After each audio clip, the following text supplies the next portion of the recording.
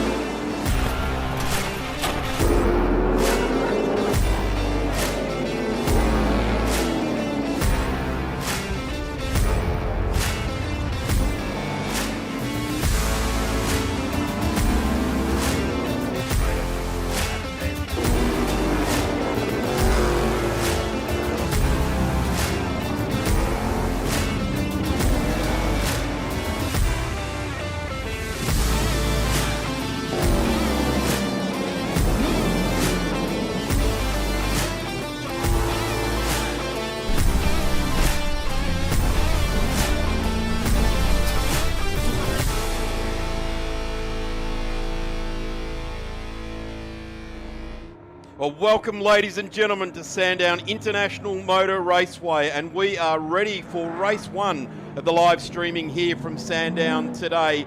And it is a very big welcome to the 888 Home Loans Victorian State Race Series here for the Victorian State Circuit Racing Championships. We are at round 4. It's the Sunday morning. It's the business end of the weekend. They're racing for points in championships. They're racing for trophies here today. The Vic V8s on track now, and without too much further ado, let's get this grid sheet done. It'll be Greg Lynch on pole. He was on pole yesterday and held it there for a long time, did not get away from the line quite nicely. In fact, it's Brian Finn on pole in the number 82 with Greg Lynch right beside him on the grid there. David Hender out of position number 3 in the massive Falcon. Let's see how he goes.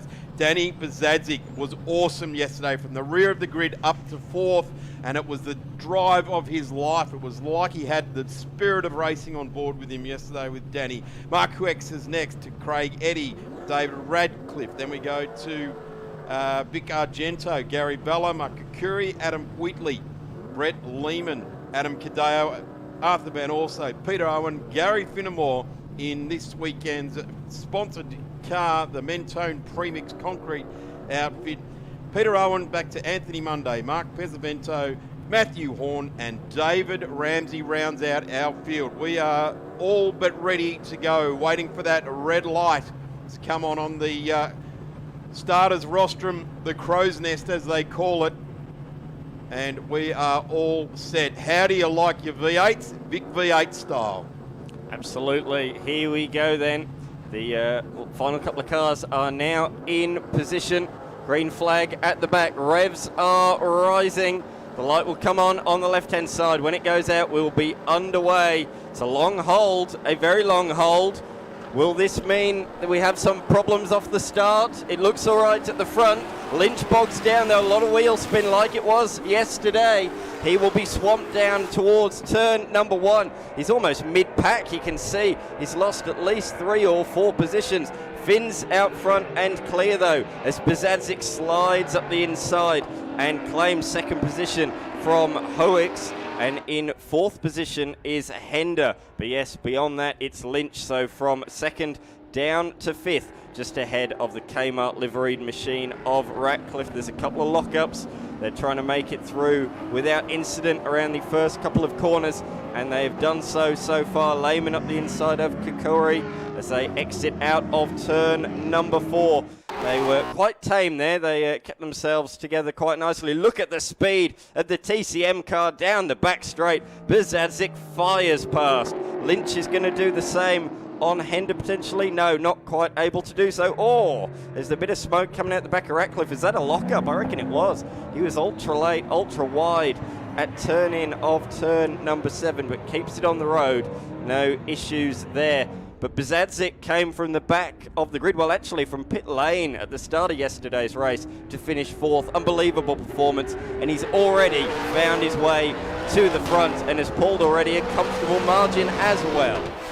It is absolutely rapid, that Tirana. Sadly, Dave Hender couldn't go with him off the start line there, but Greg Lynch is starting to fight back. That's the 2nd race in a row he hasn't got off the line well. Under brakes, gets up the inside of the Falcon, also gets up the inside of Ratcliffe, and duly spears off, overcooked it into turn 1. Will go right back to where he was at the top of the straight this time round. Looks to the inside there, wisely allows the big bad Falcon to go on through there, and he comes onto the back straight and will light it up.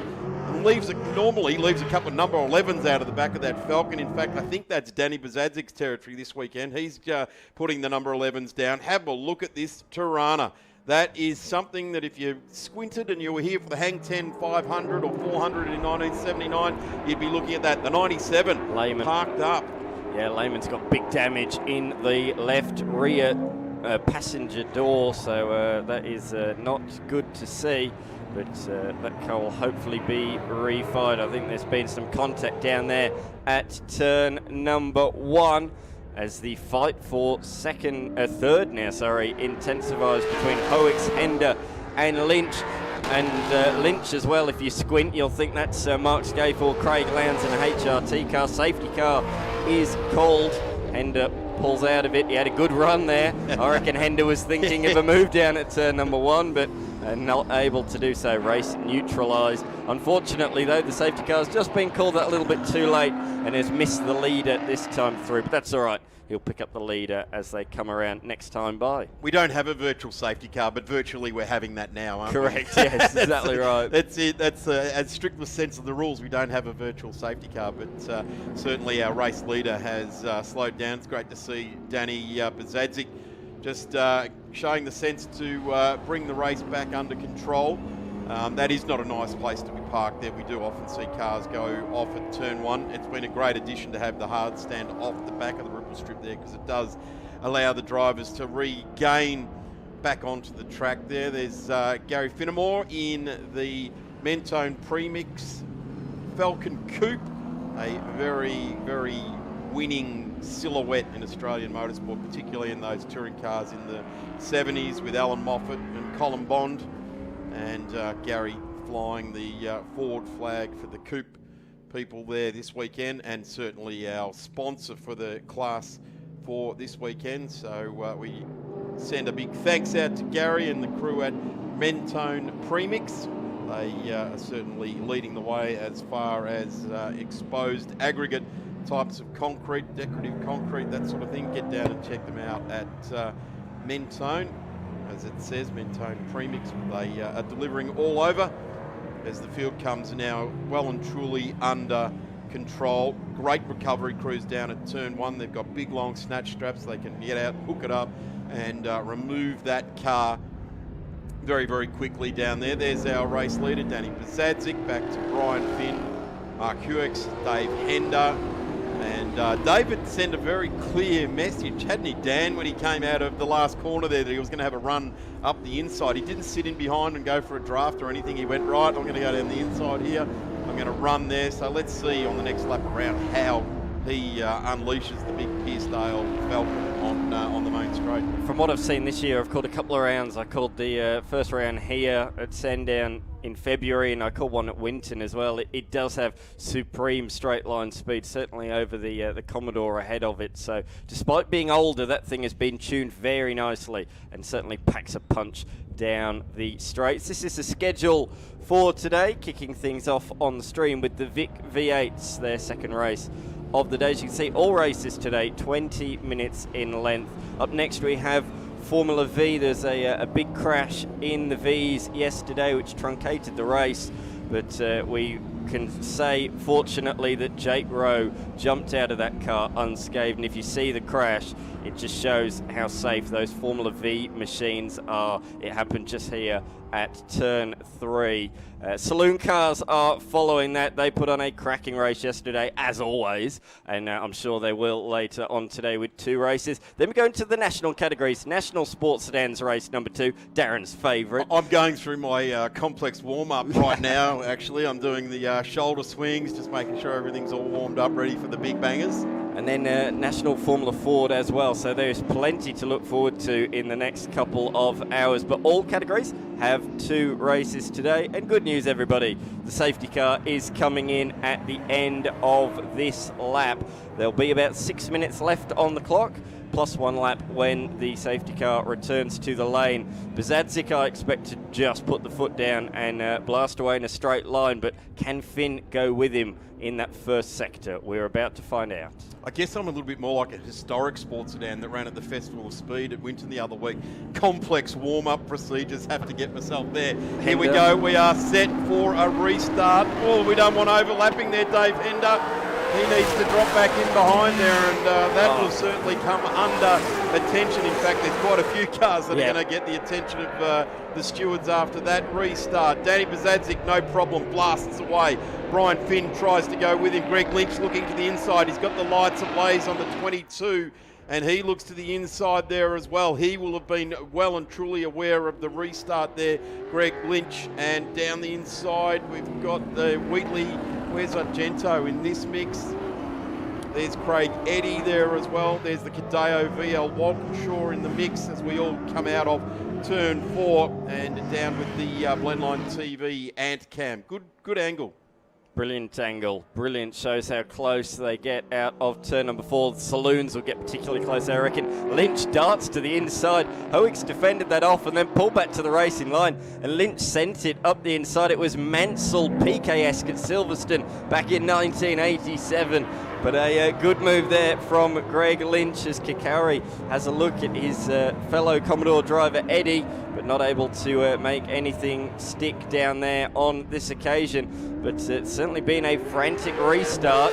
But out front, Bazadzik has pulled a margin ahead of yesterday's race winner in Finn. Hender's moved up, but there's a bit of a question mark over that restart. In fact, I think the whole field might be going to the stewards of that one. It was a very, very messy restart. Lots of cars overlapping. I think these two were side by side over the line last time through as well, as Ratcliffe retakes that place, although a bit of a lockup. Or is that? No, that's smoke. That's not a lockup. It's continuing to smoke out of the corner. So there's some fluid coming out the bottom of that Kmart inspired livery Commodore. And Vella will be getting a face sure that's not something out the diff, maybe an axle seal or something like that. It doesn't look like it's coming out under the middle of the car there. Craig Eddy looking at the back of the VH, the ex-Commodore Cup car, looks magnificent, been developed well and truly along from the Commodore Cup days. But here's Vella gone through this time, so a swap positions there between Ratcliffe and Vella. But yeah, certainly the 51 has got an issue because Vella just drove on through there that time around. And I guess just watching off the back there is Wheatley. Yeah, that's less than ideal, isn't it? The amount of smoke coming out. That could be out of the gearbox. Actually, the way it's getting on that shot looks like it's coming from the middle of the car. Not ideal. That will certainly be letting everyone know, giving them that acrid burning gear oil smell. Not what you want in your helmet at this point of the race, that's for sure. No, absolutely not. And there's quite a few cars getting a face full. It was Vela. Now it is the 76 machine of Wheatley. As we have a look at the replay, Hender, a huge lock-up. Look at that, 4 wheels over the curb, just about keeps it off the grass. But that allowed Lynch to close up, and Lynch did eventually make that move stick. So a costly error there for Hender. Car number 3, mechanical, black flag. We're hearing for noise, so breaking the decibel limit. I'll tell you what, some of these cars absolutely roar past. They sound absolutely fantastic, but number 3, that is our race leader, Danny Bezadzik, has been given a mechanical penalty for exceeding the decibel limit. That is disastrous. It is certainly out of the lead of this race. So Danny Bezadzik, we do have to be socially aware. We are wedged between 2 very popular suburbs of Melbourne. Dandenong to the south, Springvale to the east or northeast of the track here. But that 51 continues to smoke now, and that would be a less than pleasant smell for the car trailing Radcliffe here. Wheatley in the 76 car. He goes off, and I don't blame him. That smell would be certainly making you a bit dizzy in the back there, but continues on. What that does is it relieves Radcliffe a little bit with 1.5 minutes left in the time certain race. Cars start to fan out across the track. There's Cadeo in the 14. Now got the Falcon ranging up behind him. That's the Vic Argento car. Then Arthur Van also back in 14. Gary Finnemore in the Mentone premix entry also off the back here. Getting a look back down through the field now. The 35, a big lock-up. That's Peter Owen. Huge lock-up. That'll be a 50-cent piece on the front right of that machine. We saw in a few categories yesterday, lock-ups like that then led to delamination, so hopefully that is not the case for the 35 machine. Isn't it cool to see 35 on the side of a Falcon like that? You think Glenn Seaton, don't you? Sometimes. Sometimes. I'm just enthralled by the race leader. I love the old Craven mild, Gricey type of livery, and gee, is it fast down the straight. An absolute jet. Another black flag being shown there to Danny Bezadzik. There's Gary Finnemore, our weekend sponsor, the Mentone Premix Coupe. Great to see that sort of silhouette as well, talking about Falcons of yesteryear. Not only the results that Gary's getting with his car, but of course the old Melbourne cheapest auto livery that was on that car that did so very, very well. And of course this shape synonymous with the first ever 1-2 at Mount Panorama with Alan Moffat and Colin Bond, two names that don't get too much bigger in Australian touring car racing. No, absolutely not. I thought I heard a tyre squeal, and again Owen has gone off the road. What do they say? When you lock up heavily once, you find that same spot over and over again, and that's exactly what has happened. He's rejoined in a safe manner right in the pack ahead of the number 44 machine of Van Orso, and number 42 of Pesavento having a look as well. So Owen has lost several places, including the ex-Eddie Albonica TCM car, now driven by Finemore. As we look, 15-second penalty has just been handed for Vela, who was doing nicely in this race in 6th position, moved up a few places. In fact, I think these could be the penalties for overlapping on the restart just coming through. Hender has got one now, 5-second penalty, as the number 3 of Danny Bezadzik has come into the lane. I thought he might do the last lap and sort of argue later, drive across the line, argue later, but I think that one's a slam dunk. If you've broken the decibel limit, that's a slam dunk penalty. You're not going to be able to argue that one with the stewards. As we see, that's Vic Argento off the road at the final corner. How has he ended up that far off the road? I'm not entirely sure, but he's come to a stop. Is there a mechanical issue? Not quite sure. There's 5-second penalties, 15-second penalties all over the shop at the moment. I think all due to overlapping at the restart. So apparently the 5 seconds are for overlapping at the restart. Vella, 15 seconds. That's for overtaking before the line. So huge penalty there for the number 57 machine. Lynch. When you look at the way the field is sort of compacted up, that's going to be quite momentous as far as the results are concerned in this one. So that will be a real telling tale come there. So the stewards have handed that down very quickly. They've obviously, there's observers in race control and trackside for all these sorts of things, and that has happened very, very quickly. There it is. The race win goes to Brian Finn, our first race of the day. Brian Finn in the Commodore to Greg Lynch, who made it so hard for himself. Started from second, went back to eighth, and through attrition and through black flags and everything else, and driving very well, Greg Lynch has found his way back into position number 2, so should start there for the race this afternoon. Dave Hender out of 3, he got back to 3, he'd been backwards. Huex has done a terrific job, and he started out of 5, comes home in 4. Vella, a good drive there, started out of 9th, home into 5th there. Craig Eddy, that's a good drive there as well. The 34 staying stationed during that race. David Ratcliffe has got some work to do, that's for sure. Started out of 7th, held on to 7th, and would like to get further up the field. And that draws to a conclusion the second race for the weekend for the Vic V8s and those penalties. So Hender, if actually won't use this one. Argento going off. Oh, and clouded the wall too. That's adjusted the toe in on the right-hand front quite significantly. And the right-hand rear, unfortunately. Yeah, that was, glad the cameras picked up on that one. That was not as, I thought he just sort of parked it off down there, but gave the wall a bit of a clout.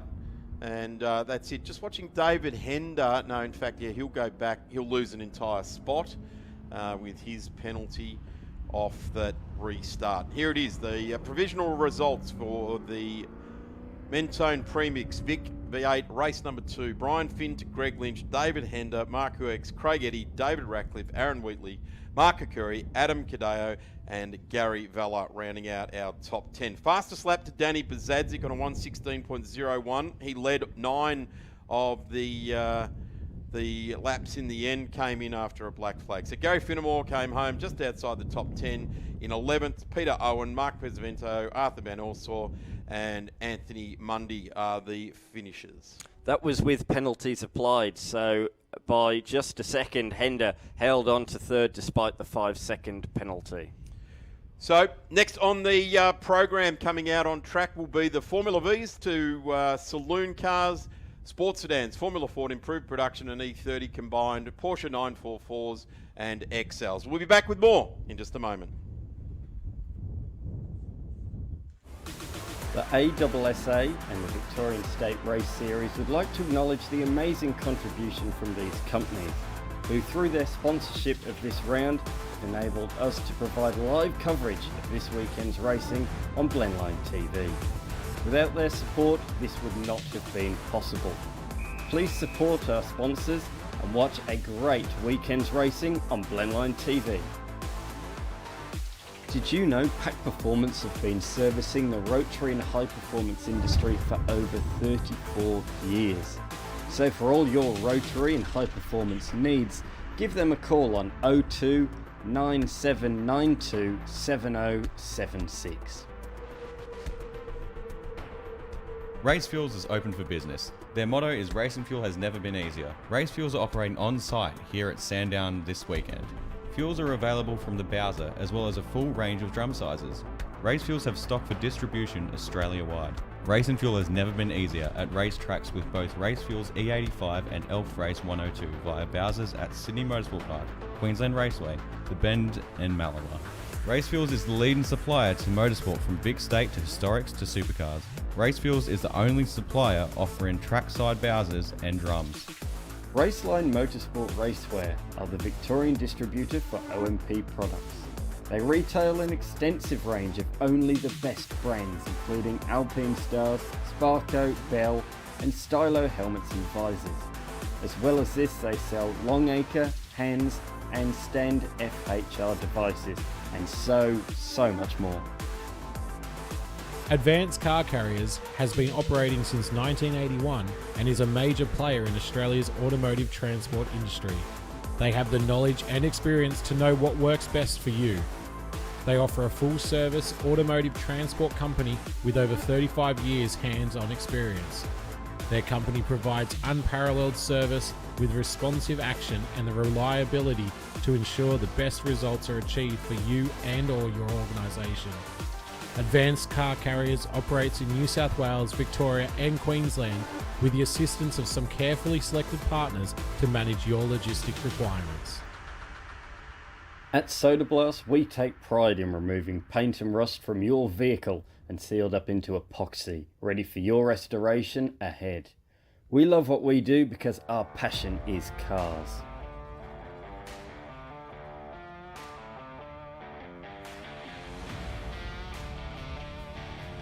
YTG, also known as Young Timers Garage, have a wide range of exotic and one-off specialty cars. Be sure to check them out when looking for that special vehicle.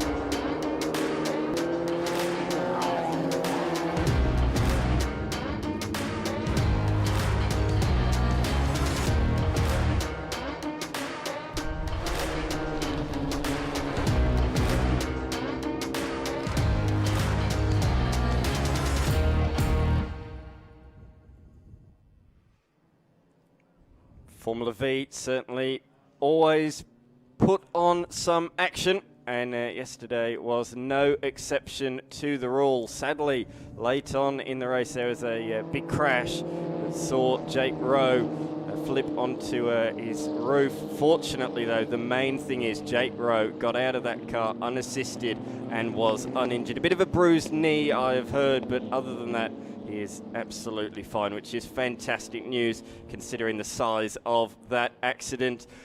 Formula V commentator Steve DeFries is alongside me. Steve, that's the best news from yesterday. It certainly is the best news for that one. We'll touch on that in just a few moments' time a little bit more, but let's have a look at the grid first. So Ashley Quiddington is on the pole. We've got Andre Kieran, who is supposed to be starting alongside him in second place, but we're getting some word through that he hasn't left the marshalling area, so there might be an issue for the AC Motorsport number 32. We'll get more on that as it comes to hand. Lee Partridge and Rocco Spindley third and fourth on the grid. Then we go over the page to Ash Clifford and Brock Hamilton. So both of those drivers are out of the Silver Fox Racing stable this weekend, with Malachi Windsor in 7th and Charlie Richardson starting in 8th. Shane Purvis 9th, with Darren Power 10th. Adam Pruitt, who's at Sandown for the first time, all the way from Tasmania, in 11th. So he made his way from the back of the grid yesterday. He's alongside Mick Fisher.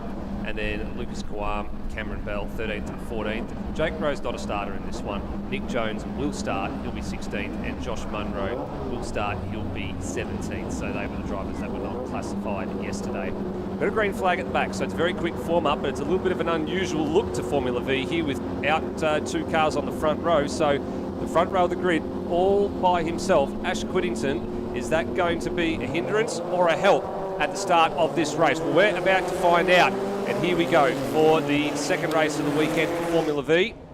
And again, great reaction time from Lee Partridge. He had a stellar reaction time off the front row of the grid yesterday afternoon. And same again, he was well clear of Rocco Spindley before he slotted in to what is now second place as they run down to turn 1 for the first time. Absolutely. What a start from Lee Partridge. That was the best start of the front few rows by quite some margin. But but it still was not good enough to take the lead down there as they go single file around turns 2 and 3. Nice clean racing so far. Nice Senna tribute helmet there. I noticed just ahead of the number 4 machine. Didn't quite catch who that was. Yep, that'll be Mick Fisher in the number 33, the Builders Crane Hire machine. He actually got to have a run in Lee Partridge's number 28, which of course is running that Williams throwback livery to the mid-90s when the likes of Damon Hill and Ayrton Senna were running around in similar-looking cars in Formula One at the time. He's already got the picture framed. He's got it on his wall at home. He was absolutely chuffed to bits, and I've heard that Lee had a rather difficult time getting him out of that car. I think he might be on his way down to see the guys at JRD, who of course are building Sabre 02s now, that they've taken over the ownership of the Sabre race cars division from Mike Borland. And I'm led to believe he might be not too far away from probably popping the little deposit in of his own, such as it was like going to the penthouse driving the Sabre 02 compared to his normal J-Sup. But he got to have a bit of fun on Friday afternoon aboard that car. And it was almost like tugging at your heartstrings there, seeing a Senna helmet going around in a car that was very limited. It looked like it was a Williams livery from back in the day. Briefly, Spinley had the lead, but he's already been demoted back to third now as Lee Partridge follows Quiddington through into second place. So it's as they were now once again on the grid, but it wasn't for much of that first lap. So it's Quiddington from Partridge from Spinley, and the number 1 of Kawam has come into the lane, but looks like a quick repair or something there. He's straight back out onto the circuit, but on track on the back straight. Partridge has got a lovely run, and we'll have the inside line for turn number 7. Compared to the Vic V8s, it takes the V's a little while longer to get up there. They have done so, but look again, the slipstream playing into great effect and will be a key factor in determining the outcome of this motor race. But Partridge now for the first time is out front in that, as we say, Rothman's inspired livery. It looks absolutely identical to the Formula One car back in the day. Yep, certainly does. Now, this is important from a championship picture as well, because Lee lost a couple of points yesterday with Ash winning the race and Lee finishing third, so that adds about another 6 or so points to the deficit that he already had coming into the weekend. So Lee needs to put a win on the board here. This, of course, is the feature race this morning, so it is worth a couple of extra points. It's worth 40 points for the win as opposed to 30 points for a regular win. And normally there's a gap of 2 points between first and second. This time in the feature race, it's a 4-point gap first to second when it's all said and done. So Lee's championship title challenge is still very much on here, and it's these top 2 that are fighting for honours in the Victorian State Race Series, with the non-start for Andre Kieran in the number 32, which is an extremely rare occurrence. That now is going to probably almost rule him out of the championship contention. We have said at this point in time, with only the races today and one more round to go for Formula V, which will be at Calder Park at the end of October, time is running out, and it's very costly if you have a DNF, or in this case for Andre, a non-start at this time of the year. Yeah, absolutely. As they swing it through the top of the hill and down into Dandenong Road, legendary sequence of corners as up the inside comes Jones. Nicely done there. He sacrificed his race yesterday, didn't he, to get out and check to make sure Jake Rowe was okay. We didn't really mention that in the coverage, but that shows the true gentleman that he is, that he would sacrifice his own race to check on the safety and well-being of his competitors, and that's why he started at the back of this race. That's exactly right, and it was reminiscent of a similar thing that Jake Rowe did for another competitor at the Winton Nationals, the National Challenge for Formula V in 2022, when there was an incident in the final corner. Jake did exactly the same thing, pulled over and had concern for his fellow racer and got out and made sure he was okay, and then sacrificed his race. So this just goes to show that it's not all about racing sometimes. There is a lot of camaraderie between the seasoned veterans in Formula V, and they've got great respect for each other, and none other best example of that than yesterday with Nick Jones. He actually had a little spin trying to avoid the incident that happened at turns 2 and 3, and then by the time he turned the car around to get going, he realised there was more important things that needed to be dealt with rather than continuing on in the race. So he's now trying to get past the number 6 of Shane Purvis up the hill. Now he's dragging along Charlie Richardson and Adam Pruer, trying to come along for the ride as well. But Shane's actually held his own pretty well in a straight line there going up the hill out of turn 4, so Nick hasn't been able to make that pass stick. And number 6 Joust Raceway entry is holding sway in this little group of 4 down the hill into Dandenong Road. Yes, out of the corner they go, down towards the final sequence of corners. You can make passes here as well. There's so many overtaking opportunities around this Sandown course. Turn 1, of course, sometimes turns 2 and 3. Very, very occasionally turn 4. You won't see an overtake at turn 4 in a Formula V, simply because it ruins your momentum up the long back straight. So you're better off staying single file around there and getting a toe on the back straight. But then down into Dandy Road and the final sequence of corners, all overtaking opportunities, but the main 2, this one and Dandy Road, as up the inside comes the 96 again, and the 25 is going to follow through as well. Of Pruer, our Tasmanian visitor, had a good look there. Yeah, he did have a very good look at him, Pruer. Now, he's used to racing the 1200cc engines, which we don't see a lot here in Victoria. They're mostly in the historic Formula V competitive fields of the 1200 engines. They do have a good following of them in the National Series, and down in Tasmania, apparently they're extremely popular there as well.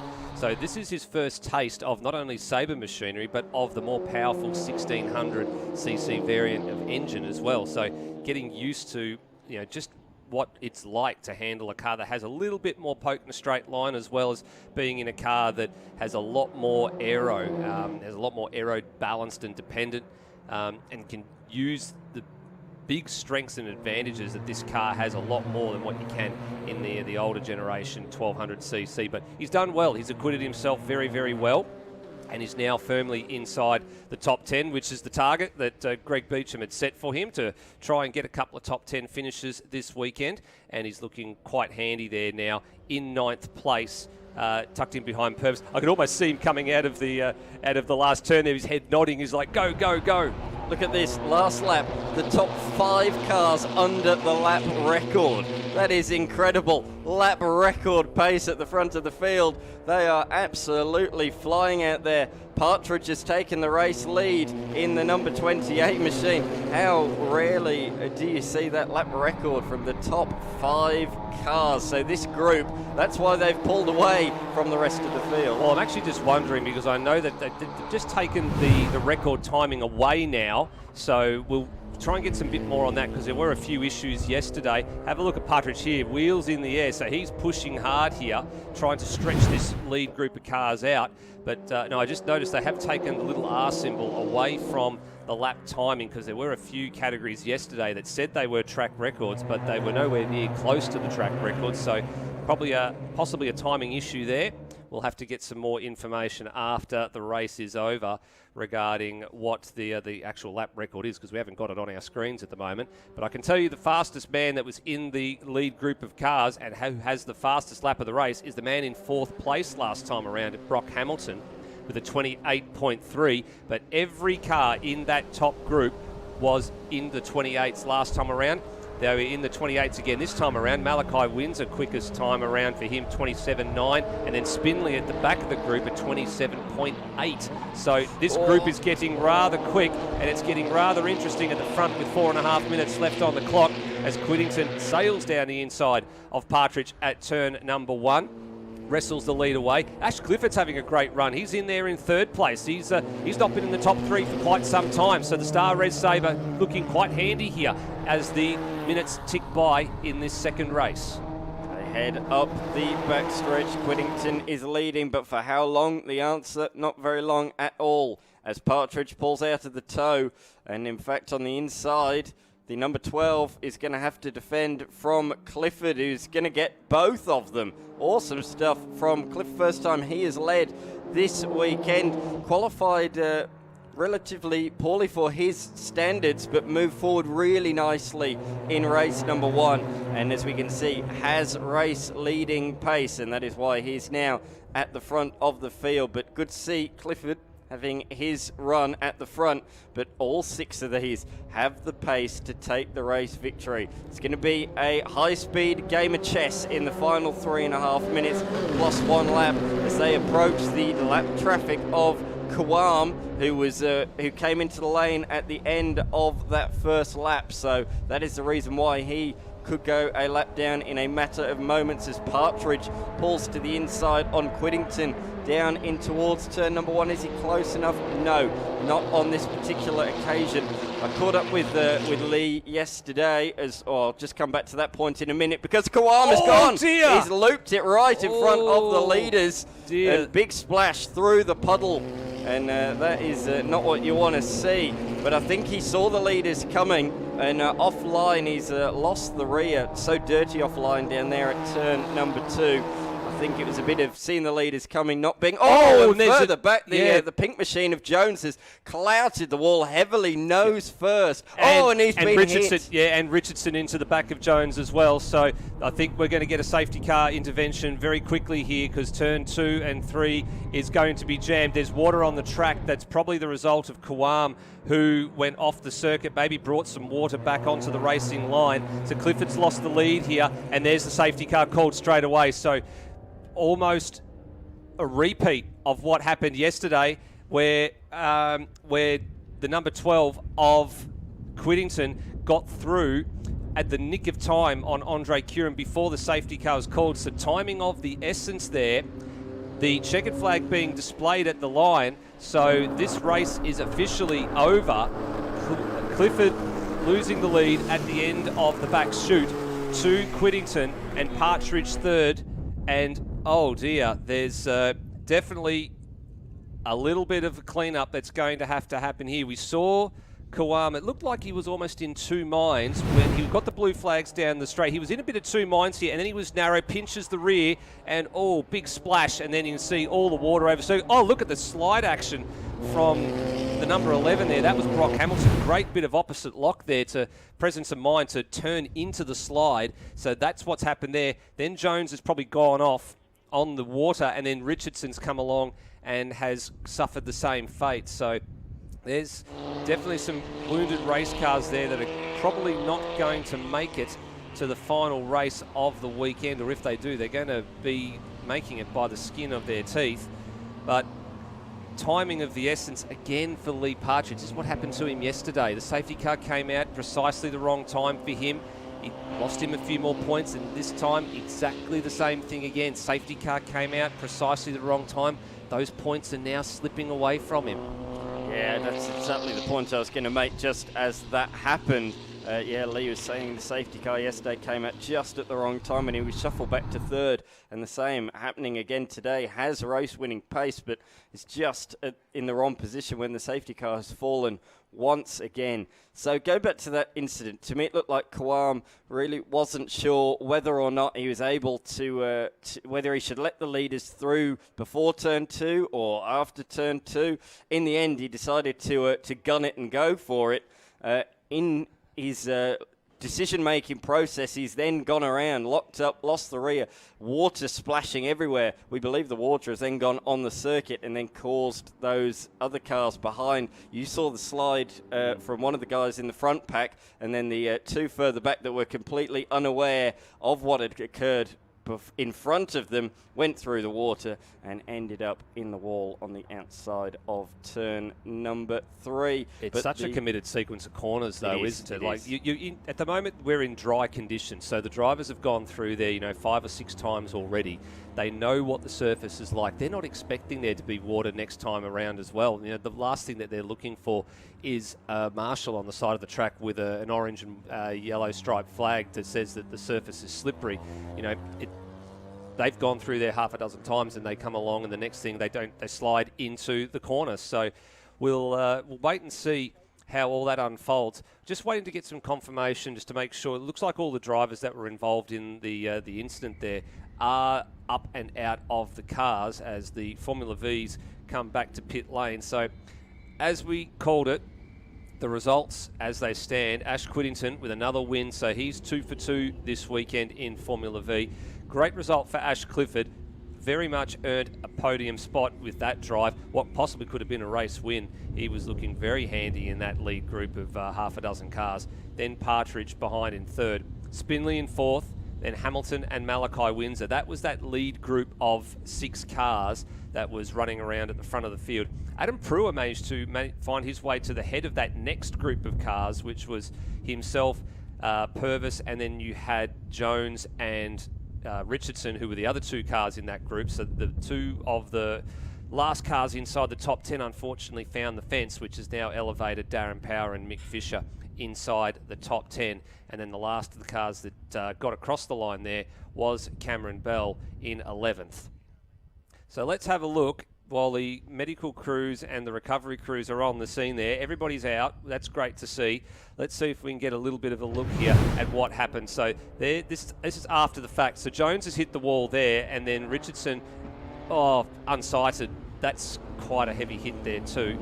And at that point, there was already wheels that departed there. And some spins there as well. So a few drivers that had struggled to realise what was going on.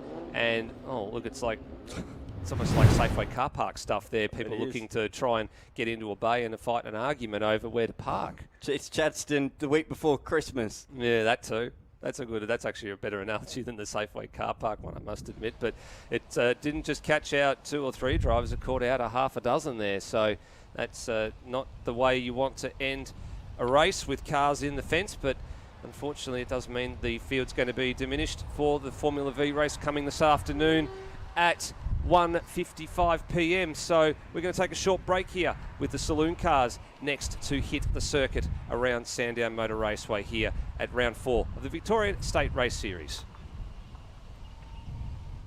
Mentone Premix Concrete, a 4th generation family owned business that is Melbourne's leading supplier of decorative concrete. With a state-of-the-art showroom displaying a variety of finishes and specially trained staff to assist you, the team at Mentone Premix will make the decision process a breeze. Specialising in all aspects of decorative concrete, remember to get exposed with Mentone Premix.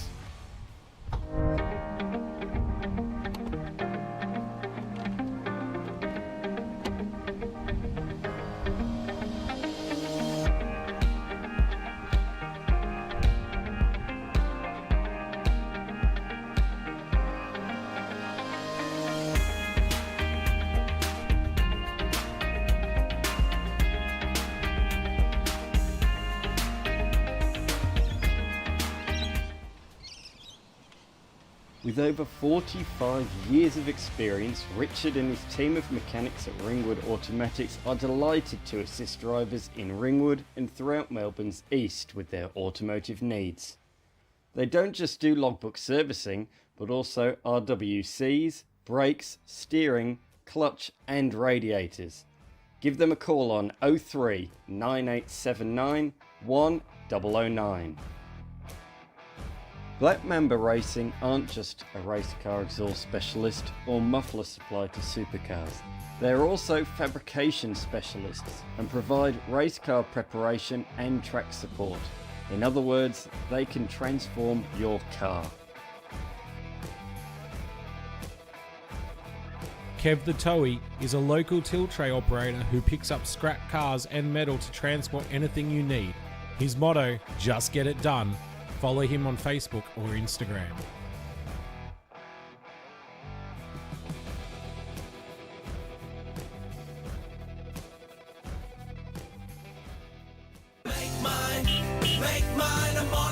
Ready to zoom into your next adventure? Visit Mornington Mazda, your locally owned Mazda dealer since 1993. From the sleek Mazda 3 to the refined CX-5, the empowered CX-60 hybrid, and the dependable BT50, there's something for everyone. Mornington Mazda, where your zoom journey begins. Make mine a Mornington Mazda. LMCT for 180. The news is out. MPC Autospeed is now the Australian dealer and installer for app Sportsline products and vehicles.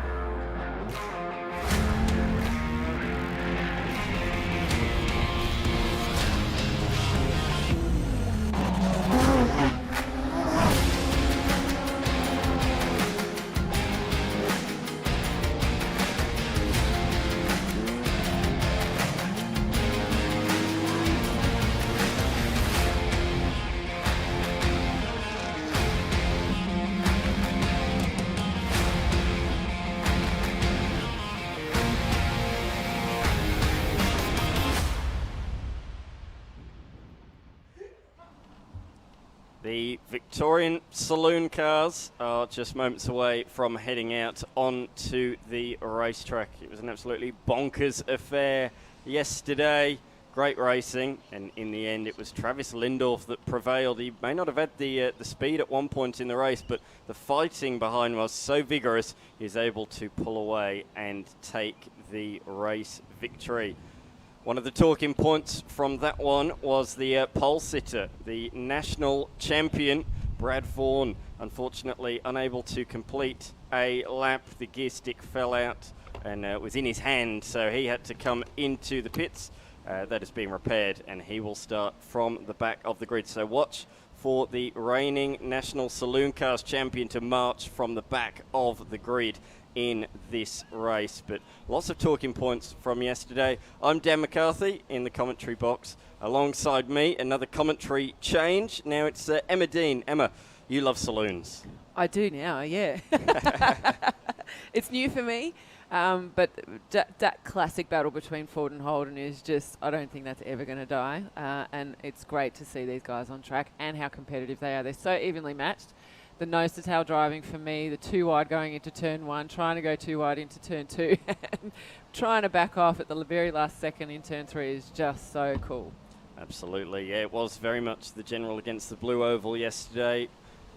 Ford, Holden, Ford, Holden. They were all changing positions up the pointy end of the field. But as I said, Travis Lindorff took the race victory in the end, beating the championship leader, Karen Pridmore, by, in the end, I think it was 5 seconds. Daniel Johnson will come out of position number 3, first of the Fords, alongside Adam Lowndes, who qualified a little bit further back than what he'd have liked, but he marched forwards and came home in 4th. And Jacob Prestopino was another one who was very, very quick late in the race yesterday and caught up with that fight for second. So watch for young Prestopino out of 5th. He'll start alongside South Australian visitor David Lyons in number 24. James Jeske got his best ever result yesterday in position 7. He will start alongside Kerry Bright. Beyond that, Blake Harris and Justin Shembry, Brett Tate and Kane Baxter-Smith. I'll talk a bit more about Baxter-Smith as the race goes on, but he had a interesting race yesterday. We saw him cross the line with a delaminated tyre. Keegan Gaunt will start from 13th alongside Chris Jackson. They are in the older model machine, so they've got their own class battle, the 94 and the 96. They'll start ahead of Andrew Martin, who clipped the wall at turn number 3 yesterday due to a delaminated tyre. And as we say, Brad Vaughan will come out of 16th, the national champion. Look out for car that particular machine, that Commodore. David Whitehead lost a wheel on the run to turn number 1 yesterday in the VN Commodore, and Sean Jamieson will be a non-starter, unfortunately, in this one. In fact, I didn't see Whitehead either. I saw they were busy working away at that this morning, but it looks like they have not been able to get that machine out for this particular race. So that's a shame for Whitehead, but nevertheless, still 16 strong cars out there on the race circuit on this Sandown morning. And what a morning it is. We're expecting maybe some showers later on, but at this point, you just show me the radar. We're looking all right. We're looking okay. It's in New South Wales. They can have it. I'm just so entertained by this warm-up lap. I love seeing these guys trying to get their tyres up to temp. I have seen it go wrong when the weaving goes really wrong. But coming onto the grid, getting temperature into those tyres, into the brakes as well, is really critical, because they've really only got 20 minutes of racing. They've got a minute and a bit to get those brakes and tyres up to temp, because then they cool down slightly while they're sitting on the grid, so that they have to do their best job, so that they've got a little bit of stick when they get going. There's 2 techniques, the weaving from side to side and the accelerating and braking as well. And I saw DJ in the yellow Falcon there locking up coming out of Dandenong Road, putting temperature into the brakes, so that's not what you want to do. Going back to Kane Baxter-Smith, starting from position number 12. It was a lock-up yesterday. He lost a bit of rear brakes and basically all the braking was being done by the fronts, and that meant he had that huge lockup down at Dandenong Road, gave him an instant puncture, and limped across the line in position number 12. So Kane Baxter-Smith will be one to watch, sitting in a comfortable second when that happened yesterday. So watch for the 56 and Brad Vaughan both to charge through the field in this one. As the cars are all lined up, we've got a green flag at the back. You can see the marshal running behind the fence. We're about to go racing. Lights are on and off. We are underway. Great launch from Lindorf. Pridmore bogged down slightly, and Lowndes and Johnson a pretty even start. They're going to go either side of Pridmore down towards turn number 1, although the change into second gear wasn't quite so strong for Johnson in the Falcon. But nevertheless, I think he might try up the inside of Pridmore. No, not quite able to do so. Lowndes takes third from the Falcon. And Jacob Prestopino, a strong starter and aggressive up the inside already in 5th position. Baxter-Smith's already up to 6th. Incredible start. He said to me, I'll probably be in the top 5 by turn 2, jokingly. He's not far off, though. He's in 6th position. Awesome start by Kane Baxter-Smith. That start was everything for Travis Lindorf. That's given him everything. That was brilliant. Super sticky, super great start, and it's done him well for this first lap. Johnson going on the defensive from Jacob Prestopino. Prestopino is always aggressive, always sliding the car. He had a think about going around the outside there, but thought better of it, as there's a big lockup a little bit further back, just behind Kane Baxter-Smith, but I think they've all got through. And look at this as well. Brad Vaughan is up the inside of fellow South Australian David Lyons, so they're fighting for South Australian on it. Oh, right on the outside, Jacob Prestopino. How'd you like that? And then he squeezes DJ onto the grass on the exit. DJ just keeps it off the tyre wall there. DJ's going to be a bit frustrated about that one, I think. But that was good, hard racing between those two as they came onto the pit straight. Prestopino went around the outside at the penultimate corner and had the inside for the last one. But the compromise line has allowed Baxter-Smith through as he backs it in sideways. Prestopino, awesome bit of car control. He did lose the place to Baxter-Smith, but that was car control at its absolute finest. Oh, DJ's going to need a strong cup of tea after that one. Oh, wow. I couldn't speak for those 2 seconds.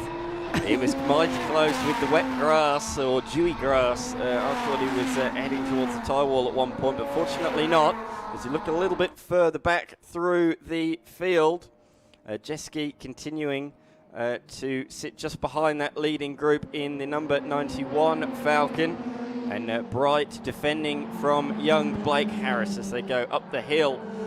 Just the one Harris this weekend. We sometimes see 3 of them, the 2 brothers and the father in Nash. Nash, the president of the Saloon Cars Association, but he's not racing this weekend. He was busy preparing the car that is being driven by Brad Vaughan, so sitting out this weekend. Did a lot of prep leading in to get that car driven by Brad Vaughan out there on the racetrack instead. So Dan, with this race now, what's up for grabs in terms of points and who needs what? So at the moment, Pridmore is leading the series. His closest rivals in the title fight are right around him. One's ahead of him in Lindorf, and one is behind him in Adam Lowndes. So it's the top 3 in the championship, not necessarily in that order, but the top 3 are in the top 3 positions, as DJ is recovering from the off last lap and has overtaken Lyons for 7th down there into turn number 1. As he turns around turn number 4, it's quite a tight technical section, that first sector. I know it very well. I've tried not to kiss that wall a million times.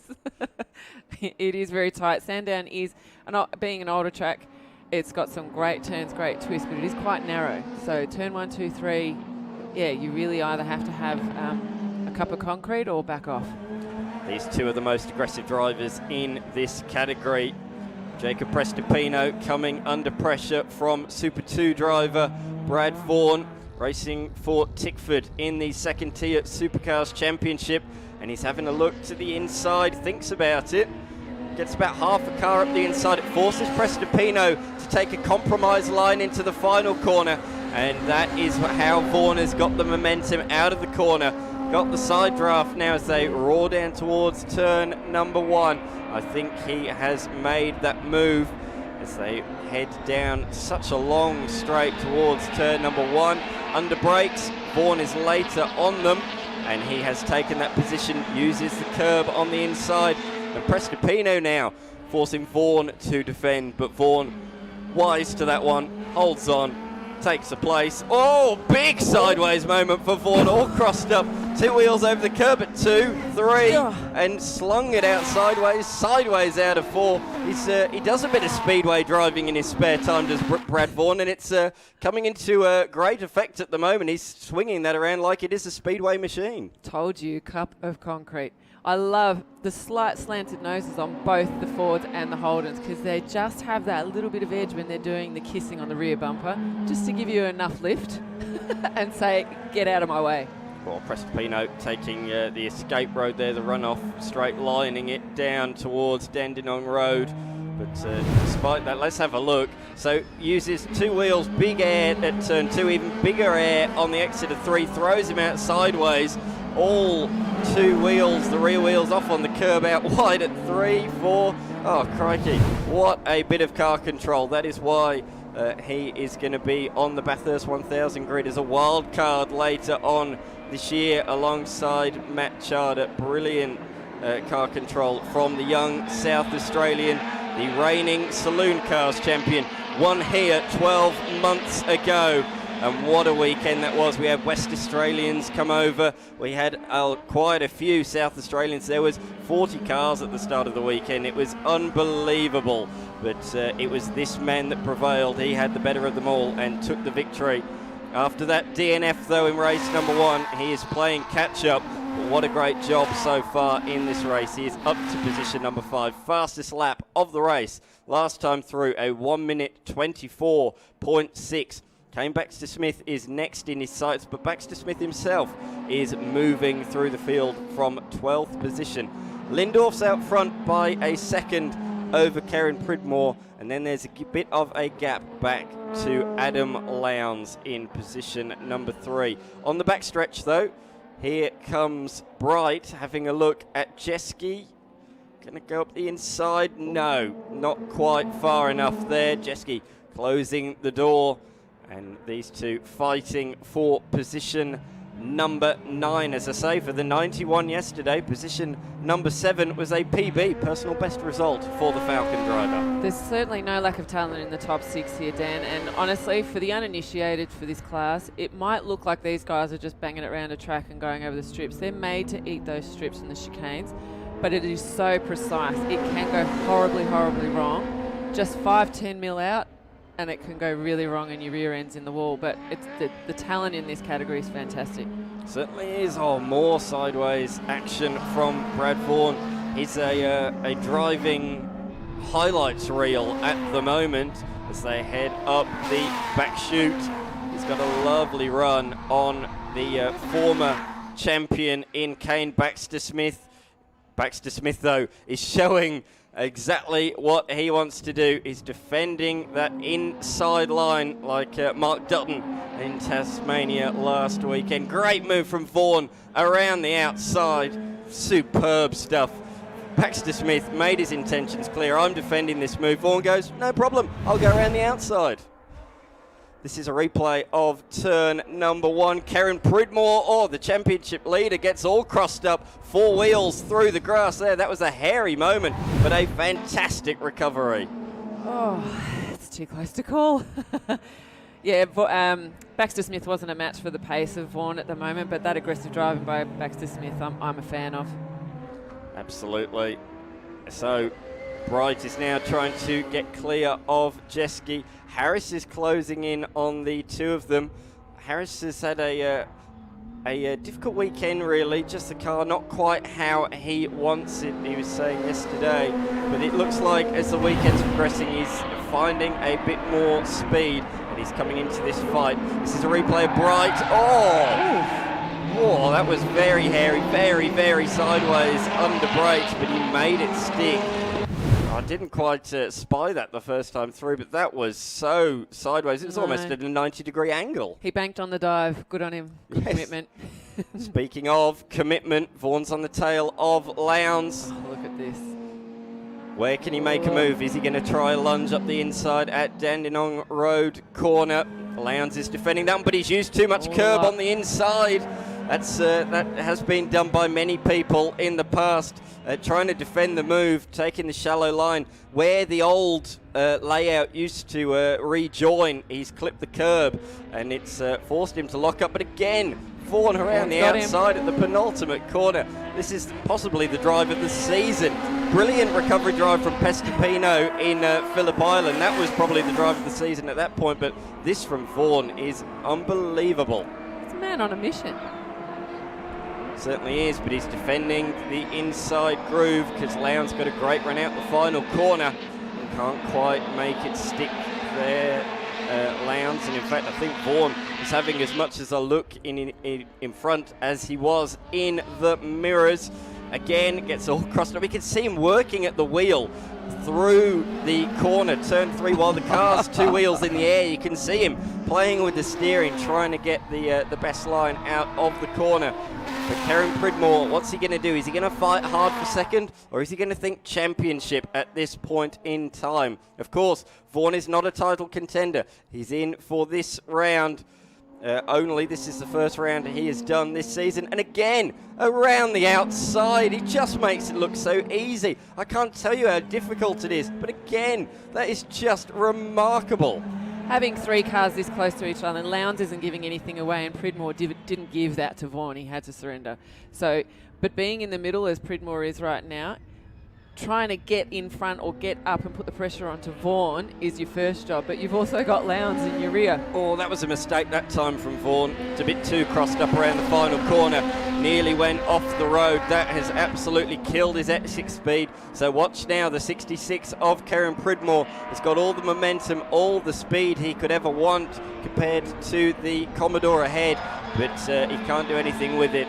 Stays in line and holds on to that 3rd position. I was saying, will Pridmore fight it, or will he think championship? It's only round 4, there's still a few rounds to go. It's too early to think championship, but Vaughan really didn't give him a choice anyway. He just sent it around the outside. No, and if I was Pridmore, I'd just keep the pressure on, keep the pressure on, keep the pressure on. Eventually Vaughan could make a mistake. I won't say will, but I'd say Pridmore's position is probably the best to be in right now. Yeah, absolutely. 3rd position on the road. Well, the best position, let's be honest, is the one leading Travis Lindorf by 3.7 seconds. Yes.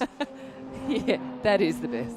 Yes, it's been another great drive from the number 51 machine. Hasn't put a foot wrong. No, not at all. But I'm loving this battle, 2nd, 3rd and 4th. Martin has come in the lane in the number 4 machine, usually driven by Tony Ordino, but he's not in the car this weekend. He's racing in the National Sports Sedans instead. So Martin has taken control of that number 4 machine, but sadly that car has come into the lane yesterday. It suffered a puncture at turns 2 and 3, and it sent that car into the wall reasonably heavily, but fortunately only really cosmetic damage on that machine, and that's why it's back out there here today. Orjeski now coming under increasing pressure from Blake Harris. These two know each other well, and it's great racing between them out there on the race circuit. Dan, Vaughan has just sliced that lead that Lindorf has by a second in this lap. He is on pace. The guy's on fire. He's hunting. It's hunting season, and Lindorf's a rabbit. With 2 laps to go, a second a lap, he'll be right on him at the end of this race. We could be set for a thriller in the closing stages of this one. But at the moment, they're still separated by 2.5 seconds as they come into turn number 1. Or lock up from Jeski. He's going to run out wide. No, he's done quite well. In fact, it was Blake Harris that was the one that ran wide. Yeah, it's certainly not the time to go and get yourself a cuppa. I'd be sitting still and watching the end of this, because anything could happen right now. Absolutely. As Jeski understeer again. That car, I think he might be coming under pressure. I don't think it's the car. I think he's coming under pressure. You can see that Falcon in his mirrors, and he just made a little mistake there. It's on between the title rivals out there at the moment. These two, first and second in the series, and they are third and fourth on the road at the moment. Another second was taken out of Lindorf's lead last time through. It's down to 1.5 seconds, but we are on the final lap of the race. Is it just a little bit too little too late from Vaughan, who, let's not forget, started at the very back of the grid? Yeah, well, Vaughan's definitely stretched his legs away from Pridmore and Lowndes. So he's, 1 second a lap is a great pace, to be catching the leader. I was going to say Lindorf had a comfortable lead, but, I'm sure, I don't know. I just can't call it. He looks even closer as they head up the back chute. Will Brett Tate play a factor? He's a wise head, is Tate. He'll see both of the leaders coming as they head over the top of the... Oh, this is spectacular. Lowndes. Oh, I can't believe what I just witnessed over the brow of the hill there. Lowndes was almost at a 45-degree angle with Karen Pridmore. The intensity of the championship rivals is well and truly lifted. There's more bumping. You can see the tyre mark on the rear corner of Pridmore. How they both kept in a straight line, I will never know. And Lowndes is going to send it back up the inside. Oh, can he do They it? are fighting hard here. There is pride on the line between these two. Up front, Lindorf holds on and takes the race victory by less than a second from Vaughan. And Pridmore holds on from Lowndes, but what on earth happened on the back chute? We just came to the camera shot with two cars facing at obscure angles running down towards turn number 7, and they both were 3 or 4 seconds slower on that final lap as Lowndes pulls to the inside. This is just remarkable. Lowndes trying to close the door, but Pridmore was very much there. I think there might be more to that than what we see there, and it continued for the remainder of the lap with Lowndes giving a little love tap there to Pridmore. It's saying grudge match, Dan. Like, to have a 2-for-1 on Holdens through 3 turns is fantastic for us, but not necessarily for them. No, that was quite something to finish that one. We say the Saloon's turn on the action. There was no shortage of it in that race. That was absolutely fantastic. The win going the way of Travis Lindorf, but from the back of the grid, second place for the reigning Nationals champion, Brad Vaughan. Brilliant drive from him, fastest lap of the race, over a second faster than anybody else. Karen Pridmore coming home in third, despite that insane battle with Adam Lowndes on the final lap. Baxter Smith, a good recovery from him from 12th to position number 5. A very quiet race from Jacob Prestopino in position number 6. He finished quite lonely there, 6 seconds behind and 6 seconds ahead of those around him. DJ comes home in 7th, ahead of David Lyons, Kerry Bright, and James Jeske, another top 10 finish. He held off Blake Harris by a couple of seconds in the end. Justin Shembry coming home in 12th, ahead of Brett Tate and Keegan Gaunt. Andrew Martin, a non-finisher, along with Chris Jackson, David Whitehead and Sean Jamison, did not make the start of that one. Thanks very much, Emma. We are going to take a break here at the Victorian State Race Series. Up next, it's the National Sports Sedans. Make sure you don't go anywhere. The ASSA and the Victorian State Race Series would like to acknowledge the amazing contribution from these companies, who through their sponsorship of this round have enabled us to provide live coverage of this weekend's racing on Blendline TV. Without their support, this would not have been possible. Please support our sponsors and watch a great weekend's racing on Blendline TV. Did you know Pack Performance have been servicing the rotary and high performance industry for over 34 years? So for all your rotary and high performance needs, give them a call on 02 9792 7076. Race Fuels is open for business. Their motto is racing fuel has never been easier. Race Fuels are operating on site here at Sandown this weekend. Fuels are available from the Bowser, as well as a full range of drum sizes. Race Fuels have stock for distribution Australia-wide. Racing fuel has never been easier at racetracks with both Race Fuels E85 and Elf Race 102 via Bowsers at Sydney Motorsport Park, Queensland Raceway, The Bend and Malabar. Race Fuels is the leading supplier to motorsport from big state to historics to supercars. Race Fuels is the only supplier offering trackside bowsers and drums. Raceline Motorsport. Welcome back, trackside here, the Precision International Sports Sedans now on track, getting ready for their race number 2. I'm Darren Smith, and right beside me, a previous champion of this class and others in supercarts. So from everything little to everything big, Darren Hossack, welcome to race number 2 for the Precision National Sports Sedans. Plenty happened yesterday.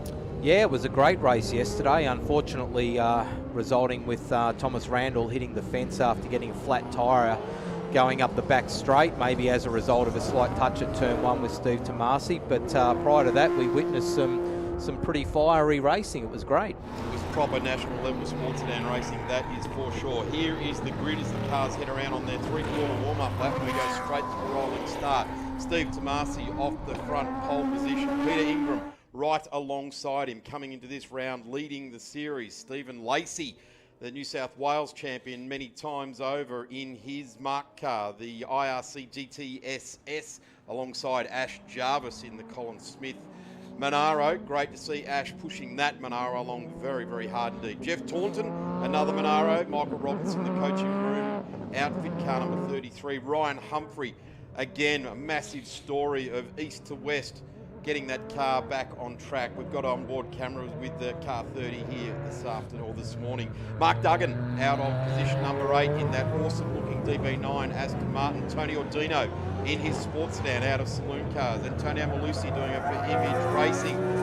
Big shout out to our great mate Terry Wyhoon. Great to see the Image Racing car here on track. Graham Gilliland is the next there on the grid to Daniel Tomasi in the Precision International car. Ray Hislop and Matt Ingram, of course, no Thomas Randall. Rolling start, and they point their way up to the start there. Stephen Tomasi aggressive around that right angle corner, wants to get on with it. Green flag is up. We're poised for it. Ingram goes to the brakes, and away we go. But that rotary just gets away beautifully. Turbocharged rotor power moves over, holds out. Tomasi goes to the yellow line, has to capitulate. He was getting over to the edge of the track here. He went round the outside of Thomas Randall at that point yesterday. Stephen Lacey right up the back of the deliberate. Jarvis goes wide. Robinson goes wide, but it is the rotary-powered RX-7 right out in front at the moment. There's the number 30, Ryan Humphrey, the Western Australian. We know how the Western Australians go in sports sedans. They're fearsome at it. He's won at least 5 of the state championships over there. Great to have him here in Victoria. The RX-7 gets out of turn 4 and just absolutely belts up the hill. Have we ever seen a rotary not get hunted down by a Chev in a straight line? That was it right there, up the back straight there.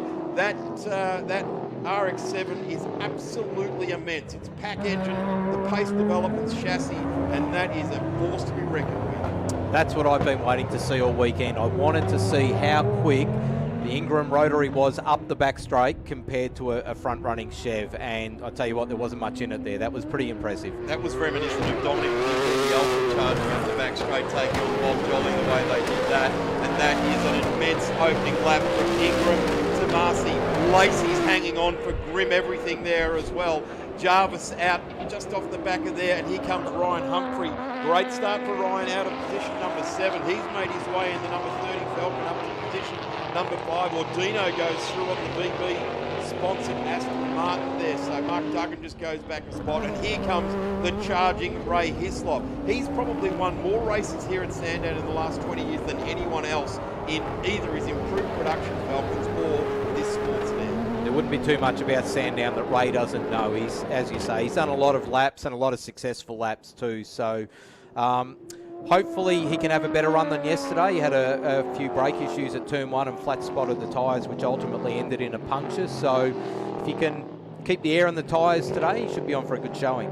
Right behind him is Daniel Tomasi on return, the full precision sports sedan team racing for Christian, a great mate of theirs who is in hospital recovering, and we send all of our love and best wishes to Christian and his whole family from the whole Precision International Sports Sedan fraternity, particularly the Tomasi racing team this weekend. They're doing it with heavy hearts, and we wish Christian all the best in his recovery. Big look down the big bad Sandown straight. Here comes the other Ingram car at the moment starting to push through. That's Matt Ingram in the RX-8. that car winning the Daytona 24-hour race in its class. Ash Jarvis now currently sitting in P4, and Lacey just in front there as well. So Lacey's hung up the boots on the yellow Camaro for now. He's enjoying the IRCGT SS this weekend. They put the 6th or the LS into it to try and get a little bit more push out of that car in a straight line. There goes Matt Ingram in that RX-8. You may remember Bruce Henley took a couple of RX-8s to the Bathurst 12-hour all those years ago. This is one of them, and it certainly has a massive Daytona 24-hour heritage. Tony Ordino now in the right-way Falcon. Ex-supercar there, and of course Daniel Tomasi just ranging in the back of shot here. 7 years out of the seat for Daniel. He's a fearsome competitor at the best of times, and they are just putting that car back. Stephen Tomasi now right into the rear bumper now. The Chev starting to take it to him. He goes to the left, looks to the right. He went round the outside of Thomas Randall here yesterday.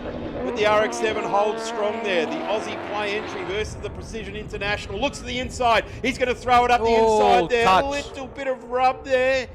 A little bit of rub. I got to say, play on. And they will do so.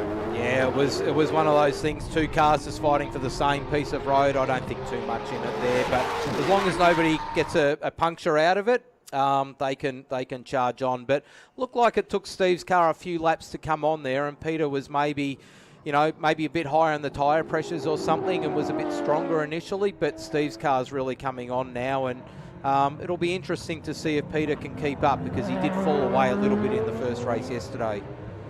Darren, I would say Peter Ingram, welcome to the top flight Australian sports sedans. Yeah, absolutely. And look, Here it is, down the inside again. He gave room, and he just shoved the black Calibra in there as well. Ayrton Senna did say, if you open a gap and you don't take it, you're no longer a racing car driver, and that's what Steve Tomasi's done. And no doubt both guys will have their version of what happened there, but yeah, I think that's motor racing, and that's what we want to see. We want to see close racing, and that was close racing. So the gap now out in front's 1.1 seconds. So as I said, it'll be interesting to see if Peter can keep up. I did spend quite a bit of time with him in his truck last night looking at some onboard footage and that. So we'll see if that's helped or if it's maybe hindered him today. Messing with his mind a little bit there, but certainly great to see Darren that you're in there helping these guys. This is a guy here who was a little bit confused coming into this weekend, and you'd have to expect so. The lag on his last month of his life must be starting to pay its toll. A good night's sleep last night. He said he slept brilliantly. So he's got those initial laps done, and Ryan Humphrey continues holding in that position 5, but he's just watching Jarvis and Stephen Lacey, these two cars we're watching now, the Mustang and the Monaro, just driving away from him a bit. It looked like the Aston, maybe Ray Hislop can get through on Matt Ingram and Duggan. That might happen. Here's back at the start, or back at the lead of this race. Tomasi's now got a 1.8 second lead over Pete Ingram. Pete's driving the wheels off this. Would the lighter RX-7 start to come on later in this race, or the incoming tyre pressures are going to affect it too much? I think the incoming tyre pressures, and as I said yesterday, the teams are allowed a new set of tyres and a previously used set of tyres.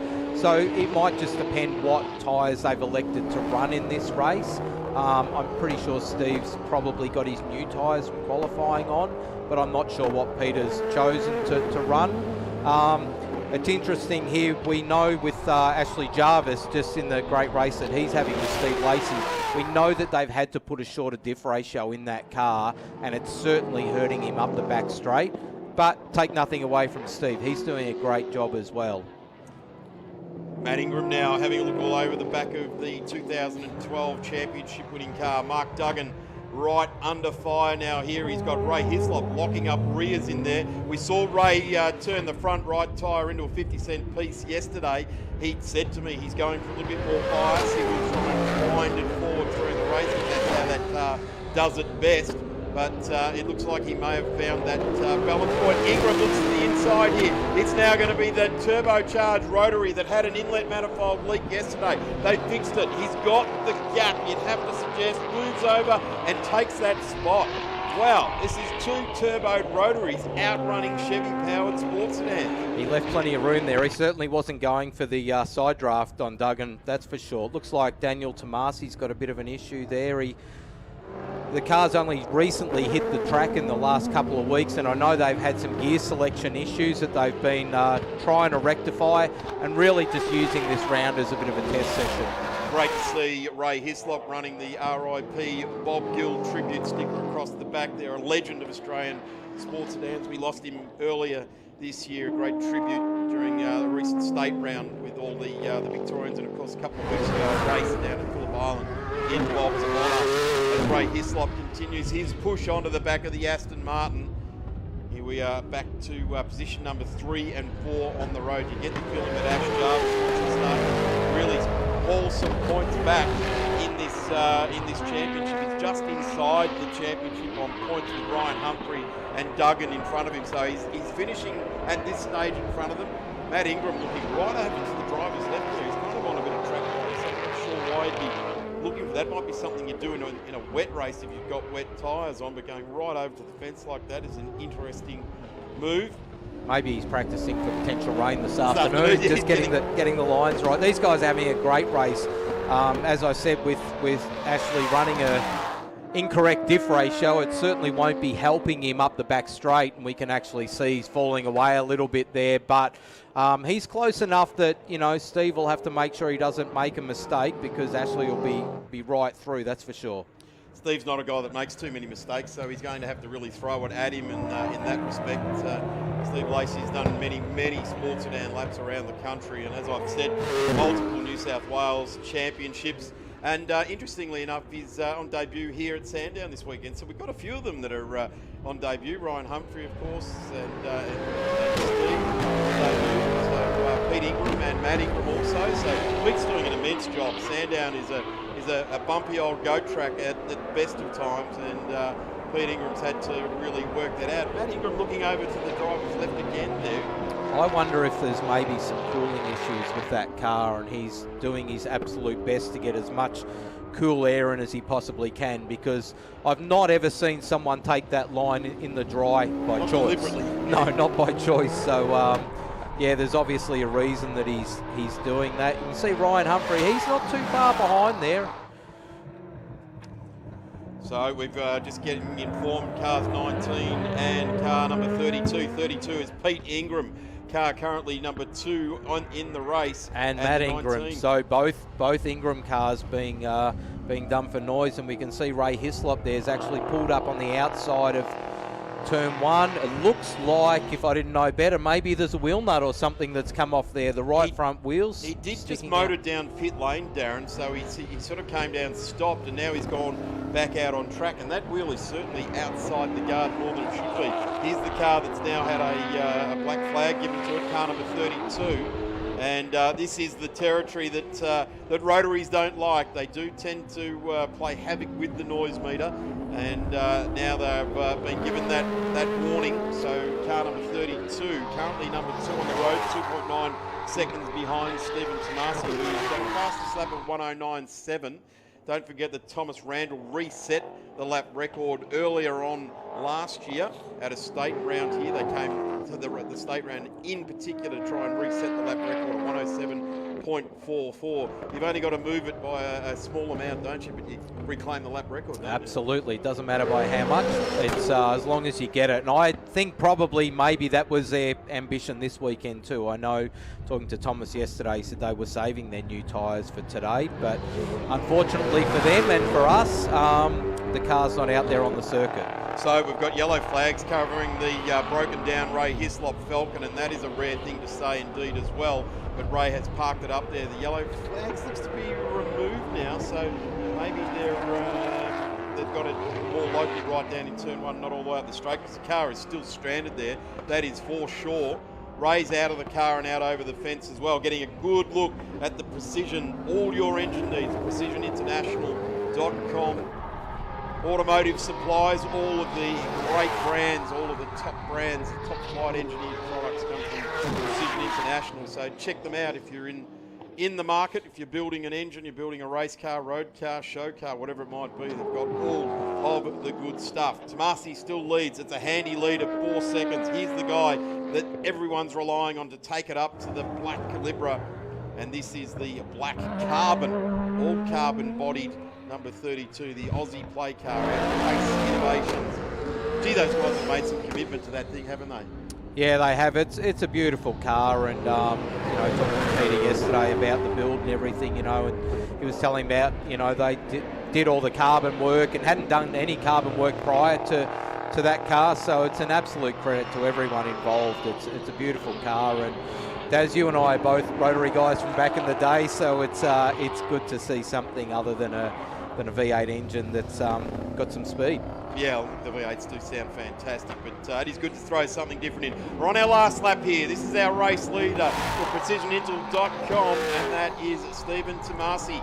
It is really a mystery now who is going to be able to take it up to this man. He's a builder by trade.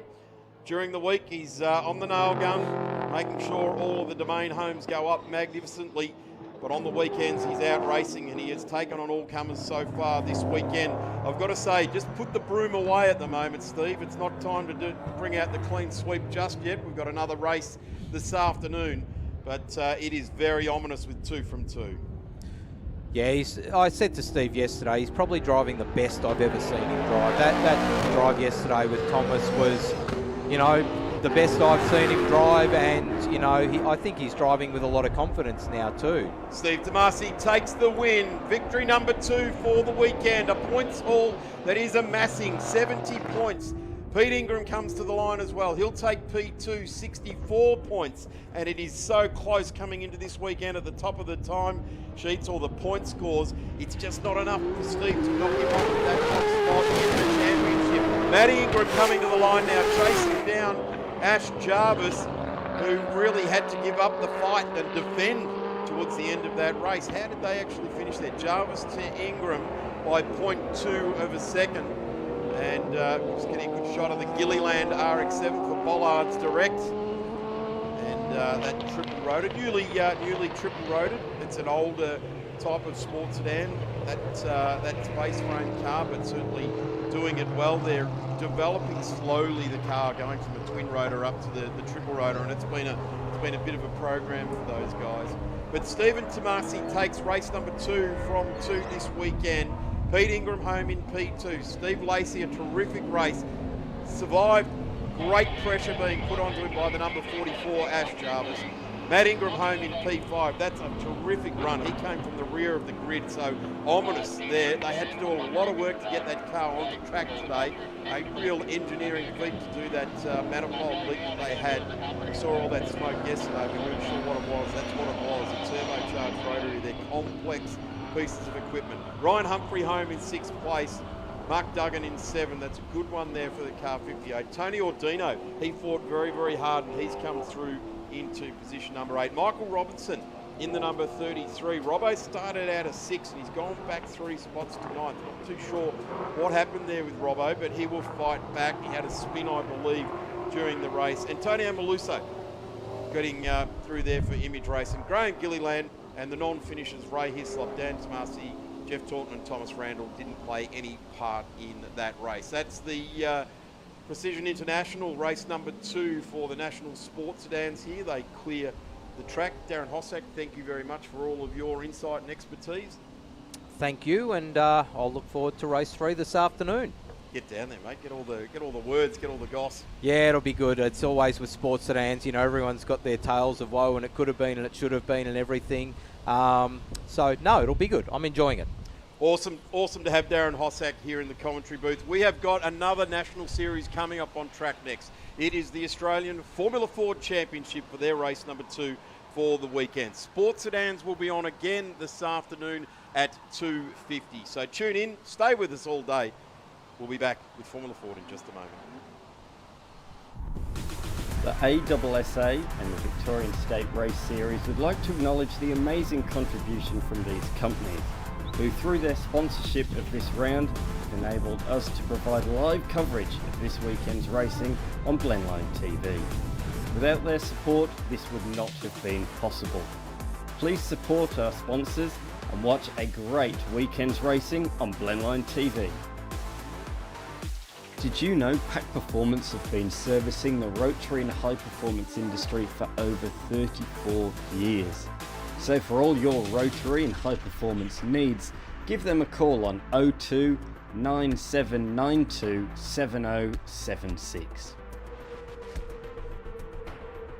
Race Fuels is open for business. Their motto is racing fuel has never been easier. Race Fuels are operating on site here at Sandown this weekend. Fuels are available from the Bowser as well as a full range of drum sizes. Race Fuels have stock for distribution Australia-wide. Racing fuel has never been easier at race tracks with both Race Fuels E85 and Elf Race 102 via Bowsers at Sydney Motorsport Park, Queensland Raceway, The Bend and Malaga. Race Fuels is the leading supplier to motorsport from Vic State to historics to supercars. Race Fuels is the only supplier offering trackside Bowsers and drums. Raceline Motorsport Racewear are the Victorian distributor for OMP products. They retail an extensive range of only the best brands including Alpine Stars, Sparco, Bell and Stylo helmets and visors. As well as this, they sell Longacre, Hands and Stand FHR devices and so much more. Advanced Car Carriers has been operating since 1981 and is a major player in Australia's automotive transport industry. They have the knowledge and experience to know what works best for you. They offer a full-service automotive transport company with over 35 years hands-on experience. Their company provides unparalleled service with responsive action and the reliability to ensure the best results are achieved for you and or your organisation. Advanced Car Carriers operates in New South Wales, Victoria and Queensland with the assistance of some carefully selected partners to manage your logistic requirements. At Soda Blast, we take pride in removing paint and rust from your vehicle and sealed up into epoxy, ready for your restoration ahead. We love what we do because our passion is cars.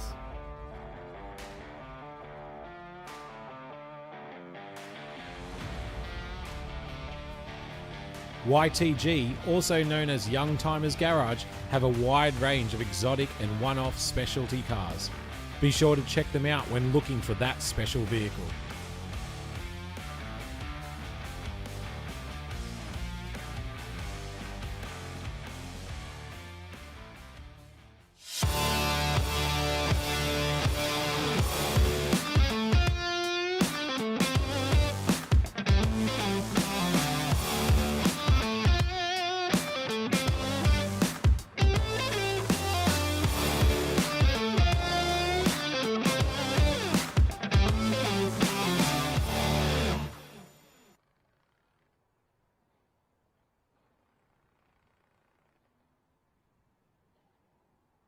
Of decorative concrete,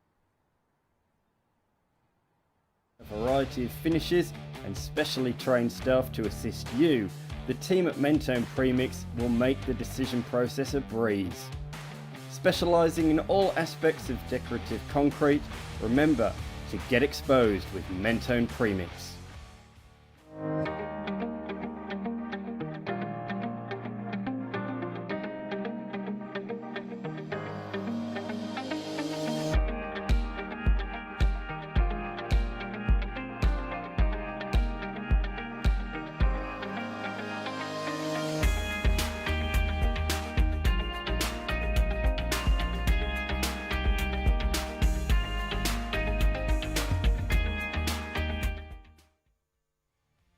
With over 45 years of experience, Richard and his team of mechanics at Ringwood Automatics are delighted to assist drivers in Ringwood and throughout Melbourne's east with their automotive needs.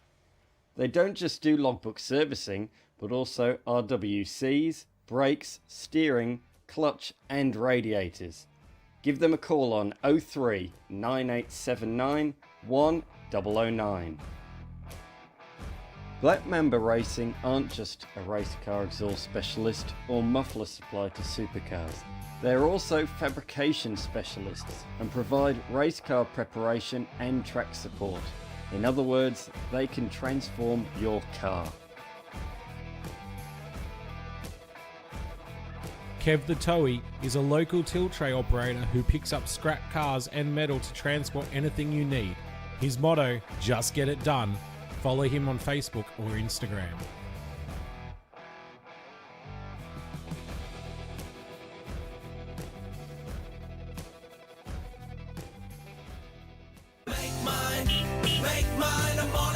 Ready to zoom into your next adventure? Visit Mornington Mazda, your locally owned Mazda dealer since 1993. From the sleek Mazda 3 to the refined CX-5, the empowered CX-60 hybrid, and the dependable BT50, there's something for everyone. Mornington Mazda, where your zoom journey begins. Make mine a Mornington Mazda. LMCT 4180. The news is out. MPC Autospeed is now the Australian dealer and installer for app sportsline products and vehicles.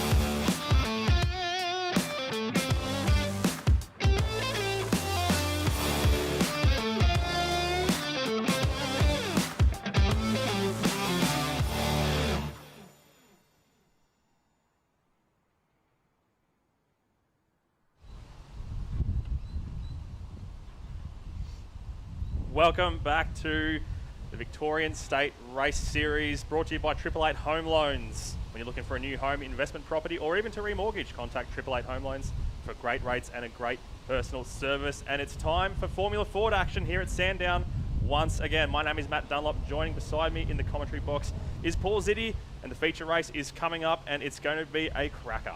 Absolutely. If yesterday's race was anything to go by at all, what an amazing Formula Ford racing at its finest here at Sandown. There was up to 10, 11 cars, all nose to tail in that battle pack for the lead. Sadly, lap to go, 1 and 2 just sneezed at the coming onto the straight, and there was a bit of a concertina effect, and unfortunately there was 3 cars in particular that were caught out in that, being Jack Bussey, Lockie Evanet, and very, very sadly, unfortunately, we had he was coming second in the championship at the time, but Kobe Williams was a DNF, unfortunately drops him to third in the championship now. So we've got our starting grid coming through, and you will have Harrison Sellers on pole position by virtue of converting pole in quali to a race win yesterday. Eddie Bezic lining up beside him on the second row. Cody Mains Ruddy and Lockie Evanet. Joe Fawcett and Bailey Collins. Daniel Frugas, Lachlan Strickland, Liam Loicono, and Jack Bussey rounding out the top 10. Then we move forward to Fraser High, Imogen Radburn, Jamie Rowe in his rookie season, then Kyle Cotter and Ethan Fitzgerald. As we move on to, we have a few more Durotech class cars. Seth Burkhart's, Seppi Imbrogno as well. Rounding out the Durotech grid, as we look at the Kent class grid, we have Richard Davison leading that one off in pole position ahead of Mark Zellner, Jacob Reed, Frank Harris, Coleman, and Andrew Torty.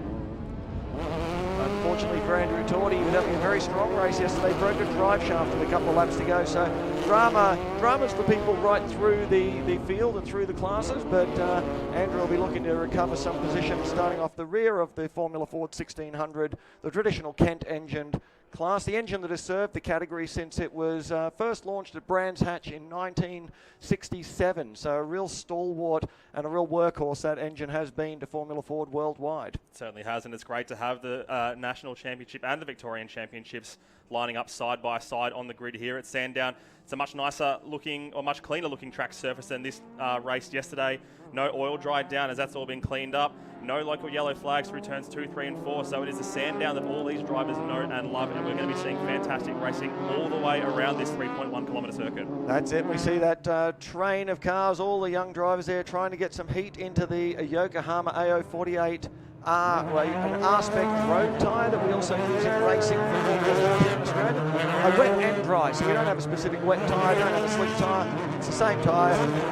When it rains, you just do the belts up a bit tighter, hold on, and try and keep it on the black stuff. Not only is it the same tyre, it's the same set that you have to use throughout the weekend, bar a few special exceptions if you happen to cop damage. So these drivers have to make sure they manage these tyres and take care of them throughout the course of a weekend. You don't want to be flat spotting these. You don't want to be getting caught up in any melee when you don't have to, and you don't want to be putting too much load through them, because these have to last you all the way until the end of race 3. We're about halfway through the weekend at this point right now. 2 races to come today. This is the first of them for the Formula Fords, and you mentioned the championship battle a little bit earlier. It has heated up quite a lot, especially in the national perspective. With 5 races to go in the national series, including this one, Eddie Bezic now has a lead of 31 points owing to Kobe Williams DNFing as a part of that melee that we talked about last race. So he's starting from the back of the Duratec grid, and he has a lot of work to do. Yeah, and look, he'll keep punching right until the final bell, as will Jack Bussey, who is lining up out of 10th, also caught up in that same incident. But all credit to Eddie, he's been fast, he's driven well all year. So we got the grid lined up. We've got the green flag waving at the back to say the grid is set, and let the starter know that he's got control. We're looking for the 5-second board coming out now. Revs are building. We're not too far away from a race start now in race 2 at Sandown in Formula Fords. The red light is on. Who's going to win the drag race off the line? They're underway. It looks to be Harrison Sellers getting the best getaway once again. Eddie Bezic getting wheel spin off the line as he did in race 1. So Harrison Sellers on the inside from pole position is going to continue his fantastic weekend so far. And look at the gap he's already got down to turn 1. He may have Bezic tucked in right behind him for the time being, and they're all going to filter through turn 1 now, hopefully without too much whipping and barging. They don't want to be losing, they don't want to be causing too much mayhem here. As the saying often goes, you can't win the race in turn 1, but you can certainly lose it. Absolutely, and it's good to see young heads, but a bit of experience amongst them. I mean, most of these drivers have been racing karts since they were 5, so even though they're only in their mid-late teens, early 20s at the most, there is a lot of racing experience, and they're demonstrating that there beautifully, seeing all of them get through the first corners and up the back straight for the first time. That slipstreaming battle we spoke about yesterday, fantastic. Fanned out 3 wide as they headed up into what was known as Rothmans, the Rise. It's a flat-out, blind crest, amazing corner. Big open there for Bailey Collins at the 96, just getting a little bit loose over the curves there, taking a little bit of advantage of all that new reprofiled pavement that was put out there last year as part of the track upgrades here at Sandown. Although we do have a slowing car there at the back. Yep, that looks like, is that Bailey? You can't see which one it is, but you did right. There is a car that is definitely slowing back there. Unfortunately, someone's race appears to be done. We'll keep an eye on him, and in the meantime, it's still neat and tidy as they cross the stripe for the first time. It is Harrison Sellers who leads from Eddie Bezic. Cody Mains-Ruddy, who had a fantastic race yesterday, coming from 7th on the grid, finishing on the podium, and he's still in 3rd position now.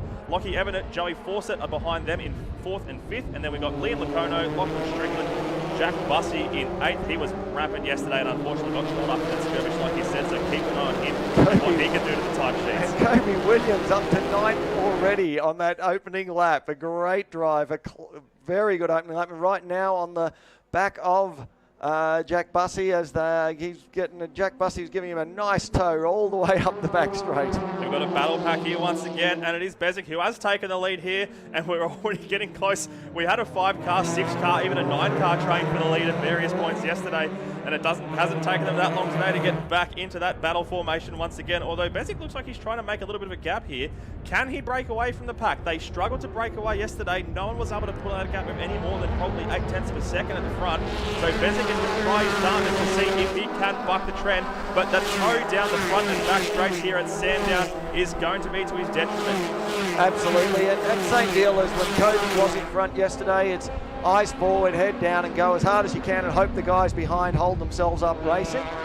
Yesterday that wasn't to be the case. The battle pack was smart enough to work together to try and, they're all out there racing, right? They all want to win, but they all also know that to be able to win, you need to be in a position. There's no point racing for second and being 20 seconds off the leader. So they work together to stay in it, and then with a couple of laps to go, all bets are off. And That's what we saw yesterday. Whether or not we'll see that again today. Cody Main's ruddy on that last lap. A beautiful move. We saw Harrison Sellers get shuffled back 2 positions as both Bezic and Main's Ruddy got past, and here he goes. 2 spots in one for Harrison Sellers. Unbelievable move over the top of the hill. That is fantastic racing. Lost 2 places last lap, as he said, got him back in one fell swoop. That is incredible. We love seeing the Formula Fords and what they can do. They've been putting on such brave and audacious racing over that part of the circuit, and they have not disappointed, picking up right where they left off in Tasmania last weekend. Yeah, and young Joe Fawcett, the reigning Victorian Formula 4 championship, locked in 4th there, coming off his best ever national round last weekend. Here we got the replay of this pass. Watch this at home, viewers. This is classic Formula Ford from 3rd, pulls out of the draft, gets the run. And again, we've said it before, that draft is like hitting the nitrous button. We'll pick up an extra 5-6 kilometres an hour, and he's done that beautifully. We've got... yeah, it looks like, I think that is Jamie Rowe missing his engine cover. Now that's, believe it or not, that's going to be a bit of a detriment. The engine covers on these provide a nice streamlined body, and so that will be adding to the drag of that car in a straight line. And there is his engine cover. Not ideally where you want it. You'd rather have it on the back of the car. Now a 2-piece engine cover as well, we can see by that. Indeed. Have a look again. Bezic's made his way up the front, so it looks like Bezic is really taking advantage of those first 4 corners of this circuit to make some moves up.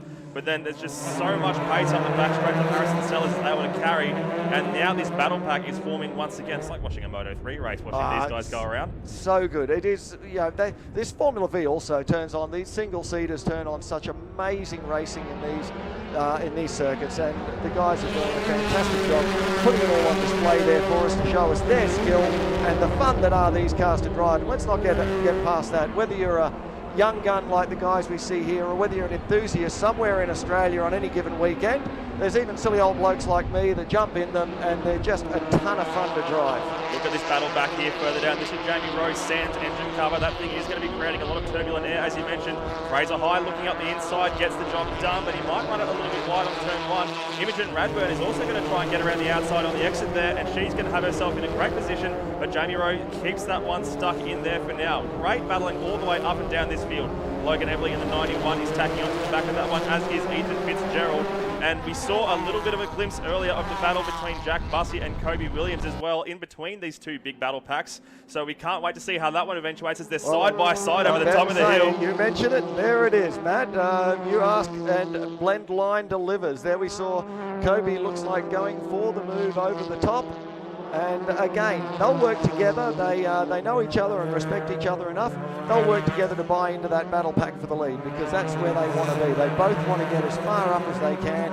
They want to minimise the damage of points to Eddie. And so they'll be wanting to get into that battle pack as best they can.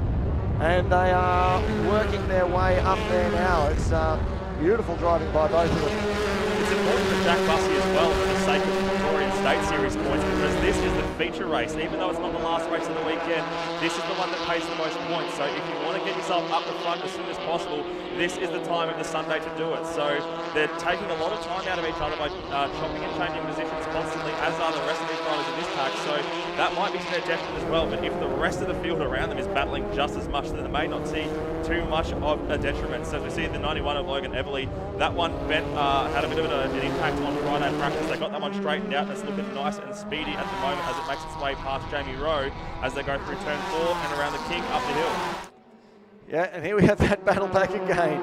2x2. How do you like your Formula Fords? I'll have them 2x2 at 220 k's an hour, please. You can't miss these guys. You turn your back on the lead pack for more than 5 seconds, and they've already completely shuffled themselves beyond recognition of their original order.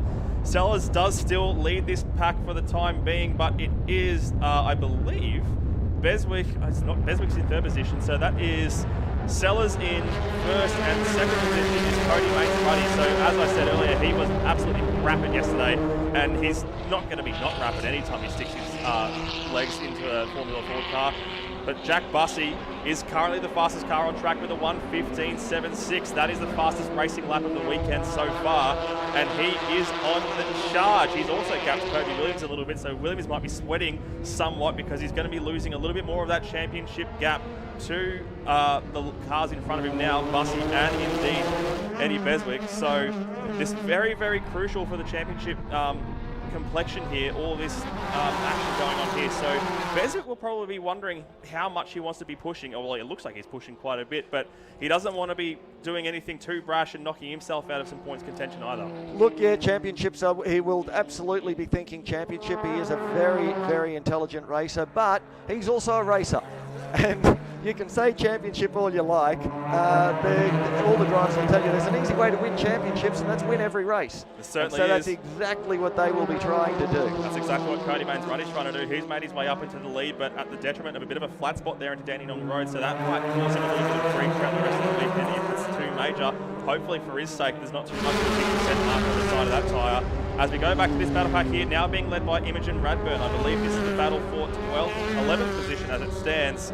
But it just goes to show just how much competition there is all the way up and down the field. Yeah, and it talks to the experience as well of the drivers. So you've got guys at the front, they've got a couple of years under their belt. They're now having their big tilt at trying to win the championship outright.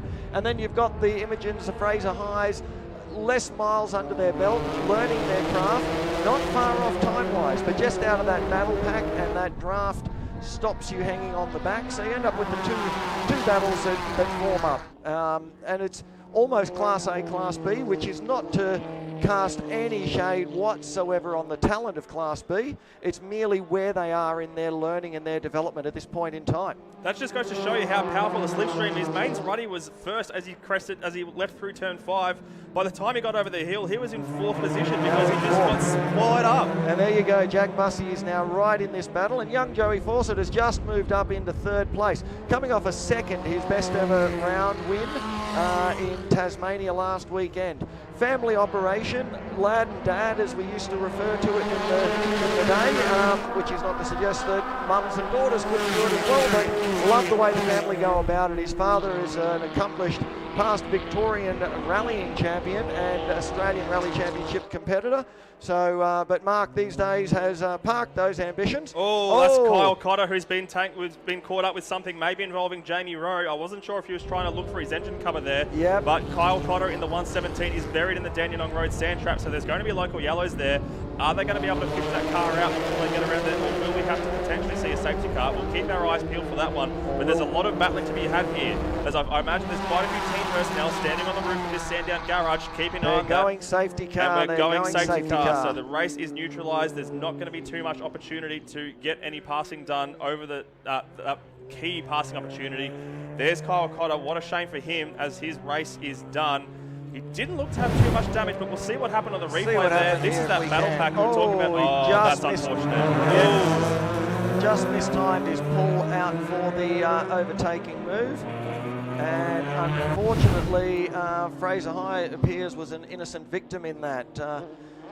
Once Kyle had clipped the car that he pulled out to overtake, he was then a passenger in his own car, fired it straight down, and unfortunately Fraser would have no vision or visibility that car was coming. That's and the there 191 of Logan Everly, who was slow on the back straight there as well. I think that's Lachlan Strickland, maybe. Potentially. I may have got my cars wrong here. They've got two very similar looking liveries, the two cars that we're speaking about, so we'll just get confirmation of who that is. Kevin as the has just gone past. Leads the field across the stripe here. And he's, you'll see the safety car here is us waving two of the Formula Ford 1600s past. They'll go around to rejoin the back of the grid, and the safety car has now picked up Harrison Sellers, who is the leader of this race and the leader of the Formula Ford Duratec race. So you can see just how much, you spoke about the tyre temperature and how crucial it is earlier. That's every single moment these drivers have to be able to get more temperature in these tyres, because they're going to get cold rapidly behind these safety car conditions. So they want to do everything they can to just keep them as warm as possible on the chance that we do get a resumption of racing towards the end of this one. It'll be tricky to see how we go with that. It depends on how speedily the recovery vehicle is able to fish that white number 117 out of the sand trap. And yeah, what a shame for Kyle Cotter. Yeah, unfortunately, as I say, not much in that. Just once again pulled out for the. Tried to have a make an overtaking move into Dandy Road corner, coming on the run down the hill. Had the run, simply mistimed that and clipped the lead car, which may well be although that is a fair way around the lap. But I believe it may have been Strickland that he clipped, and that may be Strickland who is stricken. Here we see it again. It's Logan Everly in the number 91. Passes through. And you can see, yeah, he had nowhere to go after he clipped him because that's right front suspension just bent. He had a tyre off the ground, braking effectively just went almost to zero. And as he said, just a passenger. So arrested by the gravel trap there, gets out of the car straight away. And Jamie Rowe's been through the wars today, hasn't he? He certainly has. Yep, and that lack of an engine cover would have been, his car would have felt like a parachute. He would have been something of a sitting duck up and down. Now they've dragged him out, but I don't know that he's going to go too far on three wheels. They may just be trying to park him in a safe spot behind a barrier if they can find somewhere to do so. There's no tilt tray around there, so they won't be able to do anything else to get it back to the garage anytime soon. So we'll keep our eyes peeled to see how this race pans out. Let's have a look at the, let's do a stock take and just see where the field is currently. Look at the bent suspension arm on that one there. Yeah, we understand that it's going to take a little while to do that, and unfortunately this race will end under safety car conditions. They're going to present the checkered flags. That'll be Harrison Sellers going back-to-back. Pole position, back-to-back race wins. His weekend is looking pretty good. Eddie Bezic is shoring up that championship by another second place and taking more points away from both Bussey and Williams. Cody Mains-Ruddy finishes third. Joe Fawcett up into fourth. Liam Locono and Jack Bussey made it back through to sixth. Great recovery drives from Locono and Bussey there, finishing the last race in, I believe it was 9th and 10th respectively, now 5th and 6th, so they've both done a lot of moving and shaking, but the checkered flag officially greets Harrison Sellers as he goes back-to-back. It is a perfect weekend thus far for the number 13 car, and he'll be looking to keep the good times rolling when the Formula Fords are back out on track later today for race 3 at 3:15 p.m. As we said there, Beswick, Mains-Ruddy round out the podium for race 2. Joey Fawcett, Liam Locono and Jack Bussey 4th through 6th. And then Lockie Evident in the 88. Daniel Frugas in the 27. Kobe Williams made it up to 9th position, which will give him a great springboard to potentially get up there into the podium spots for race 3. And Lachlan Strickland in the number 47 rounds out our top 10. And then we have the Formula Ford 1600s, and I believe Richard Davison has taken back-to-back wins, leading. We're just waiting to see. It looks like Andrew Torty did get himself back through to second place. Peter Fitzgerald crosses the line in third in that class as well, so great to see him back out on track and getting some great results. Absolutely. And we run through the rest of the field. It's Mark Zellner, Malcolm Coleman, Reed and Harris rounding out the Formula Ford 1600s. So we see the remainder of the results coming through for the Duratec class as well. So Fraser High ahead of Imogen Radburn, Ethan Fitzgerald, Giuseppe Imbrodino for the first time this season, as well as Seth Boycarts, who's moving from E30s, who are up next actually, into Formula Fords and having a great run with the Tickford branding on the side. Jared Hurst in that number 3 as well, having a great race there. So unfortunate to see a couple of cars out of action by the end of that one, but fingers crossed the damage is somewhat minimal and they can get back out on track for race 3 later today. It looked like it was largely cosmetic, so hopefully that'll be bolt on, bolt off. We have some wonderful images coming, and here comes the crane truck. We have a replay coming our way. Kyle Cotter here looking pretty despondent after what happened to him earlier in the race. And we're waiting to see something, a good replay that happened down there as that car was being loaded onto the tilt tray. So it's good to see that they will have this one cleaned up before too long, so we won't have too much of a delay in the program. We will have improved production and E30 joining the grid up next. But before we get to that, let's have a look and see what happened here. As this was, Kyle Cotter's not too happy with the way that Logan Everly, you can hear the clapping in the background because it just you can hear a pin drop out on that part of the track. Yep, so obviously there is some, he's got a reasonably strong opinion of what happened there. We're definitely not paid enough to judge what's happened there and whose fault it may be, if anyone's at all. But that's a wrap on race 2 of Formula Ford. As I said, we will be back on track for race 3 at 3:15 p.m. But in the meantime, we've got so much action coming. Improved production and BMW E30s are up next. Don't go anywhere. It's going to be a ripper.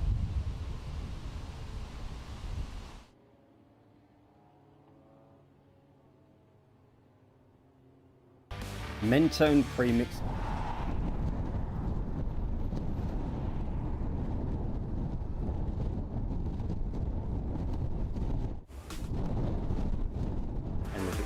State Race Series would like to acknowledge the amazing contribution from these companies, who through their sponsorship of this round have enabled us to provide live coverage of this weekend's racing on Blendline TV.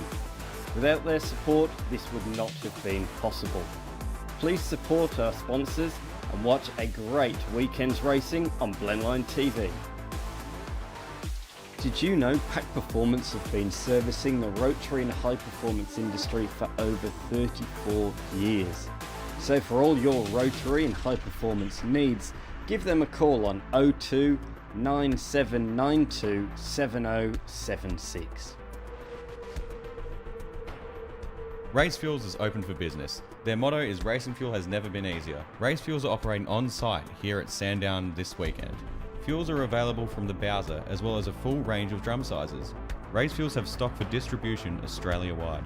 Racing fuel has never been easier at racetracks with both Race Fuels E85 and Elf Race 102 via Bowsers at Sydney Motorsport Park, Queensland Raceway, The Bend and Malabar. Race Fuels is the leading supplier to motorsport from big state to historics to supercars. Race Fuels is the only supplier offering trackside Bowsers and drums. Raceline Motorsport Racewear are the Victorian distributor for OMP products.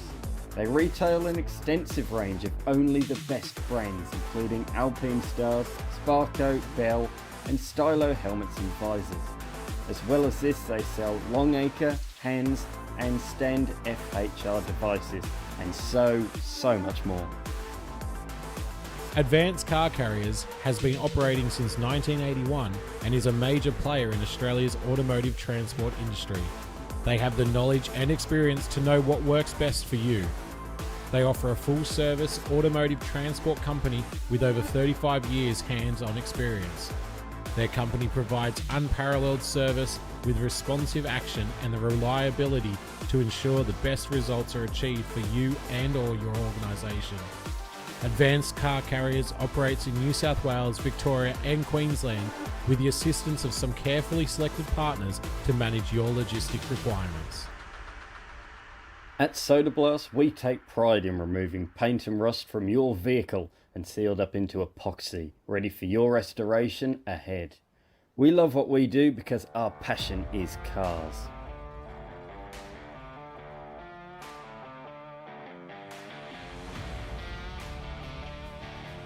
YTG, also known as Young Timers Garage, have a wide range of exotic and one-off specialty cars. Be sure to check them out when looking for that special vehicle.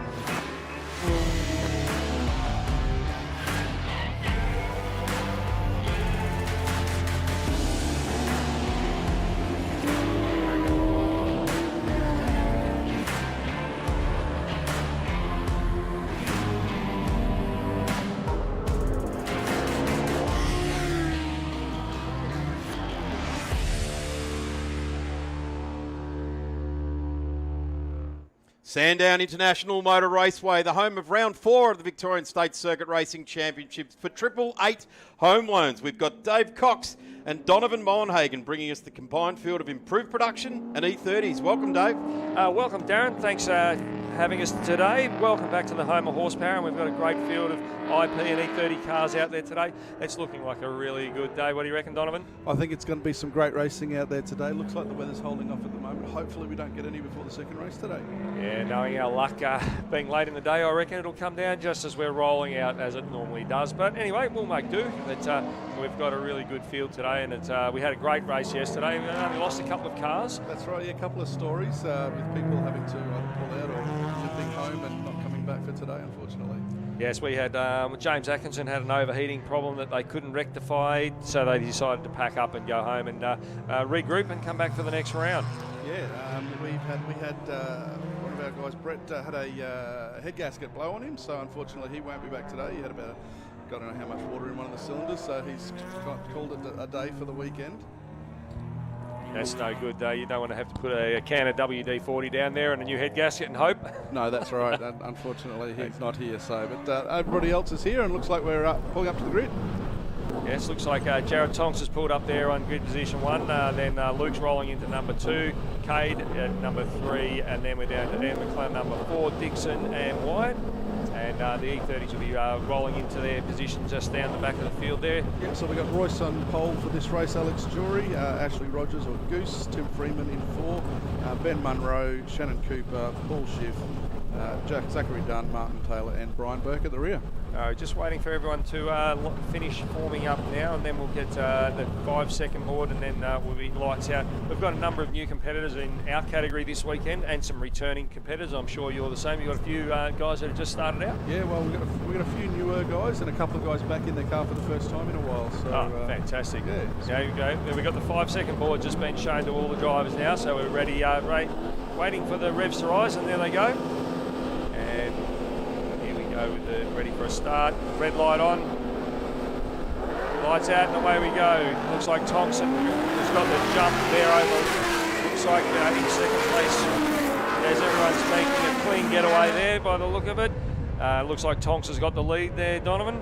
It does indeed. Looks like Ian McCall's got a little bit of a slow start, but he's there in 4th in behind Rich Gumbo, I believe. And Cade Lehman's made an absolute ripper of a start. He's got past Luke into turn 1 and 2, and then Macca as the BMWs now all take off up the straight. There goes the E30s, and looks like Royce got a really good start there at the front of our grid with Alex Jury. Looks like he had a little bit of an issue. Oh, big swerve there from Royce. Not sure what happened. So with Tim, looked like he's trying to go around the outside there on Goose Rogers. See if he can hold that position. A little bit wide there, but all's fair in love and war. So he's got the inside run for turn 2, but doesn't quite hold that position. So a good clean start there for the E30s. So Shannon Cooper there at number 90. And we've got everyone going up the back straight there. It looks like Brett Lehman's going past the Porter car, the first of the under 2 litre cars there, as we head down into Dandenong, and Jin gets a couple of wheels off the deck there as they turn into Dandenong corner. Anton Bergman's made a great start in the BMW there, and he's made his way up, and it looks like he'll be well inside the top 10. There's Peter Dixon and Brad White. It's a nice clean start there by the look of it. Great listening to those V8s raw pass down the front straight here at Sandown. Oh, there's a nice big sideways man who really got into it there and coming onto the straight. Our cousin car. Yes. There's Tim Freeman there. Looks like he's dropped back a little bit there. I'm not sure. That's Benjamin Munro's got past him, so he's got into 3rd position with Alex Jury coming in close behind Tim there into the penultimate corner. Tim through that last little complex there and onto this long front straight here at Sandown. I think they've still kept nicely bunched up the BMWs. They haven't spread out too much yet, as Michael Hart has made his way down the hill and managed to get past Dallas Brooks there by the look of it, coming onto the straight. You're not going to miss that colour. That's a fantastic colour. Yes, the Michael Hart car. Michael ran in the great race at Bathurst back in the mid-90s and was the top finishing privateer, I believe. As we all dream to do as motor race drivers. Yes, he's one of the lucky ones, and fortunately for him, Xanton makes a big dive on the inside there, and looks like Brett Porter's got past that. Looked like Brett Lehman in the Commodore there. One of our new members there in the Volkswagen, whose first race this weekend, and it's really enjoying it. I had a quick chat to him this morning, and he's really enjoying being out there. Great little car, that Mark 5, I think, Golf, or Mark 6 Golf. Great little car, so a friend. Looks like that's Benjamin Munro, I think. He's sitting there on the outside of 4. Oh, no. 4. That's sort of 4, yeah. So hopefully he hasn't hit anything and it's just a technical issue. But I dare say we're going to have a safety car. Yep, yes, we've just had safety car boards are coming out, and that will neutralise the field. And as you can see, Jared Tonks has got, looks like he might have Cade Lehman right behind him, and then Greg Cumbo and Macca is right there as well. So that's going to now bunch up the entire field. They'd really grabbed a gap on the rest of the IP cars there, so they're not going to be real happy about that, are they? No, they certainly won't be. Like all the hard work, no, it's done. So, but it also will bring up Dixon. It's another fast car, and then Brad White, and it looks like it might be Jin behind them, and then Michael Hart, and look like Anton Bergman. So it's hopefully they'll be able to move that stricken BMW at turn 4 rather quickly, so we don't lose too much time. So sorry to talk over there, Dave. That BMW of Anton's not the same specification as the rest of the E30s. He's just a touch faster, as everybody else can see. So something about the bolt-on guards and the wing, and it's probably got a bigger engine in it as well. I'm imagining something's giving it away, isn't it? Yeah, so, something like that. But, you've got a couple of E30s in your category, and obviously the most well-known of those being Robbie Braun, who's not here this weekend. So no, Rob Braun actually ran last weekend over at Tailem Bend and came away with a win in his other BMW, which was the production car, I thought. Oh, okay. I might be standing corrected. It was an M2 or M135i, I've just been told. So he came away with a win over there, and then we can just hear now that the flatbed truck is being called out of pit lane, so obviously that BMW is stranded, won't be going anywhere by itself, unfortunately. So not just it might have run out of fuel, hopefully not. That's an embarrassing way to finish a race. It is. I have to admit to coming very close to doing that myself. And I know a few other people that may be around this area that have had the same thing and a lap short. Well, quarter of a litre of fuel, that's an extra quarter pounder before you get in the car. So, that's the way I look at it anyway. That's it. It looks like other than that, we've had a pretty good start to the race. It looks like Cade Lehman may have the fastest lap of the race to this stage of a 1:16.0991, which is actually 2 tenths up on Jared Tonks and 3 tenths up on Luke and half a second on Macca. So it's very, very close there at the front. Indeed, we actually had Royce Lynn, the off-pole for us today, set a new E30 race lap record here yesterday in the first race. So, superb. That is really good.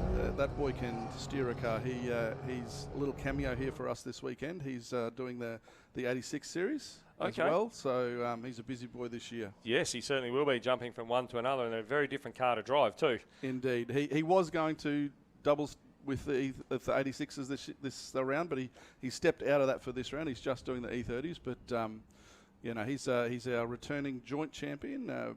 Won the championship last year with Brian Burke on equal points and equal wins. So okay, and as you can see, the safety car's coming up the back straight there. It's actually gone underneath the bridge, and the lights on the safety car are still on. So therefore, that means we'll be doing at least one more lap under safety car. Indeed. So we're time limited these races. So looking at the schedule there, this is a 17-minute race. So hopefully we don't lose too much more time and we can get back underway. I think they just flat-towed that car out of the way. So hopefully he hasn't done any damage to the Armco or any barriers anywhere like we had yesterday. That was an unfortunate incident. It was very unfortunate and very, very lucky. It was great to see the recovery guys get out there so quickly. I believe Jake is not too bad. I saw him up walking around, but yes, it was a frightening incident yesterday. And we never like to see accidents like that, or any accidents for that matter. Because we know how much time and effort it costs to come motor racing. We just want everyone to go out there and have a good time and come home with a straight car. Absolutely. When you see things like that, you really do feel sick. Indeed, and a big shout out to the safety workers, the marshals, the medical staff, everybody who volunteers here to sort of allow us to go and enjoy our passion. They do a great work. And sometimes thankless, some not from the competitors. We're very thankful, but standing out there in the wind, hail, rain, sun, they are very much appreciated by everybody. And I know you've probably done it in the past where you had to do your flags when you first got your licence, and most guys never go back and do it again. And after doing it for a couple of days in a row, you go, man, how do these guys do this? But they have a passion for motorsport as well, and we just can't thank them enough for an absolute thankless job. No, that's 100%. I was up here and turned in corner 4 on the inside driver's left in the hail, yes. As it occasionally likes to do here at Sandown in September and August. And sometimes in the middle of summer as well. That too, yeah. So, yeah, no, big shout out to them. Thank you very much to all of you guys. It's much appreciated. All the drivers out there, if your crews can tell them to give the guys a wave on their cool-down lap, that'd be much appreciated. I'm sure they'd love to have a bit of to and fro from the drivers and to the safety crews on the side of the track. So thank you once again. And we can't go past also the tyres that we run on. The Absolutely. Yokohama AO50s. They're absolute sensational tyre. We've been running on them for more than a decade now. They just hang on and hang on, don't they? They do, right down to the wire. Absolutely. Literally. So we just been informed that the safety car is in this lap, so we'll be able to get underway again. And now we've got a nice possession of probably 38 cars now. Yep. Yeah. So it'll be an interesting start. Some of the E30s are in amongst the rear end of the IP cars there. So hopefully we can not have too much into turn 1. That'll be good if we can get through there safely and then carry on to some good racing for the remainder of the race. We've got 4 minutes to go by the looks of it. So we should get probably 2, maybe 3 laps. Yep. So, and there goes Tonksy. He's got the pedal to the metal. Off he goes, Kate, and then Luke's got an absolute sideways coming into the straight. So that's going to help Macca at the end of the straight. And as they tear on down the straight, Macca pulls out of the draft. I think he might pull it a bit too early unless he's got a really good run. But down under brakes, he should be able to clean up Luke. No, he's pulled back in. So he probably pulled out a little bit too early. Dixon, Wyatt, Michael Hart's got the inside there. Scott McLean that thought better of it, pulled back out. Brett Lehman's got the Honda that's out beside him. It's all squirrely. That's Larry Merrifield that's got all squirrely going into turn 1, and he's actually pulled out of it. So Brett's managed to get in front of him back into turn 2. So a good clean restart to the race there after the safety car. So it's coming around here, turn 4 with a little Civic in behind there, another one in behind that. It was a great race between a couple of Civics yesterday. No, they have a real ding-dong, those Civics. They're all really closely matched. Paul Javot's actually on Friday did 3 or 4 laps in his brand new engine and dropped a couple of valves.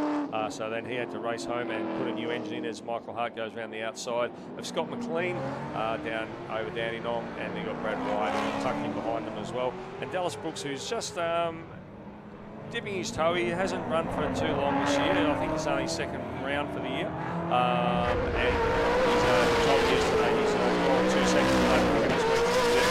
So they've done some suspension work on it. It seems to be working pretty well. Nothing like seat time as well, is there? Yeah, absolutely. Yeah, the more seat time you get, the quicker you're going to get, regardless. We've got Royce Lynn there, coming up to the back of the IP cars with Goose in behind him. Ashley Rogers, nicknamed Goose. We all know him as Goose. So if you hear Goose, that's Ashley Rogers in there, right in behind Royce. So this will be interesting. They're caught up with a little bit of the slower IP cars, and very wide there from the Falcon, the EF if I'm not mistaken.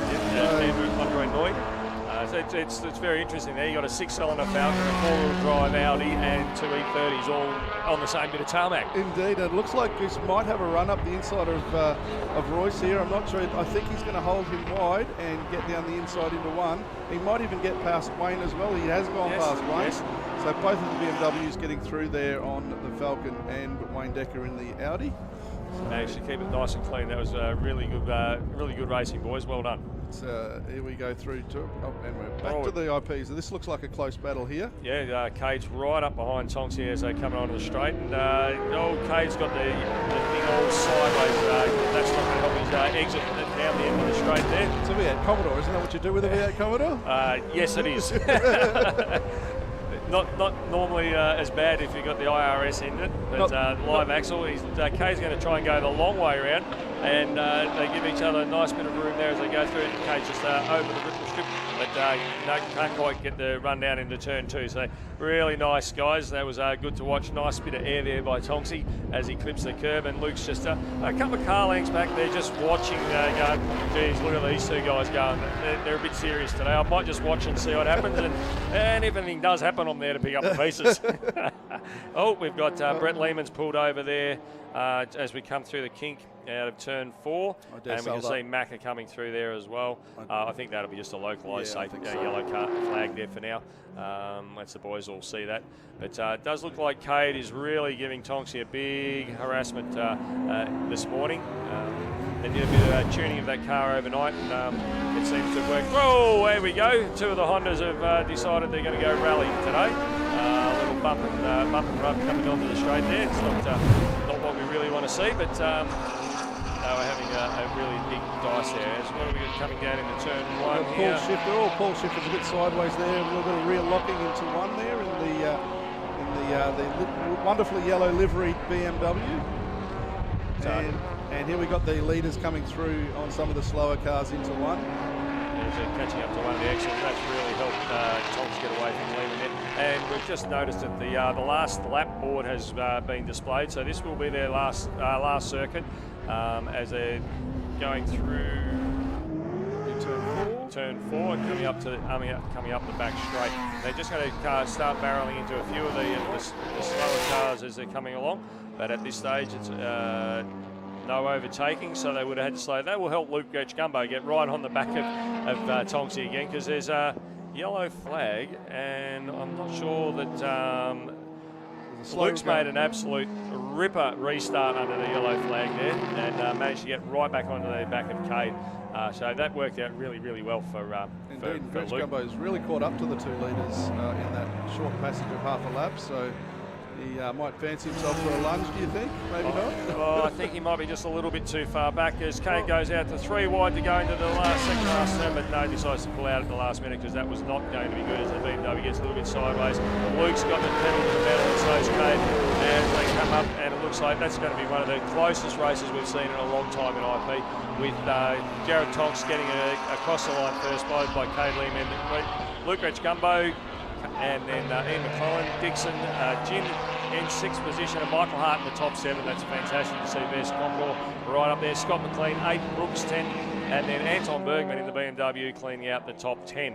We've got some of the BMWs coming through. Looks like Royce has gotten back through on Goose and has started to pull away, and I can see Alex Jury there in the background taking up 3rd position. So I did see another BMW behind him there. I can't see who it was. I don't think that Goose is going to be able to catch Royce, so we're probably going to finish with Royce in first and Goose in second, but I'm not sure about the other minor positions. We'll wait and see what we can see, but here comes Royce around the last corner to take the checkered flag, running out as wide as he can there and across the start-finish line to take the second win for the weekend, and Goose there coming in across in second place. So waiting for Alex to pop out from behind the armco, and there he is, and I'm not sure who's in 3rd, but look, that was an eventful race. We had a little bit of a safety car intervention in the middle, but everybody looks like they've who's still on the track has managed to get home. So yes. we'll wait and see what the stories are for your guy and for my guy. That's right, we certainly will. And the first under 2 litre car home was in 11th place, and that was Brett Porter. Second in under 2 litre was Callan Jensen in 13th, and the timing screen's just changed on me right at the wrong time, so I didn't quite see who was 3rd in under 2 litre, whether it was Paul Javots or whether it was, let's just see. Yes, Paul Javots, and managed to get home in front of Larry Merrifield. And we should probably give a big shout out to our sponsors, 888 Home Loans, your guys, and Hino, Prestige Hino, #1 truck sales in all of the universe, I believe. We've got Reach Rock Art, and here we go. We've got Brett Porter in 11th, Richard Valetich in 12th, Callum Jensen 13th, Paul Javots in 14th, Andrew Barstow, a new competitor, in 15th, Larry Merrifield came home 16th, McLean 17th, Royce Lane, the BMW, in 18th, Ashley Rogers in the BMW 2nd, at the 19th position, and Alex Jury in what was that, 20th position? 20th position. So Andre Noy in 21st, Tim Freeman 22nd, Brian Burke in 23rd, Wayne Decker in the Audi in number 24, Paul Schiff in that wonderful liveried BMW in 25th, Stephen Neal in 26, Shannon Cooper, one of the BMWs, in 27, another BMW, Zachary Dunn 28, Nicholas Higgins in 29, and Martin Taylor in 30. fantastic race, guys. Really well done, and I'm glad we put on a great show. Indeed. I'll just give a quick shout out to Garagistic, our primary sponsor for this year. They've been with us for a few years now. We're very glad to have them on board. No worries. Well, next up we have 944s. So we'll hand over to those guys and look out for some really close door-to-door racing with the 944s. Have a great day. We'll hand it back to the professional commentators who possibly do a better job. Thank you. Mentone Premix Concrete, a fourth-generation family-owned business. It is Melbourne's leading supplier of decorative concrete. With a state-of-the-art showroom displaying a variety of finishes and specially trained staff to assist you, the team at Mentone Premix will make the decision process a breeze. Specialising in all aspects of decorative concrete, remember to get exposed with Mentone Premix.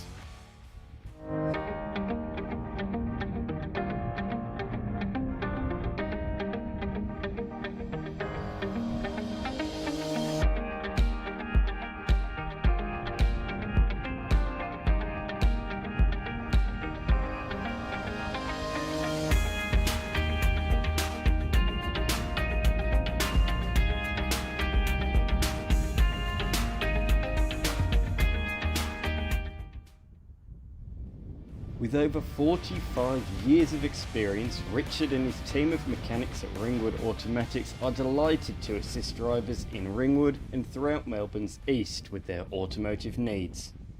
They don't just do logbook servicing, but also RWCs, brakes, steering, clutch and radiators. Give them a call on 03 9879 1009. Black Mamba Racing aren't just a race car exhaust specialist or muffler supply to supercars. They are also fabrication specialists and provide race car preparation and track support. In other words, they can transform your car. Kev the Towie is a local till tray operator who picks up scrap cars and metal to transport anything you need. His motto, just get it done. Follow him on Facebook or Instagram.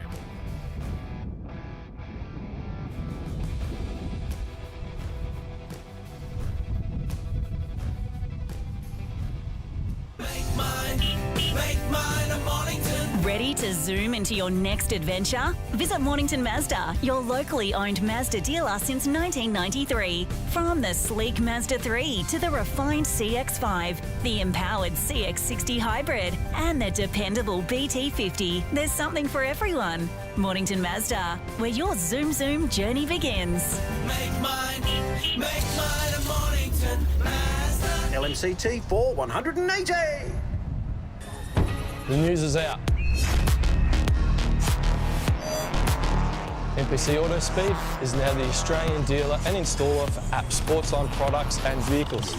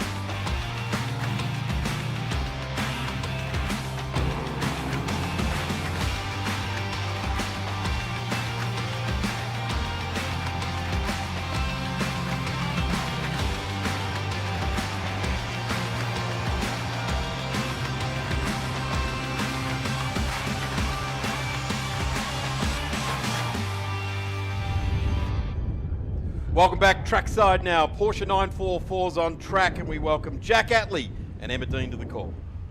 Good afternoon, everyone. Welcome back to the iconic Sandown Raceway in Melbourne. Race 2 for the weekend. We had a fantastic race yesterday, and you can see the two multiple champions on the front row there. Jamie Westaway and Cam Balla in the Aqua car, running quickly through the grid. You've got Chris Lewis-Williams comes out of 5. Watch out for Mark Verdino and Adam Brewer on the third row there. Joey Cullick, Tony Westaway, Tricky Dicky Howe, Tony Andrzejewski, Mark Torbitz. We may run out of time. We're looking at the lights on the right-hand side for the start of this race. This is race 2. All important championship points on the line here. Jamie Westaway, the multiple champion, to lead off the field, waiting for the lights, holding them now. The field are all in place. Still a slight delay, but beautiful conditions here at Sandown, so should be fast times. Track is dry. The field is set. Light is on. Revs rise. Look out for the gold and the green car. Balla gets some wheel spin off the line. Mark Verdino in the number 44 gets away really well, just ahead of Adam Brewer. Chris Lewis-Williams also had a great start. He really wants to get a fantastic start down here into turn 1 as the field streamed down the beautiful long straight here at Sandown, Emma. Coming into turn 1, this is going to be tight. It's the gold car of Jamie Westaway, though, who leads the field through turn 1. Cam Balla tucks in straight behind him in the number 55.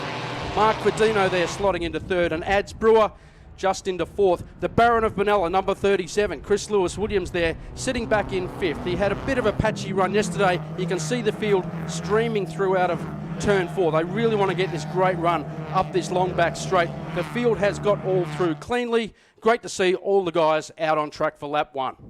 Yeah, good afternoon, Jack. How are you going?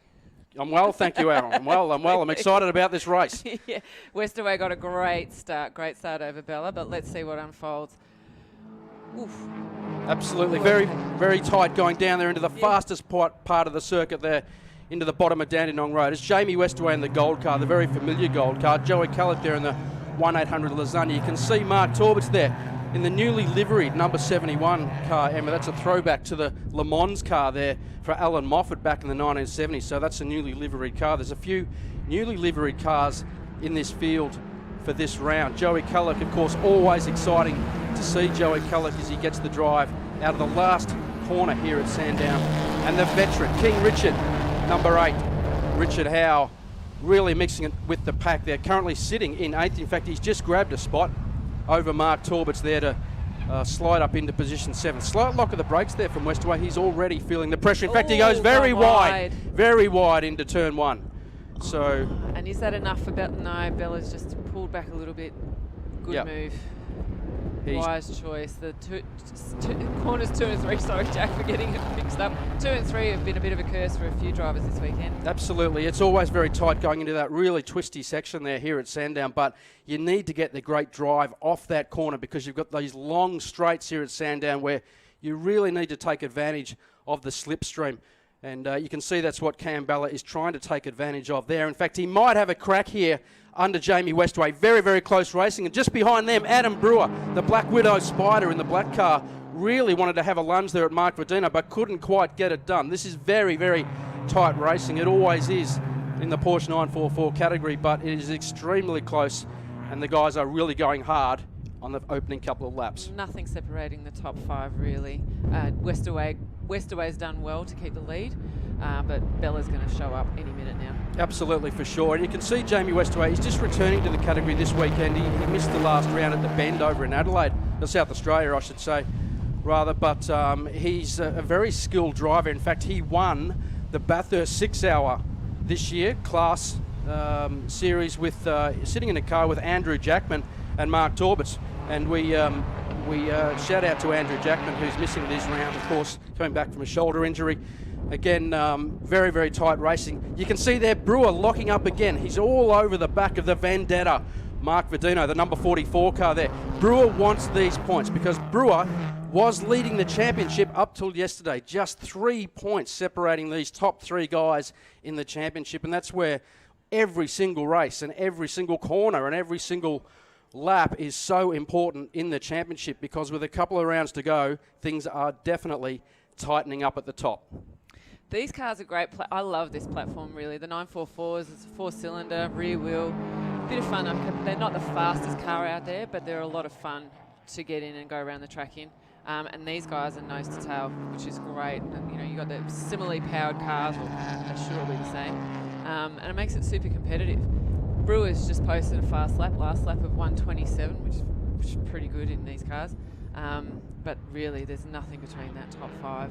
I can't wait to see what unfolds. No, you're absolutely right there. I mean, it is a one-make category. In fact, it is the fastest one-make category we've got here in the Victorian State Championship. So they're not hanging around. And you did touch on the point there that Adam Brewer, who's in the black car there, the Black Widow Spider, as we call him, really wants these points. But he's just been pipped already by a Cam Bella, who's come up with a 1:25.9. Number 37 there. Chris Lewis-Williams really having a lunge into turn 1. They know that's a great passing opportunity, and he knows he needs to bank the points. He is a 4-time champion, and he's the current reigning champion in this category. Chris Lewis-Williams there on screen in the number 37 tyre power car. He's a 4-time champion. Cam Bella is also a 4-time champion. No one in the history of this category, and we've been going for nearly 24 years, no one has ever taken 5 titles. That's why these guys are really fighting so hard. But Adam Brewer, this would be his first championship, and he's currently, well, he was 1 point off the lead until yesterday's race when Cam Bella pipped him. So that's how tight it is, and that's why these guys are fighting so hard. That's some really tidy driving by Verdino. I'm so impressed with the way he's covering himself.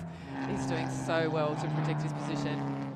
Absolutely. Looking back down the field, there's a very well-known car that you know, Manny Mezzaselma there in the number 10.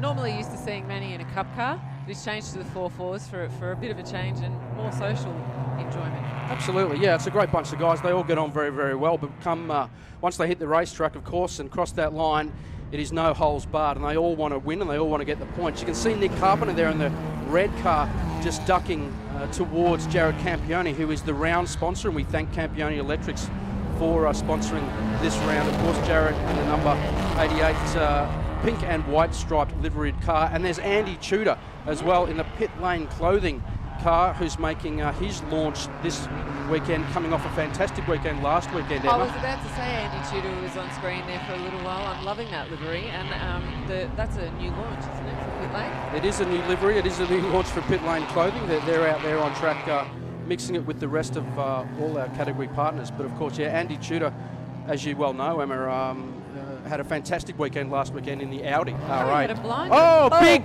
Big bump there by Jared Campione. Sorry, I'm sorry to interrupt. No, he did well to keep that. He did very, very well. King Richard got a real good tap there from Jared Campione, and I'll tell you what, you're playing with fire if you're going to start rubbing with Richard Howe, because he is not going to mess around. He's a seasoned campaigner, King Richard as we call him. He's been around the game a long time and he's seen it all, and usually it's Richard Howe handing out the punishment to some of the newer guys, but in that case he got a bit of a tap there from Jared Campione, so he's playing with fire, I would suggest, going up against Richard Howe. Here's a replay as they come into turn 3 and turn 4. Jared's got a little bit tight on the brakes. He saw an opportunity, but he's just tapped him. But how is the skill of the King Richard? Sideways out of turn 4, the man is still throwing it through corners. He's unbelievable. So fantastic to see that Richard Howe has retained that spot, and in fact Jared's jumped back a spot because Nick Carpenter in the red car there has now got ahead of him, and Andy Tudor is now launching all over the back of those two guys as well. So it's always close racing in the 944 category, and today is no exception. Here comes Tudor in the number 15, having a big lunch down the bottom into turn 1. Can't quite get it done there, but he's got it done on Jared Campione there. So Andy Tudor there in the number 15. There he is on screen there. We were talking about him. He's just had a cracking weekend last weekend at Phillip Island, where he's driving an Audi R8 and put that on the front row there. So he's well used to high-speed machinery. Jared's car looks very, very loose, I've got to say. That number 88 of the Campione Electric car really close to the wall again. We've had an incident as well, looks like, between the Black Widow Spider and the Vendetta. Number 44 there, Mark Verdino. They've come together by the looks of it without seeing a replay. I would imagine that those two guys are dicing very, very hard, but that is a fast part of the circuit up the top there. That is the fastest corner on the circuit, turn 6. So you're at 200 or so kilometres an hour there. So if they've come together on that part of the track, which it looks like they may have, that's going to be a very serious incident, I would say. But they're continuing on, so As I said, that it's really keen racing, always is, in 944. Nothing like rubbing door handles, braking from 200 kilometres an hour. Here we go for the replay there as we head up. Chris Lewis-Williams there on the far right of the screen. Now he's had a duck towards it. Oh, Verdino's got into the side of him, and two big spins from the Black Widow Spider and the Vendetta. How they have held that together through that corner is unbelievable. The two of them have done 2 360s and kept going. And I can tell you what, a few years ago that would have been a fence. That would have been an absolute slam into a wall, but they've made massive safety improvements, thank goodness, to this circuit, and that is a high-speed incident.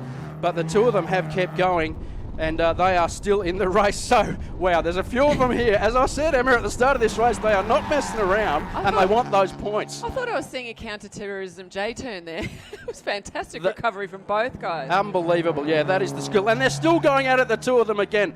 They're not giving up. I mean, what a performance. It looks like I'll have to see another replay or maybe another angle. We do get onboards from this car, but here's another replay again. This is the perfect angle from Blendline TV. You can see that Brewer in the black car and Verdino in the blue and white Sidelink car have come together, but you had the Baron of Benalla, Chris Lewis-Williams, who does not hold back and is the reigning champion. He was on the inside of that corner, so it really tightened up there for Mark Verdino, who was sitting in the middle of the pack.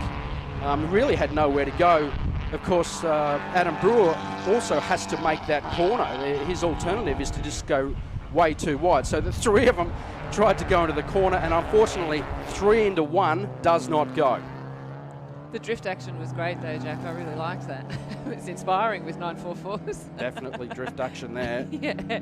For sure. We're seeing a couple more incidents. The boys are starting to rev up. They played it pretty calmly and pretty coolly yesterday, but they know that this is the feature race of the weekend, and that means more points for the championship.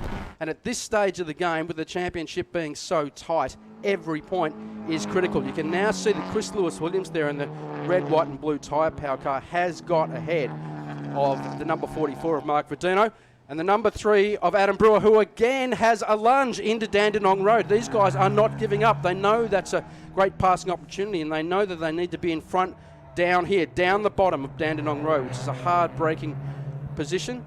Ads Brewer has got through there finally and eventually. He is a multiple race winner, Adam Brewer, and so is Mark Verdino. Now that we mentioned it, Mark Verdino is no slouch either. He's a race winner in the category as well. So these two are going gangbusters, and as you say, Am, going door handle to door handle. Yeah, well, I mean, look, there's only really one winner in any race, but races within races are sometimes more compelling. Let's have one final look at this. Now, you've got Chris Lewis-Williams there, who's decided to make a move. He's gone to the inside there. He's on the right screen. Verdino really had nowhere to go and got sandwiched, and Adam Brewer trying to make the corner really, once again, also had little room to go. So they've tapped each other, and unfortunately, those two have taken each other out, and the Baron of Manila continues on his merry way. So there will certainly be some incidents looked at after this race. Another incident what we're looking at here is some flailing bodywork from Tony Westerway, the number 50 on screen. He is a veteran of this category as well as the Westerways are. In fact, Jamie is currently leading this race and has the best lap of the race so far. But looks like some flailing bodywork on Tony Westerway's car, but he's having a good weekend as well. So he's in the number 50 yellow and black car. Again, these two are just going hammer and tong with potentially, Emma, I'd say 1 or 2 laps to go. The Black Widow Spider, Adam Brewer, number 3, holds it together though through these series of corners down the bottom of what we call Dandenong Road. Flicks it through the kink, grabs a bit of the ripple strip and then turns it left and heads towards the long back straight. Little bit of a gap there. Back to the boss, number 27, Tony Andrzejewski on screen there. Really coming under pressure from Joey Kallick. And the number 77, he's all over the place. Not that unusual for Joey. He's got that distinctive sliding brake style. He throws it into corners. He backs it into corners. Don't worry about Joey. He will throw everything he's got at this race. He's just a passionate man who loves his racing and really tries his absolute best every time he hits the track. But he's just lost it a little bit under brakes there. I know he was complaining with his tyres yesterday. So maybe he's just overheated them a little bit. You can see that El Presidente has now got through on both Joey Kallick and Tony Westerway. Westerway there in the yellow car having a lunge, using the slipstream all the way down this long front straight at Sandown, and will not quite get Mark Torbitz there in the newly liveried number 71.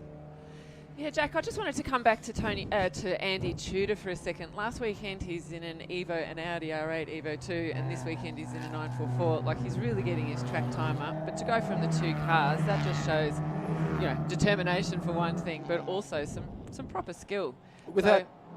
Without a doubt. Sorry, absolutely. Yeah, exactly. Two different cars. You can see the two guys really going at it there again. Two different cars there. Tudor's been in the last couple of weeks with a rear engine car. These are front engine cars. These are rear driven cars, rear wheel driven cars. So there's different weight balances across those categories for sure. But these cars require a certain skill and a certain way to drive them. No doubt about it. You need to flow the cars and keep the mid-corner speed up through all these corners, let alone at Sandown, where you need to take advantage of the slipstream. Final lap, and unfortunately they've come together too.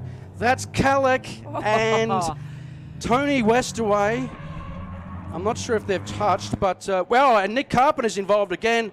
And I'll tell you what, there goes Andy Tudor and Jerry Campione flying through. Josh Brisbane there just wandering past, giving them a wave in the number 56 Green Machine as well. Out in front though, the multiple champion, Jamie Westaway, has not been troubled as he heads up towards the back straight. Cam Bella just slightly back now from Jamie Westaway, but look who is looming in the mirrors. It is the Baron of Benalla, number 37, Chris Lewis Williams, and he knows he needs to get the points, so that's why he is still charging hard on the last lap. Looks like a pretty solid incident down the bottom here of Dandenong Corner. All drivers are perfectly fine. They hit the sand trap there and stopped the cars, and Tony Westaway there is still beached in that sand, so that's why you're seeing double wave yellow flags down the bottom of that corner. We're hearing reports of oil or some material on the road. But as we look now for the final lap, it is the multiple champion, Jamie Westaway, who in his gold-coloured, beautiful Porsche 944 comes across the line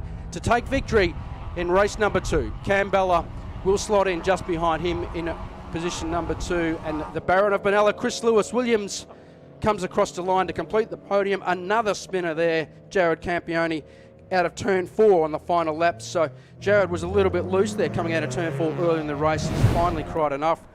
This is a replay here, Em. Here of turn 8. Let's see what's happened here. Westaway. So Tony Westaway there. Yeah, we're getting reports that it's the motor might have failed, might have blown. Yeah, exactly. Oil spewing out the back of that car. So I would presume by the looks of that, that's what's happened.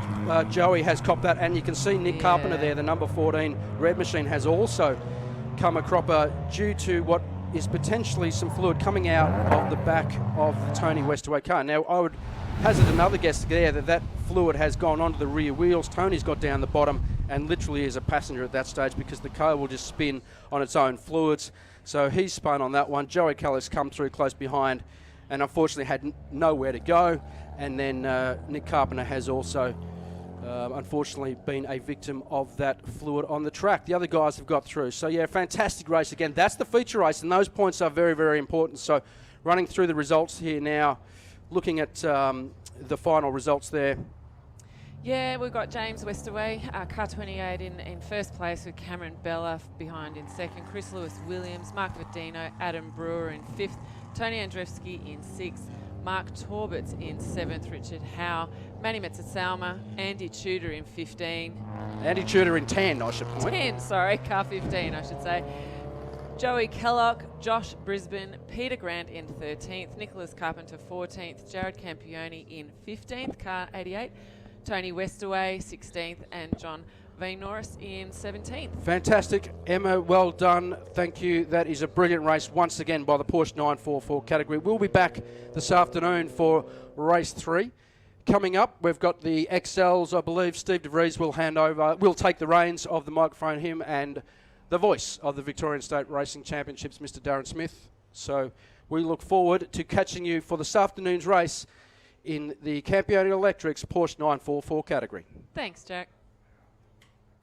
Mentone Premix Concrete, a fourth generation family owned business that is Melbourne's leading supplier of decorative concrete.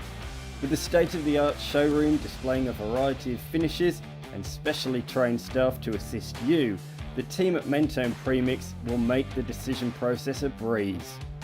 Specialising in all aspects of decorative concrete, remember to get exposed with Mentone Premix.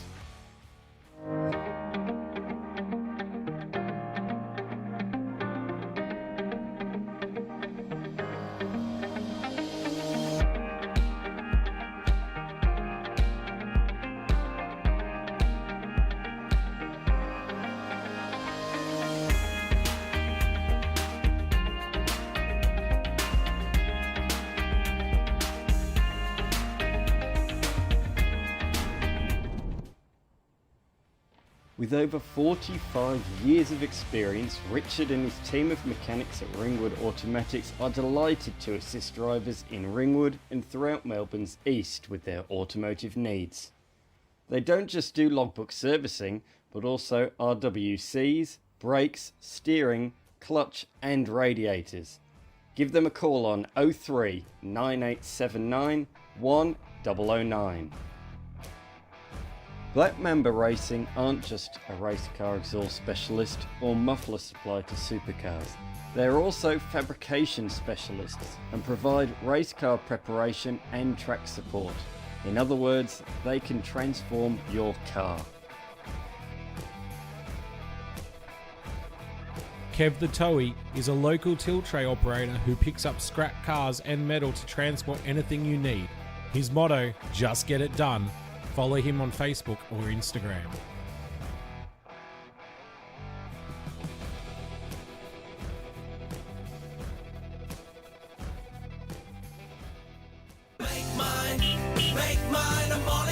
Ready to zoom into your next adventure? Visit Mornington Mazda, your locally owned Mazda dealer since 1993. From the sleek Mazda 3 to the refined CX-5, the empowered CX-60 hybrid, and the dependable BT50, there's something for everyone. Mornington Mazda, where your zoom journey begins. Make mine a Mornington Mazda. LMCT 4180.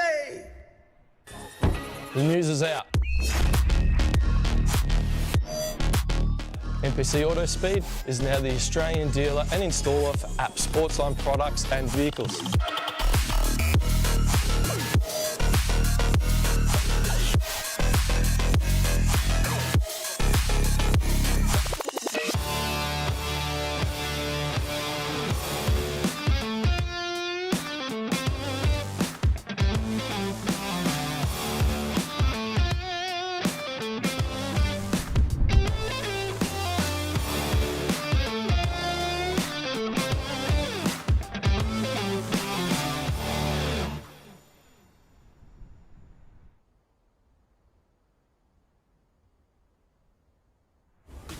The ASSA and the Victorian State Race Series would like to acknowledge the amazing contribution from these companies, who through their sponsorship of this round have enabled us to provide live coverage of this weekend's racing on Blendline TV.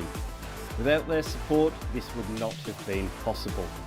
Please support our sponsors and watch a great weekend's racing on Blendline TV. Did you know Pack Performance have been servicing the rotary and high performance industry for over 34 years? So for all your rotary and high performance needs, give them a call on 02 9792 7076. Race Fuels is open for business. Their motto is racing fuel has never been easier. Race Fuels are operating on site here at Sandown this weekend. Fuels are available from the Bowser as well as a full range of drum sizes. Race Fuels have stock for distribution Australia-wide. Racing fuel has never been easier at race tracks with both Race Fuels E85 and Elf Race 102 via Bowsers at Sydney Motorsport Park, Queensland Raceway, The Bend and Malabar. Race Fuels is the leading supplier to motorsport from big state to historics to supercars. Race Fuels is the only supplier offering trackside Bowsers and drums. Raceline Motorsport Racewear are the Victorian distributor for OMP products. They retail an extensive range of only the best brands including Alpine Stars, Sparco, Bell and Stylo helmets and visors. As well as this, they sell Longacre,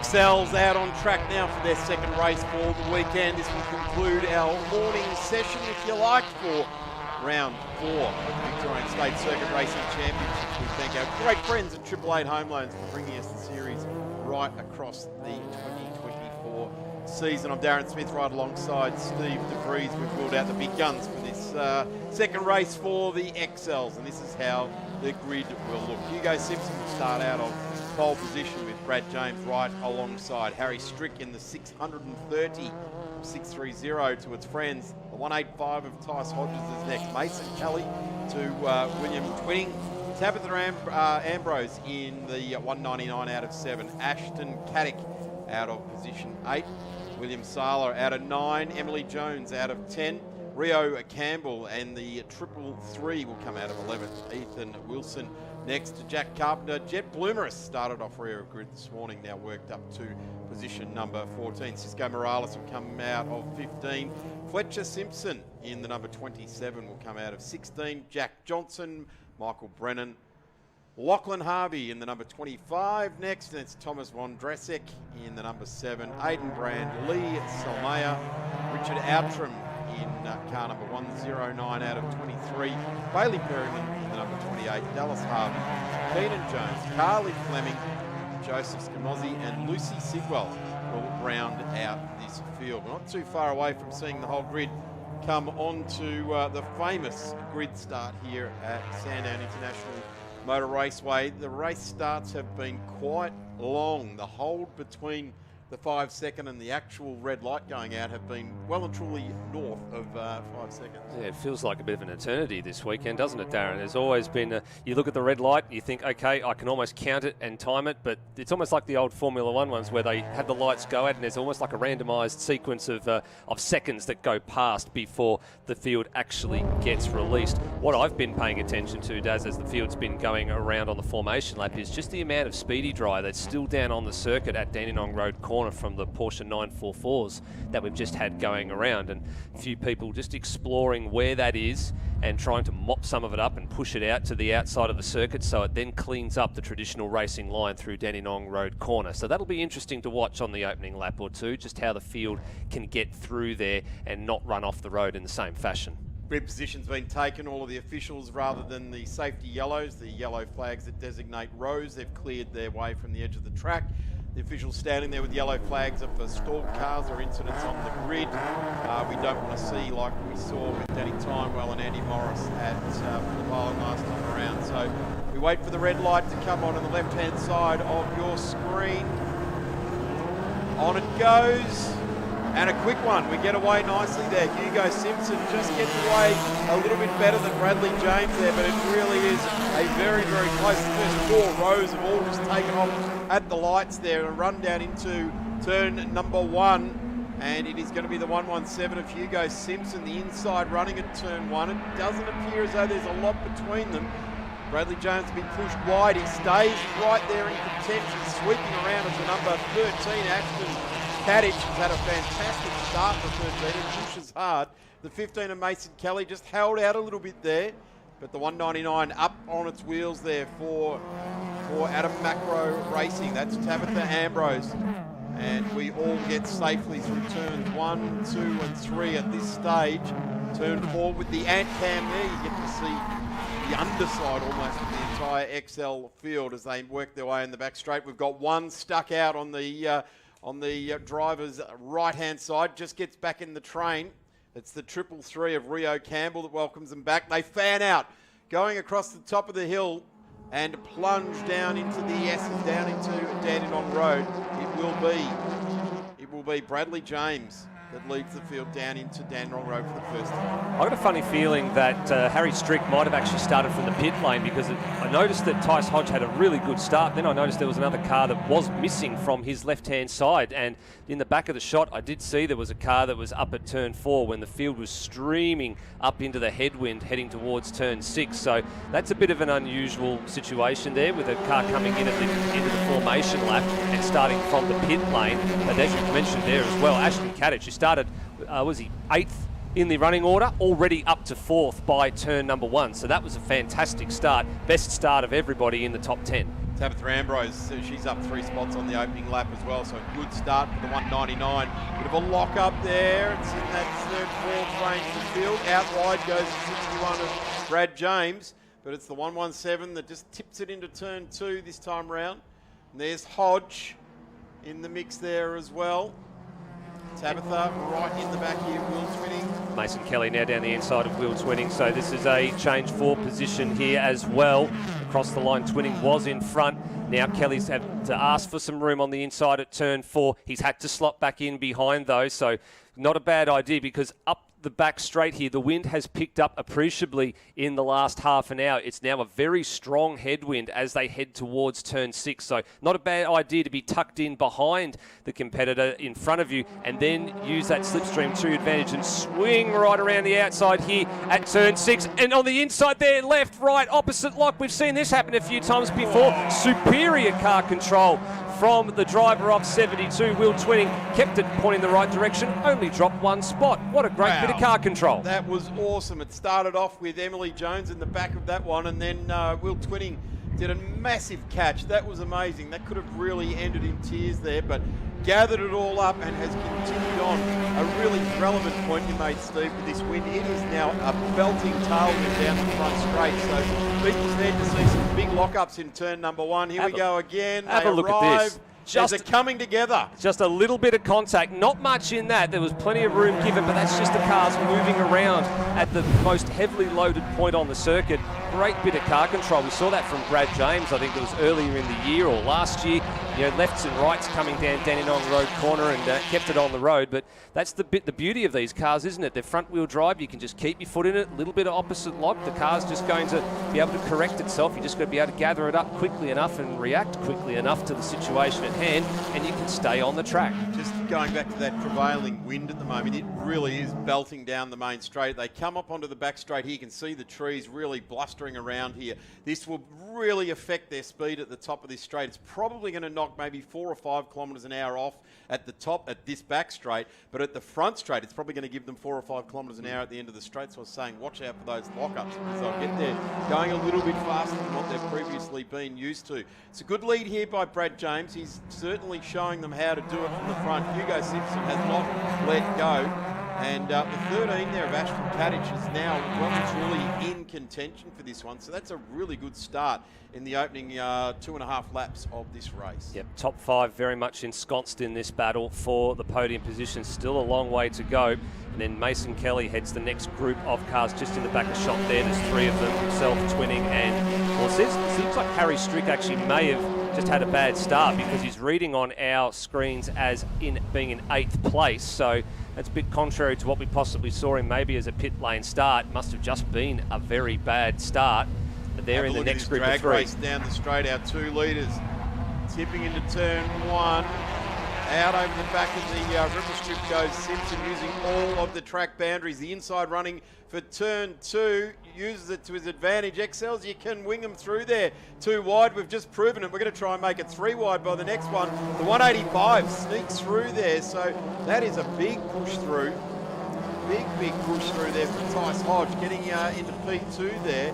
And we've just seen Hugo Simpson just relegated slightly for the next bit of this lap. Looking out into some fresh air there is Tice Hodge. So tries to find a running mate. Maybe gone a bit early. Tabitha Ambrose is probably a little bit too far back, but that's going to fall badly for the 185. Getting out of that draft with such a headwind is always going to be having you like hitting a brick wall when you pull out there. Absolutely, but it's still very, very important because you can still just use that slingshot that you're getting that extra 4 or 5 k's an hour sitting in the toe of the car in front to just throw the car out around the one you're trying to overtake. And if you can get the timing right, especially into that headwind, you'll get the move done. That's not too much of an issue going up into turn number 6. A bit further back here, this is the number 6 machine of Emily Jones, and on the outside the 161, that's Sala. I've seen this car a couple of times in a few different guises. I remember it being in the red and white, not so much the pink and white, but in a little bit of a different livery over the last couple of rounds. Jones is on the right-hand side of your shot there. Should hold sway into turn number 1. Have a look at this, Harry Strick fighting back now, right just in the back of Mason Kelly that was. But this battle is really raging here between the 6 and the 181.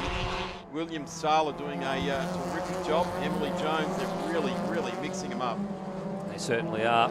So this is that next group of cars. It's about the third group of cars if you work your way backwards from the front. So there's the leading group of 5 cars, then there's another group of 3, and then there's this group of cars that we were just looking at heading up the back chute. So the odds are, from all of the series so far this weekend, that wind has been blowing from turn 6 down back towards the bottom end of the circuit. You don't want to be leading into turn number 6 because it always seems to be nowadays you are going to get past coming up the hill.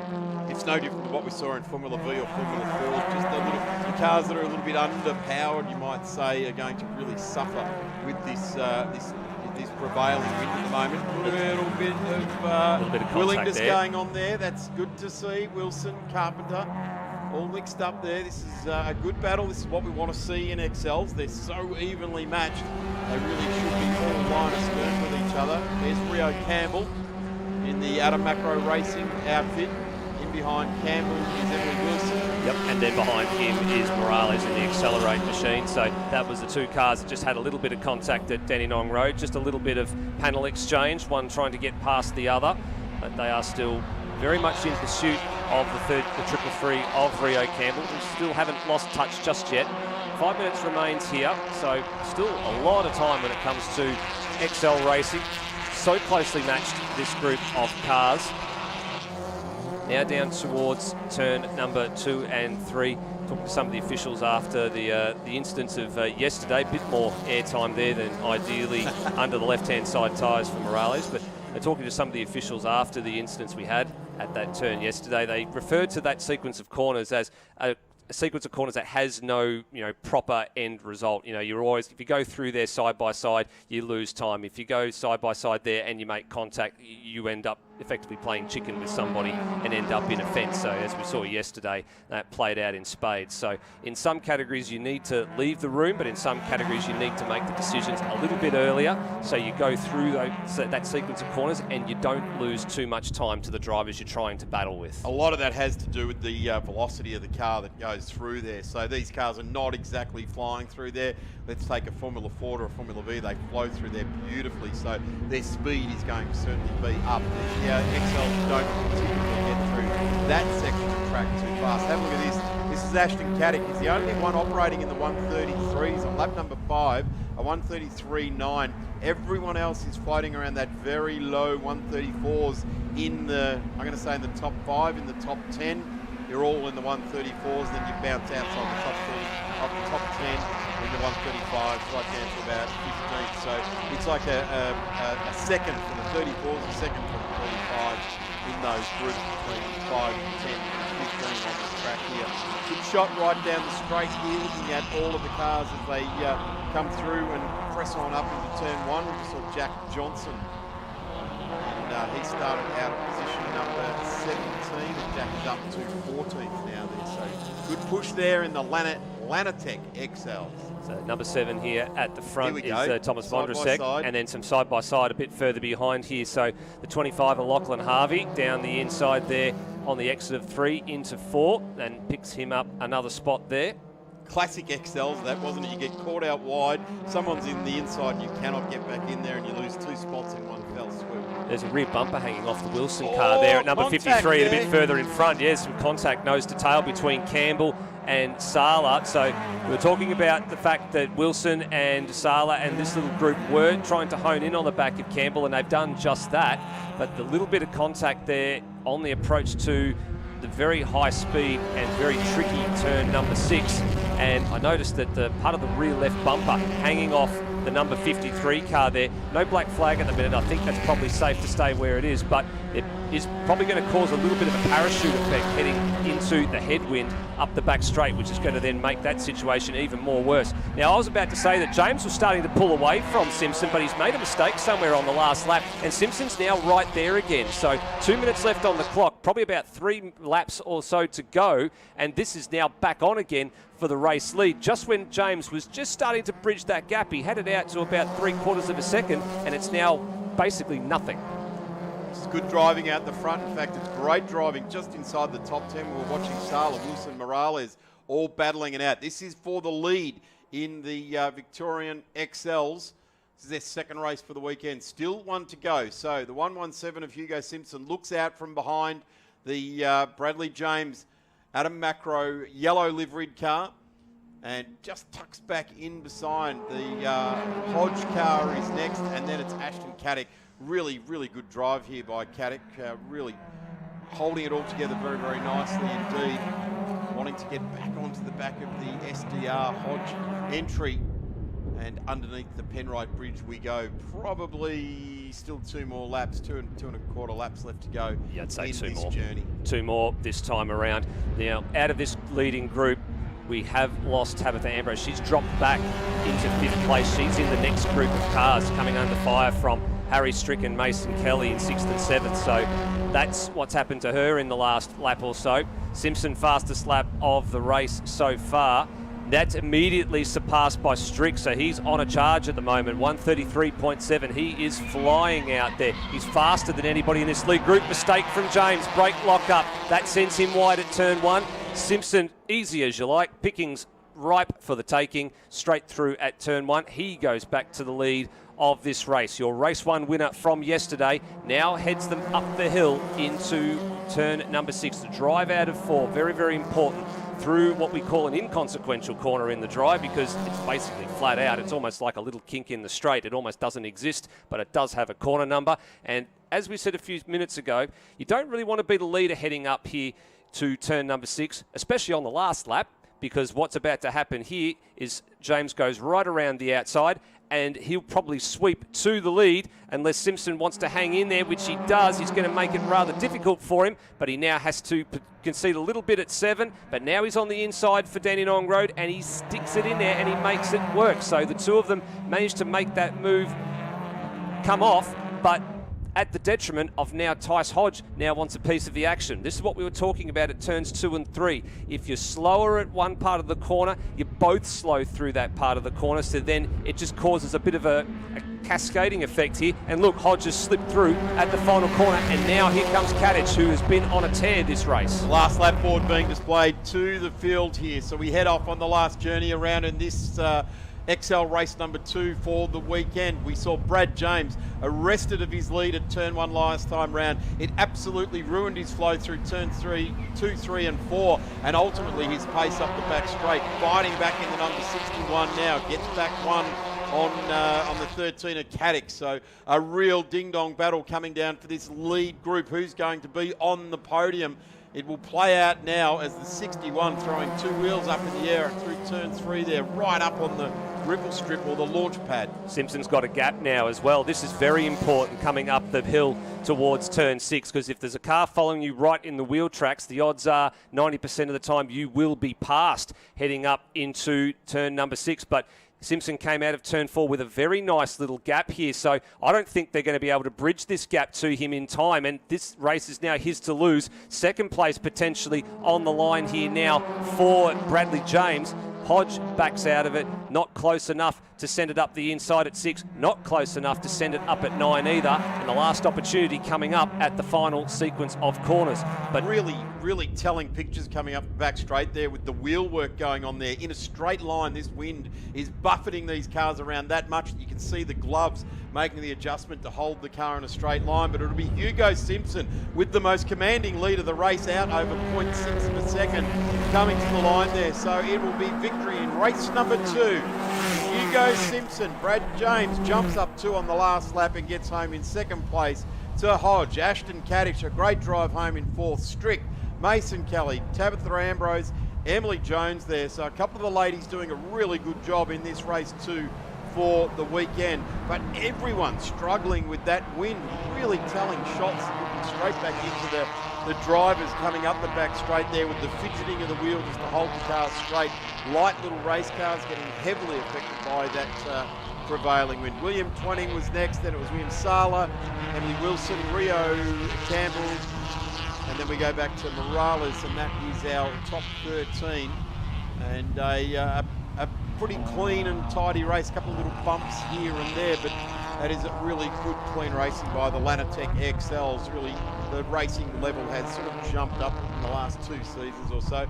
I know Cadel Ambrose was watching on. He obviously not here to defend his championship from last year and taking place in the Toyota 86 Scholarship Series, but it is almost one of those categories now that's a rite of passage in Australian motorsport. It's fast becoming a rite of passage. We've seen a number of drivers step out of these cars into some much quicker machinery, as you said, whether it be Formula Ford, whether it be Toyota 86 Scholarship Series, or going a little bit further than that. You know, you see the likes of Jalen Robotham, who's now doing things in Thailand with, you know, Super TT and pickups and things over there. So you can take you places. It is definitely a good breeding ground for young talent, that is for sure, and that was fully on display there. Beautiful measured drive from Hugo Simpson, played it perfectly, waited until the closing laps of the race, made his move, and he was able to gap the field. So he had a little bit of pace to burn there, and he's home by just under a second from Bradley James, with Tice Hodge and Ashton Kadich not too far behind. Good recovery from Harry Strick, so who started on the second row of the grid, then dropped back and then had to fight his way back through. So he will start the next race later on this afternoon from 5th alongside Mason Kelly. And as we said, a couple of ladies doing some great things there, Ambrose and Jones, with Twining and Sala rounding out the top 10. And now, Darren, we start the proceedings all over again, don't we? We certainly do. Stay with us here at the 888 Home Loans Victorian State Racing Series for the Victorian State Circuit Racing Championships. Will be back for the Vic V8s for their final race for the weekend.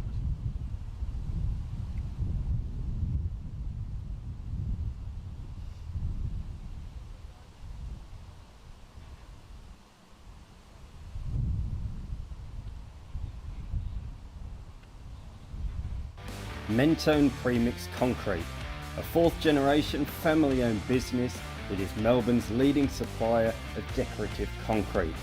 With a state-of-the-art showroom displaying a variety of finishes and specially trained staff to assist you, the team at Mentone Premix will make the decision process a breeze.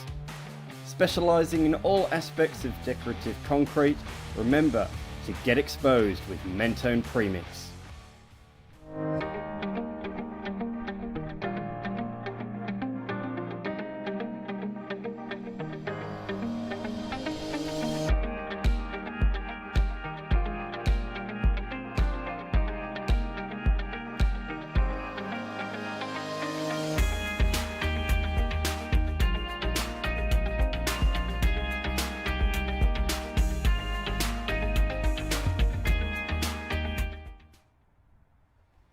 With over 45 years of experience, Richard and his team of mechanics at Ringwood Automatics are delighted to assist drivers in Ringwood and throughout Melbourne's east with their automotive needs. They don't just do logbook servicing, but also RWCs, brakes, steering, clutch and radiators. Give them a call on 03 9879 1009. Black Mamba Racing aren't just a race car exhaust specialist or muffler supply to supercars. They're also fabrication specialists and provide race car preparation and track support. In other words, they can transform your car. Kev the Towie is a local till tray operator who picks up scrap cars and metal to transport anything you need. His motto, just get it done. Follow him on Facebook or Instagram.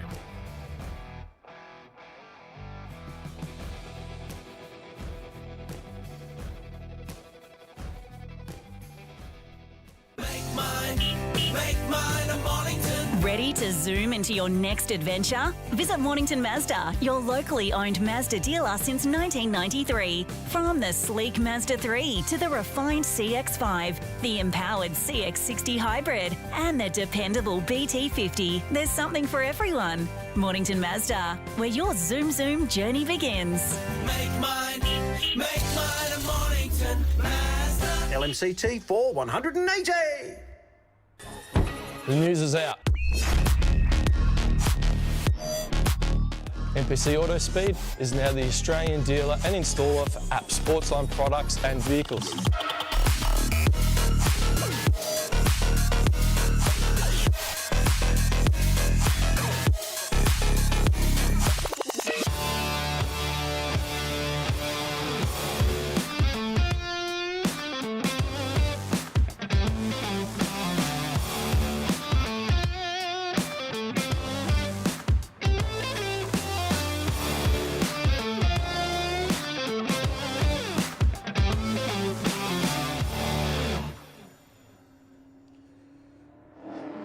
You're welcome back here to Sandown International Motor Raceway, as it says right on the start line, the home of horsepower, and it's proving so as we have got the Vic V8s, Victorian V8 Series cars on track as part of round 4 of the Victorian State Circuit Racing Championships, brought to you by 888 Home Loans. A big reminder, our next round, 4th, 5th and 6th of October at Phillip Island. We round out round 6 of the 888 Home Loan season, 26th and 27th of October.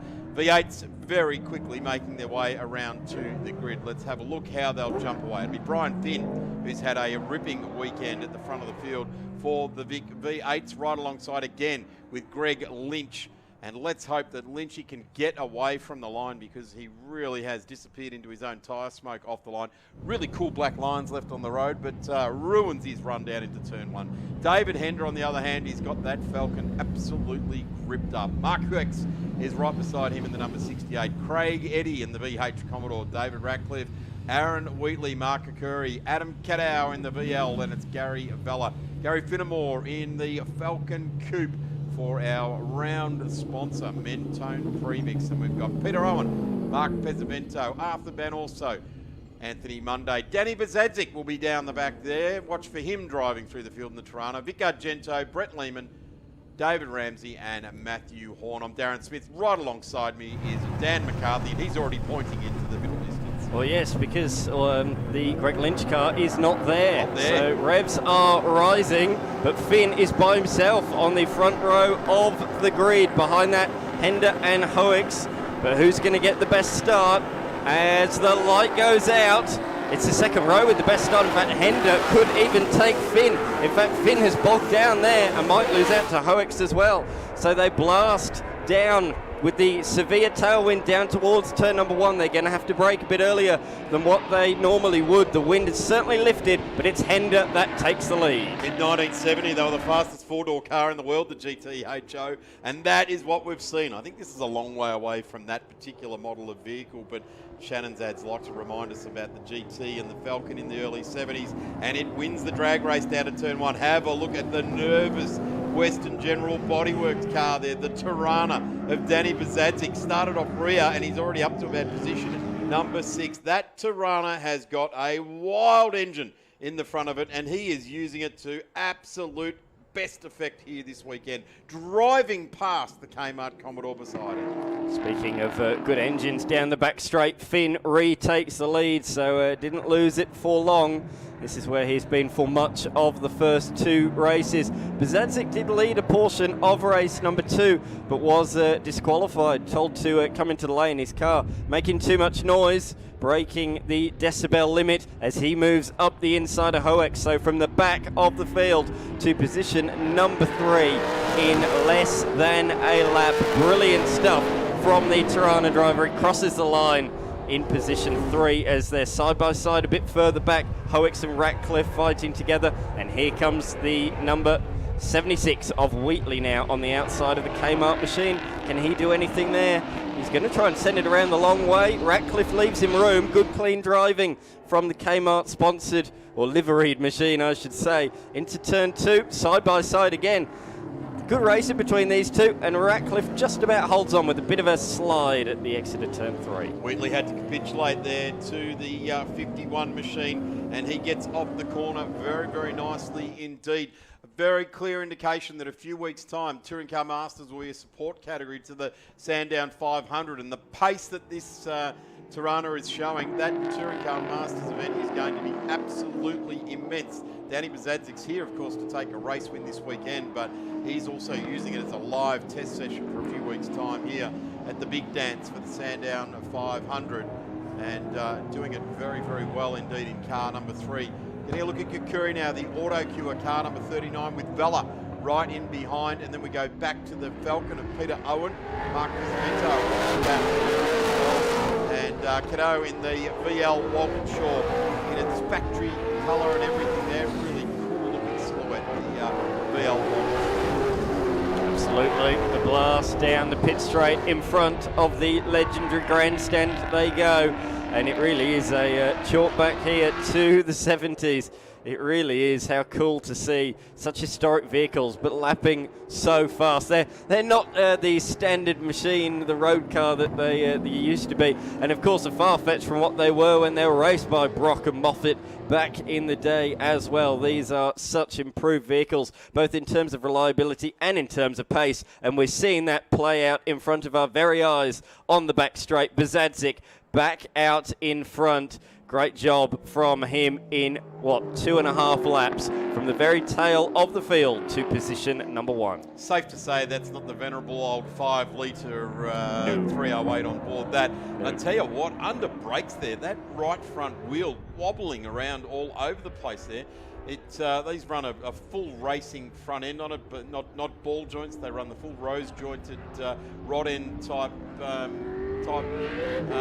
steering arm like that. So it's really interesting. I'll keep an eye on that. That will certainly be giving him a feedback through the steering wheel under brakes that won't be enjoyable at all. We'll have a good look at this Tirana as he goes for the brakes at about 150 out into turn 1.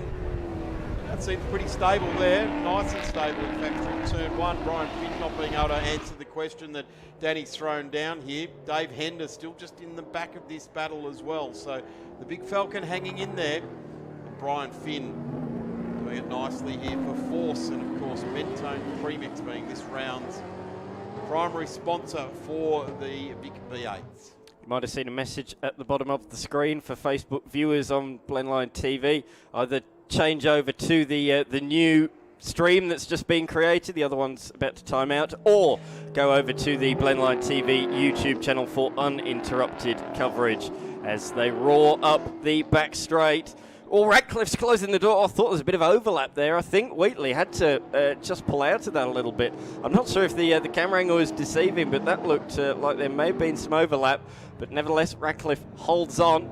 There's still a little bit of smoke. We saw this earlier on from the number 51 car, and it's coming from that same sort of right rear corner. But nevertheless, it seems to not be slowing down at all. It's still churning out the same pace. Look at the trees blowing. That's a visual representation of just how windy it is here today.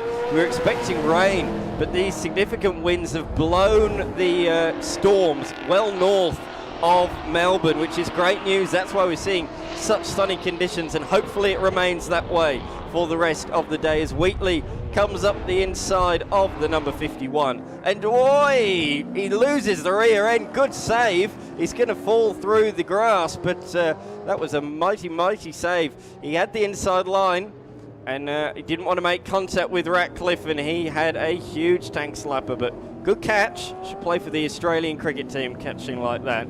But he hits the back straight, and fortunately for him, no damage done. Maybe a bit of a bruised ego, but nothing more than that. Fastest lap of the race, no surprise. Number 3, the Tirana out the front of the field. 1:17.0 is, well, there's no other way of saying it. He's in a league of his own. 1.7 seconds faster than Brian Finn on that last lap. So very impressive stuff from the TCM driver. As you say, Darren is really just using this weekend as a test session for the upcoming TCM round. But further back, Vela is catching up to this train. So we've got the 76 here of Wheatley, we've got Kakari, and then Vela. Vela was hit with a 15-second penalty at the end of the last race for overtaking before the line on the safety car restart. That put him miles back in the field, but he's making his way back forwards, returning to where he rightfully should have finished. Nuix is pushing on nicely here as well. Radcliffe, Wheatley, and there's the 39 of Kakuri. Car looks magnificent on the screen here. Really turned out very well. In fact, all the Vic V8s, they go to such a good level of detail. The Vela's panel works. You'd like to think that the panel shop would have a nice livery, because Danny Bezadzik's Craven Mild outfit leading out in the front of this race is certainly a tribute livery there, but Danny runs that whole group of Western Bodyworks panel shops, and they always look nice, these panel shop sponsored cars. Just watching the next one through there, the 76, and that is Wheatley. Got one of the Caterpillar dealers emblazoned across the front there, the William Adams workshops, not too far away from here, in fact just down the road in Notting Hill. William Adams, all the big Caterpillar earth-moving equipment. And great to see William Adams throwing some support behind the number 76 there of Wheatley. Currently 5th and 6th on the road, looks to the inside here.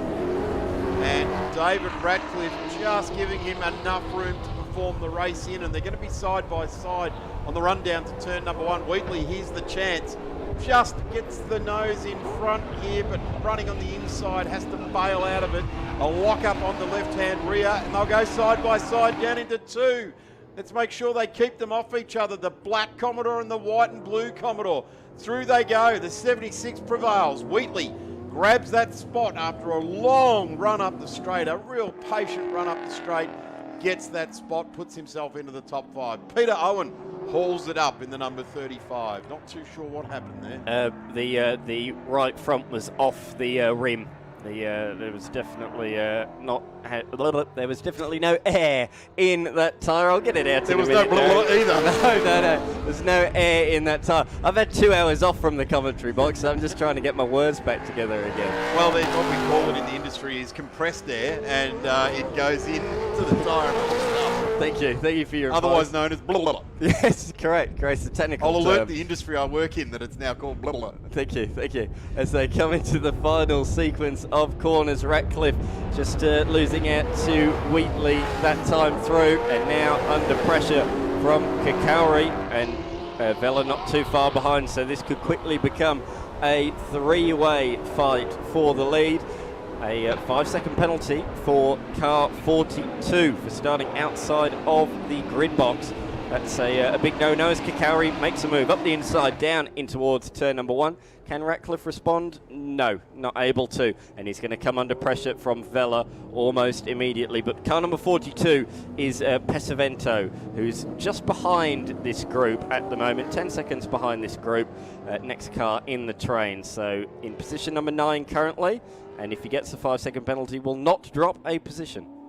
Gee, Radcliffe's lost 2 spots in that last lap, and it looks like Vella is now ranging up beside him as well. I wonder if there's a concern. Drives straight on by. There's definitely a concern because these guys are getting past him in a straight line, and they should all be fairly line ball with power. They're all very similar Chevrolet type power plants in these cars, but at the moment, it's not going David Ratcliffe's way. We saw that smoke in the race earlier, and that smoke has come again in this race. Do you think that's got anything to do with it? Yeah, not quite sure what that smoke is coming from, but yes, if it's, if something's ailing, you'll be well aware of it last time after filling everyone's faces with smoke. I surmised it was gear oil. I have no other reason other than it looked like it was coming from under the middle of the car, both middle, laterally, and over its width as well. So that points to a gearbox in a traditional driveline car.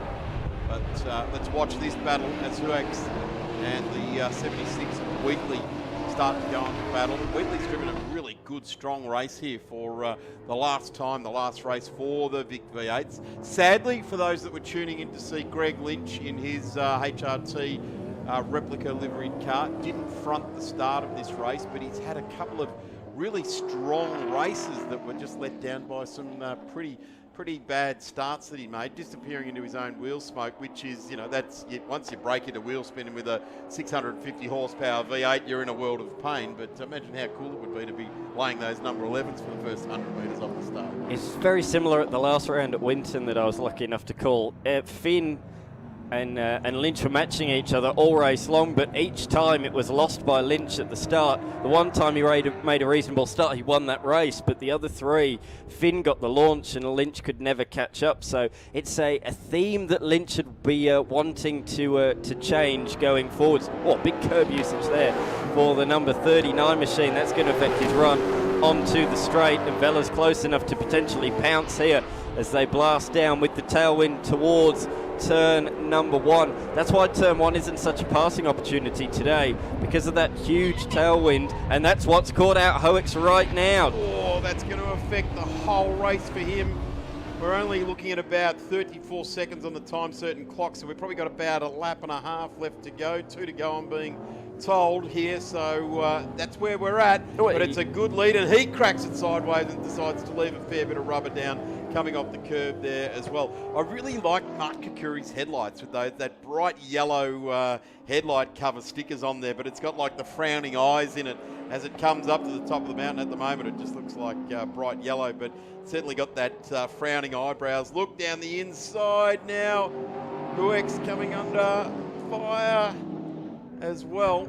Gee, Dave Hender has cleared off up the road with Brian Finn and Bazadzik. This is definitely the battle of the race, and we're talking 4, 5, 6 and 7 on the road, and I'm not going to make any predictions as to what sort of order these four are going to finish in at this point in time.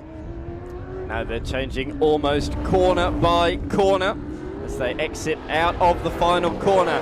Just a couple of laps to go, as we say this now, the very last lap of the weekend as they roar down towards turn number 1. Kakauri looking to respond. And I see Greg Lynch is alongside us in the commentary box. He has. He's come in here at the moment. He's just coming to inform us that there's some sort of catastrophic failure inside the steering rack. The engine's running, the pump's running, everything's running, but the steering rack is not responding to his steering inputs, and the guy knows how to steer a car. So if the rack's not working, it's not working. So that is why he's not there, and I think he's going to go away and work on that. And also there is the checkered flag for Danny Bazadzik, and well, get out the, no, we're not getting out the broom, it's not a clean sweep, is it? He didn't get that last race win because he was too noisy and didn't take any further part in it, but what a run to the line there. Danny Bazadzik, last time round was 16 seconds. I think he's even opened that gap up, and it'll be Brian Finn the next one through, by 4 seconds on that last lap. So Danny Bazadzik takes an absolute massive win in the Vic V8s, and he has put himself well and truly in the mix for Touring Car Masters in a couple of weeks' time with a very, very live test session he's run here. Here comes this battle that we've been watching all race long. Dave Hender comes lonely home in third place, doing a beautiful job along the way. Huex, Kukuri, Wheatley and Vella cross the line faster than I can say it, as we get David Radcliffe, who ailed towards the end of that race, and there's applause coming out of the number 39 car there of Mark Kukuri for his fellow competitors around him. So that great camaraderie continues on in the Vic V8s. Yeah, that was a great race there. Bazadzik, though, in a league of his own in that one, from the tail of the field to win by 20 seconds. He made that look quite easy. So here are the results then. Brian Finn coming home in position number 2, 2 race victories and a second place. That is easily enough to take the round victory. So nicely done there to Brian Finn. Second for the round, and third in the final race was Hender, and fourth in the final race and third for the round was Mark Huex. Beyond that, Kakauri, Wheatley and Vella, those four were all line astern across the line. David Ratcliffe, as you say, suffering late on there, ahead of Pesavento and Finemore. Gary Finnemore getting home in 10th place there. Our round sponsor from Mentone Premix, a tremendous job. Thanks for your support this weekend, Gary. Great to have you on board. We're not too far away for going to a break here at round 4 of the Victorian State Circuit Racing Championship. Triple Eight Home Loans. We'll be back in a moment. The ASSA and the Victorian State Race Series would like to acknowledge the amazing contribution from these companies, who through their sponsorship of this round enabled us to provide live coverage of this weekend's racing on Blendline TV. Without their support, this would not have been possible. Please support our sponsors and watch a great weekend's racing on Blendline TV. Did you know Pack Performance have been servicing the rotary and high performance industry for over 34 years? So for all your rotary and high performance needs, give them a call on 02 9792 7076. Race Fuels is open for business. Their motto is racing fuel has never been easier. Race Fuels are operating on site here at Sandown this weekend. Fuels are available from the Bowser, as well as a full range of drum sizes. Race Fuels have stock for distribution Australia-wide. Racing fuel has never been easier at race tracks with both Race Fuels E85 and Elf Race 102 via Bowsers at Sydney Motorsport Park, Queensland Raceway, The Bend and Malaga. Racefuels is the leading supplier to motorsport from big state to historics to supercars. Racefuels is the only supplier offering trackside Bowsers and drums. Raceline Motorsport Racewear are the Victorian distributor for OMP products. They retail an extensive range of only the best brands, including Alpine Stars, Sparco, Bell and Stylo helmets and visors. As well as this, they sell Longacre, Hands and Stand FHR devices, and so much more. Advanced Car Carriers has been operating since 1981 and is a major player in Australia's automotive transport industry. They have the knowledge and experience to know what works best for you. They offer a full-service automotive transport company with over 35 years hands-on experience. Their company provides unparalleled service with responsive action and the reliability to ensure the best results are achieved for you and or your organisation. Advanced Car Carriers operates in New South Wales, Victoria and Queensland with the assistance of some carefully selected partners to manage your logistic requirements. At Soda Blast, we take pride in removing paint and rust from your vehicle and sealed up into epoxy, ready for your restoration ahead. We love what we do because our passion is cars.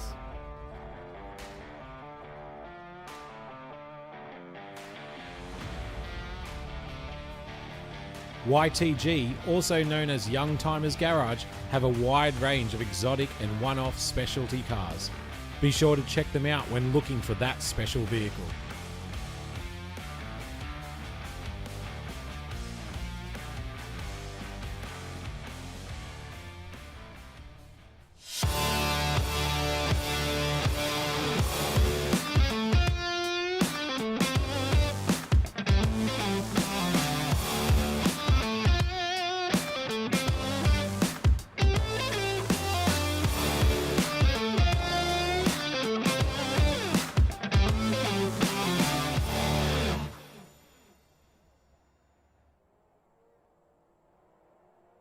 Premix Concrete, a fourth generation family owned business that is Melbourne's leading supplier of decorative concrete. With a state of the art showroom displaying a variety of finishes and specially trained staff to assist you, the team at Mentone Premix will make the decision process a breeze. Specialising in all aspects of decorative concrete, remember to get exposed with Mentone Premix.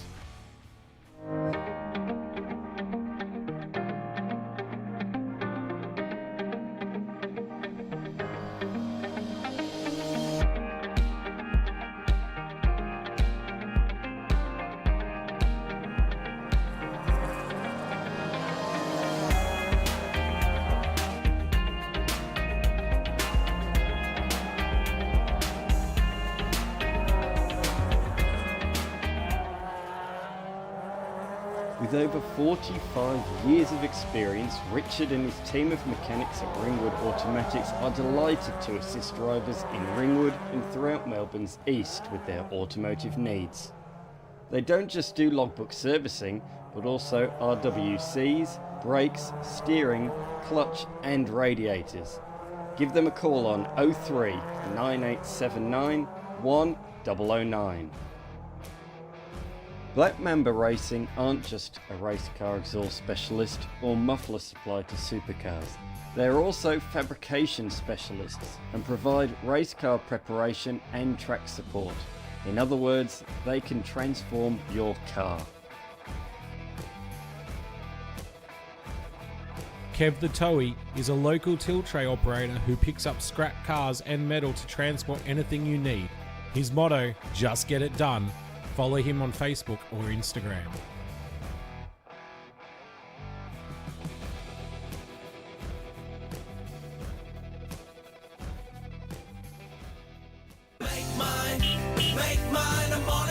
Ready to zoom into your next adventure? Visit Mornington Mazda, your locally owned Mazda dealer since 1993. From the sleek Mazda 3 to the refined CX-5, the empowered CX-60 hybrid, and the dependable BT50, there's something for everyone. Mornington Mazda, where your zoom journey begins. Make mine a Mornington Mazda. LMCT 4180. The news is out. MPC Autospeed is now the Australian dealer and installer for app sportsline products and vehicles.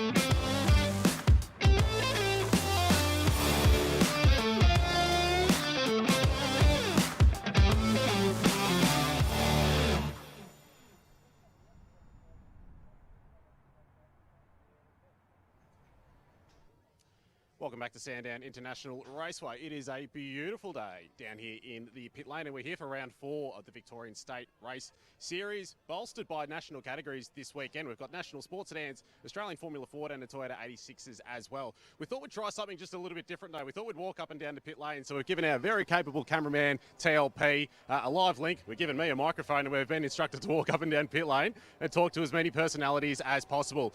This round is known as the Hot Dog Round, organised by the Australian Sports Sedans Association. The officials absolutely love this round because of the catering, and as I said, hot dogs is on the menu for the hard-working, the tireless efforts for the officials around the track, working under this baking sunlight today when we had predicted some terrible weather. But we'll get more on that a little bit later on. We found our first victim. This is actually Chaz Talbot, who's taken off his racing helmet this weekend and he's put on the official's vest. But could you tell us about what your role is this weekend in terms of being an official, stepping out of the race car and making sure that the race meeting runs as smoothly as it does? Well, the club members are all licensed officials, and we all have a broad knowledge of the different jobs that need to be done around the circuit. And we all... Got a hot dog right there. Yeah, we've got a hot dog here in my hand. And we all share the load around ourselves. We're all competitors, and competitors have an idea on what competitors like to see at a race meeting, you know, in terms of how it runs and how it's administered. And we're the only competitor group that runs race meetings in the state series. As when I say competitors, I mean state competitors. The sports sedans run in the other race meetings throughout the year. And all of our members contribute their time and their effort, and the club has to spend a lot of money at the start of the year to finance this meeting, and a considerable amount of money, club members' money, and we rely on the money we make out of the meetings like we see here as to whether we can run the next meeting. The last few years we've been a bit lean on with money. The members' entrants were down a bit. This meeting where entrants are up, we're looking good this meeting. And of course the club relies on the returns from running the meeting to being financially viable. And we've got the cars going past now making a bit of noise. But the meeting is renowned as one of the better meetings. The officials, the permanent officials who assist us here, often declare on how well the meetings are run. And even the key officials, clerks of course and so on, say that the competitors who work at this sports sedan meeting know things about how a competitor wants to see things, like the waving of flags at a flag point, for instance. Some flag people don't wave it in a visible or more visible way, and our competitors, of course, they know what a driver likes to see, and that way we can cater more to the needs of the driver. So the drivers are quite happy about the way we run the meeting, and quite complimentary. So we try and keep everybody happy and keep everybody working. It's very important, of course, to get the members to come along to these meetings, and people like myself, normally I would race the car in the series, but we forfeit the right to race at this meeting, which is one of the state and the sports sedan people could run here, but we forfeit that right. And we make up for the meeting we lose at the 50k plate. So we get our championship round at the 50k plate. So we don't lose out in terms of race miles for our competitors. And that's something we're very concerned about because we want to do a full season, a full series of events and get as much racing in as we can. And so it's all by negotiation, that sort of thing, and everybody's very cooperative and trying to make everything happen and keep everybody happy while they're doing it. We thank you so much for all your work, Chaz, behind the scenes. So I'm going to leave it at your hot dog because I've spotted someone else we want to have a chat to. So enjoy your lunch. Francois Habib, we caught you mid-Mandarin. I'm so sorry, mate, but... Before, why didn't you go, but I gave it to you. We gave it to the on-air talent, Chaz, and he's trying to give it to the cameraman right now. So, obviously, this weekend he was talking about you've taken off the race helmet, but you're giving back to the community, giving back to this awesome VSRS community that put on 6 race meetings per year. And obviously, this is known as the hot dog round, as we said before. But where would you rather be on a Sunday afternoon? The weather is absolutely beautiful, and you're giving back. It's great, isn't it? Well, it beats being behind a desk at work or anything. So, yeah, I'd rather be, even if I'm not in the race car, I'd rather be out here helping and doing something or being involved in motorsport in some way, shape or form. Yep. And, yeah, when you do this, as we host it and run it, you actually appreciate what goes on behind the scenes. As a driver, we just drive on the track and we almost take for granted what's happened in the background and all of the marshals that are around to help, look after our safety and what have you. So being at this end, you really get to appreciate exactly what they do and the passion they have to do this is just unbelievable. All the volunteers, that is, yeah. Yep. We were doing the maths before, 54 packets of hot dog buns with 6 apiece. That's 324 hot dogs this weekend. Is there 324 mouths to feed? Was there? I didn't count them. I had a fair few. I wasn't bothering on counting. So you lost count at 10, did you? Exactly. Can't you tell? It doesn't help for racing, though, does it? No. They make you quick. Yeah, exactly. I said to myself, though, after today, I'm going to go on some sort of fitness regime. We'll see how that goes. You started today. You got the Mandarin right now. Oh, yeah. Well, there you go. No, I really appreciate your televised, televising the event as well for us. It goes out obviously to a lot of people and we're really grateful for you guys as well. Thank you very much. Thanks, Francois. I've just spotted someone. We're going to chase Dave Stillwell down the pit lane here. I don't know if he knows that we're live, so we're going to try and interrupt the conversation. Dave Stillwell, we are live. Normally you're holding the microphone as you did so well a couple of weeks ago, but you're wearing a different hat. You literally got a different hat on this weekend. I'm going to keep talking until you finish your bite and chewing that food down. But Dave, for people who know Dave well, obviously they're well aware of he's a man of many talents. He does a lot of work behind the scenes for motorsport around Australia. Is also a pretty handy commentator behind the microphone as well. But what are you doing this weekend? Well, so this weekend I'm one of a huge number of hard-working Motorsport Australia volunteer officials working all around the circuit here at Sandown Motor Raceway, the home of horsepower. Fortunately enough, we've got the Blendline TV people feeding images up to race control, where of course we've been on a view of different race controls once or twice before at Winton Motor Raceway and Sydney Motorsport Park. Check some of the back catalogue on Blendline TV coverage of the Sydney and Winton 300s for those. But of course, this weekend, it always takes an army of volunteers, and we always try to mention that in our coverage. So a huge shout out to all of the Victorian Flag Marshalling Team, Event Solutions, Victorian Fire and Rescue Service, Pyack Recovery, and the Australian Sporting Sedan Association of Victoria for supplying such a huge array, an army, a literal army of volunteers that helps to make motorsport happen in this country and indeed here at Sandown this weekend. So I'm one of a massive team that works up in race control, assisting the operation of the event in the Nerve Centre that we've seen before in some of the coverage. So I want to say a huge thank you to everyone who's out there watching on Blendline TV. And keep watching, of course, plenty more action coming in Victorian State Race Series Round 4 here at the home of horsepower, Sandown Motor Raceway.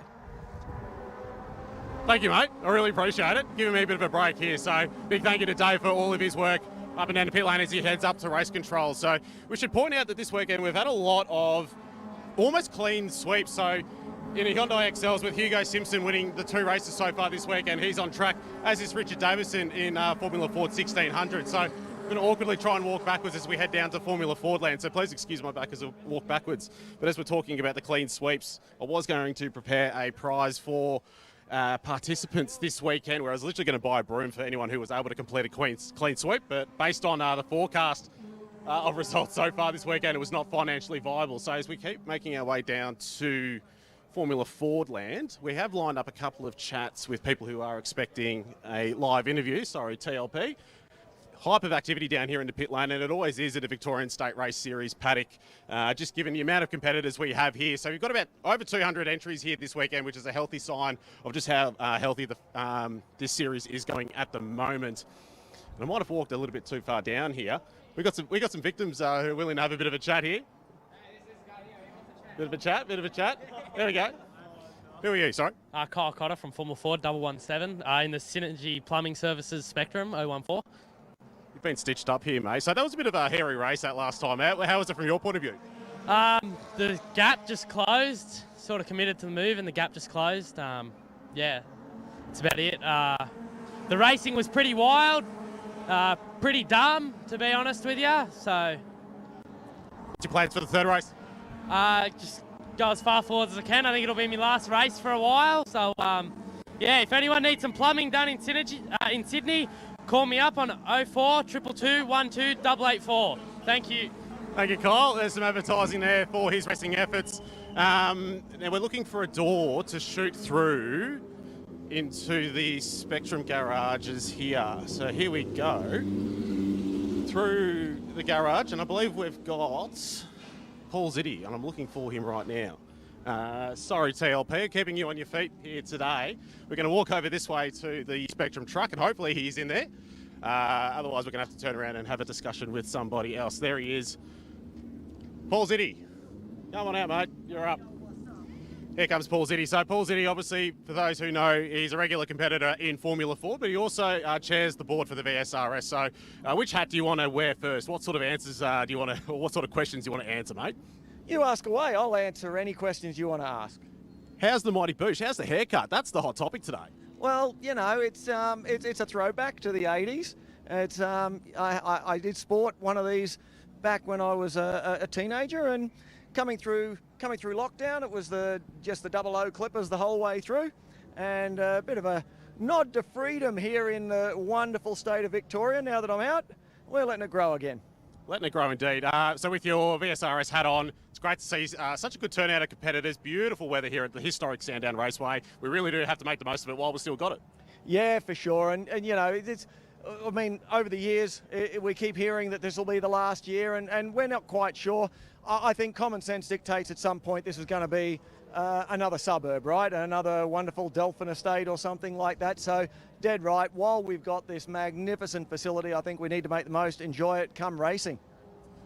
And we've got 2 more rounds this year, round 5 at Phillip Island and round 6 at Calder Park, going back for the second time in as many years. Obviously, you're very much looking forward to that. Can we see you behind the wheel at Phillip Island, perchance?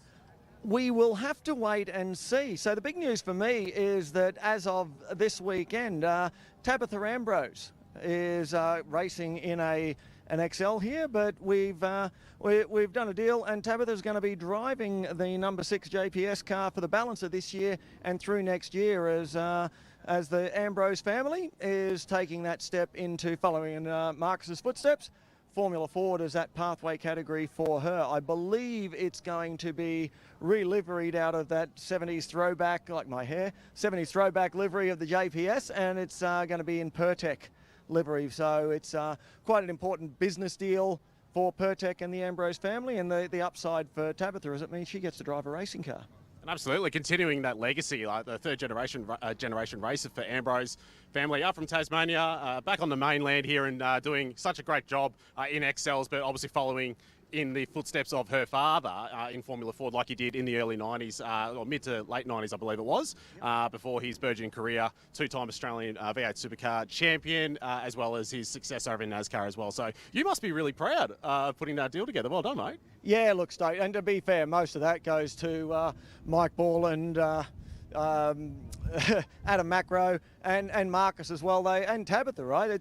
They're the people that saw that that's the path she should be going on. I just happened to be the guy that had a car available that was able to put that together. But look, yeah, super cool. I always love, over the years, had different drivers driving the cars that I've owned, and it's really cool. I love driving, it's fun, but I also like to see them going as fast as they possibly can, which certainly is not what I do. I drive them around at my gentleman level. So yeah, to see Tabitha actually deliver on the potential of that car and watch her career as it starts to unfold, yeah, it'll be pretty cool. Thank you, Paul. Breaking news right there. You heard it first here on the VSRS live stream on Blendline TV. So big thank you to Paul Ziddy. So we're going to walk a bit further down towards pit lane. I have spotted Carter Fox, I believe, from the Porsche 944 Challenge. He's out of the car, obviously, between races, and he's got the cool sunglasses on. I don't think he realises that this is going to be a live interview. You're ready to go. Get rid of get the water there, sorry. Obviously, how's your weekend going so far, mate? So not ideal for us at the moment. We had a clutch let go in qualifying on our outlap. So basically, yeah, that's the weekend done because the transaxle, you have to pull the whole back end of the car apart to get to the clutch. So yeah, a bit unfortunate, but we'll be here next time. So it's been a few seasons now in 944s for you. How are you finding your progression as a driver? Oh, it's a sensational class for progressing. The 50-50 weight balance and low horsepower is great for driver development. The driver standards, it's awesome. Wheel to wheel with them, no problem at all. Super confident in the guys that they'll know you're there, and it's a perfect training ground for young talent. So where are we going to see you in 3 years' time? Well, we'll have to wait and see, but hopefully somewhere up the ladders a bit. National level would be really cool, or international stuff as well. So Le Mans 24-hour Porsche drive? That'd be really cool. Cool. Thank you, mate. Thank you for your time. No worries. Thanks, boys. All right, so we're going to keep heading up the pit lane. Who's our next victim? I think I spotted Luke Ellery, actually, so let's go and have a good chat with Luke Ellery. Sorry, TLP, I keep putting my back to you. There's Alice Piccolo. Luke Ellery, this is a live interview, mate, so please watch your language. You do love a chat. No, I don't, mate. No, I don't. What are you doing right now? Good. I'm actually packing up the toolboxes because our race is upcoming, so get it all ready and then we can get them in the truck and off we go. We won't take up too much of your time, but it's been a sensational weekend for Richard Davison, hasn't it? Yeah, Richard's had a good run, but Andrew Torty's also given him a pretty good hustle. I think race 1, we broke a drive shaft in half, but other than that, Andrew's been really on his tail and they've been having a ding-dong, so good stuff. How many years is your association with the Victorian State Circuit Racing Championships now? It'd be about 15 years for you? Yeah, I haven't missed a race since 2006, I think, so... Yeah, long time. That's incredible stuff. Look, we're going to let you keep packing up, but thank you so much for your time for a live chat. That's Luke Ellery from Ellery Motorsport Enterprises. As we keep walking up and down the pit lane, who can we spot next? Who can we find in and around the pit garages? I should talk a little bit more about the hot dogs. Big topic point. The delivery of the hot dogs is a huge logistical operation for all the officials. So not only do they have to create the hot dogs, actually we might give you an example of what they do. Sorry, TLP, I'm keeping you on your toes there. As we walk into the officials' garage. So as we pan the camera around, you can actually see all of the officials in here working around. So you can see there's a nice rest area for the team. There's Hannah Holloway over in the corner there in the striped top. So she works tirelessly behind the scenes to make sure that the administrative component of this weekend is a screaming success. Things like schedules, things like entry lists, media, sign on, all of that important work is handled by her in the corner. Important rest area in the middle as well for the hardworking officials to get a quick drink, quick feed, and making sure that they're in tip-top condition for trackside or wherever they are positioned. And you can also see the food preparation area as well. She did say that she didn't want to be chatted to offline, but sorry to do this to you, Anne, but you are the queen of Australian motorsport and you spearhead the hot dog round. Was the hot dogs your idea initially? No, I was just thinking about that. I think years ago Terry Wade used to do them in the garage with one of those old-fashioned immersion things that you put into a urn or something. And it's just gone on from that, I think, but this is a one-off, so it won't be happening next year. You said they were never coming back, but they're here. They're here just for this year as a special favour. So what's the feedback like from the officials as well? Because the feedback I've been hearing is that it's the best catered motorsport event for them to attend out of the whole calendar for the whole year. I have heard that, and I try really hard to sort of give back to them because Graham races, so to be able to give back to the officials is just fabulous, really, and we can't thank them enough, so this is our way of saying thank you. So 324 hot dogs, you heard it here first. Anne Gilliland, the queen of Australian motorsport, thank you so much for your time. Thanks, Callum. All right, so who are we going to find next? I think actually spotted Brett Dickey, who's over here. I think I've got a couple of minutes left. I've got enough time to have a quick chat with Brett Dickey, this is a live interview, mate, so putting you on the spot. Sorry, mate. We normally see you behind the wheel of the Honda Prelude. We also see you overseas racing as well in the United States, and you're also a pretty handy commentator as well for Sports Sedans, but Darren Hossack's muscled you out of that position. Yeah, Darren's got more qualities than me, so I'll let him. He's a handsome person from behind the microphone, so good face for radio.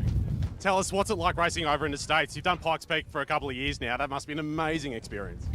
Yeah, look, it's great to keep going back over there and representing Australia, and we had some good results. So yeah, it's always been a bucket list thing, and now I'm fulfilling my dreams. So yeah, can't wait to get back there again. What about domestically? When can we see behind the wheel Sports Sedans? Next state round at Phillip Island in October is the plan. So trying to make sure our budget's in check for the rest of the year. Would love to run here with the national guys, but it's just yeah, it didn't fit into the budget. Cool, mate. Thank you, Brett Dickey. No stress. Thanks.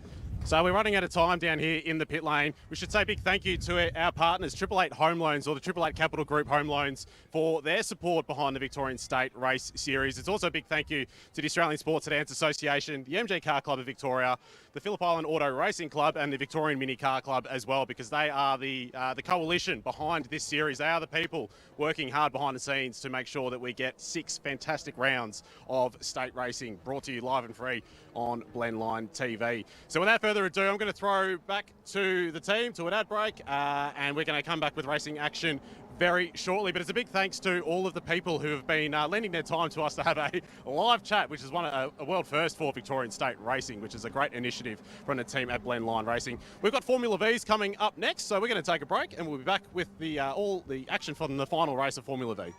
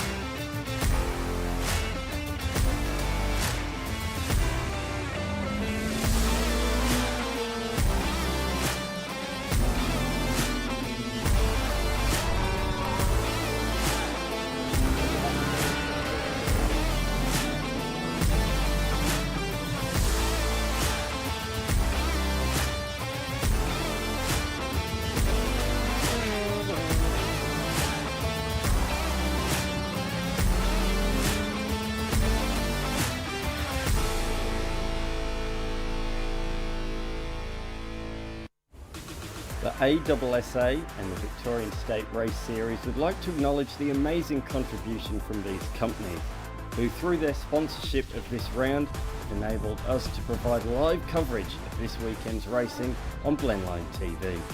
Without their support, this would not have been possible. Please support our sponsors and watch a great weekend's racing on Blendline TV. Did you know Pack Performance have been servicing the rotary and high performance industry for over 34 years?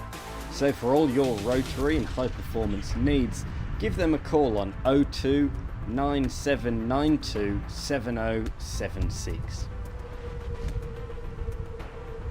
Race Fuels is open for business. Their motto is racing fuel has never been easier. Race Fuels are operating on site here at Sandown this weekend. Fuels are available from the Bowser, as well as a full range of drum sizes. Race Fuels have stock for distribution Australia-wide. Racing fuel has never been easier at racetracks with both Race Fuels E85 and Elf Race 102 via Bowsers at Sydney Motorsport Park, Queensland Raceway, The Bend and Malala. Race Fuels is the leading supplier to motorsport from big state to historics to supercars. Race Fuels is the only supplier offering trackside Bowsers and drums. Raceline Motorsport Racewear are the Victorian distributor for OMP products.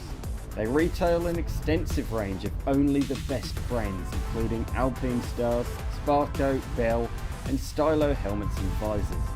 As well as this, they sell Longacre, Hands, and Stand FHR devices, and so much more. Advanced Car Carriers has been operating since 1981 and is a major player in Australia's automotive transport industry.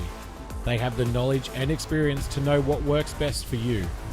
They offer a full-service automotive transport company with over 35 years hands-on experience.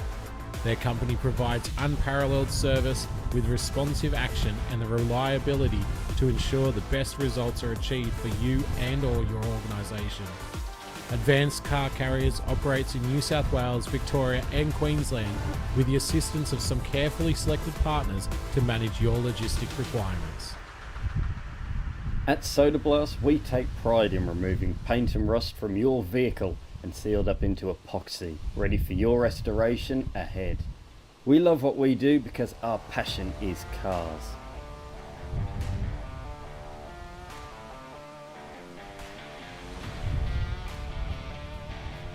YTG, also known as Young Timers Garage, have a wide range of exotic and one-off specialty cars. Be sure to check them out when looking for that special vehicle.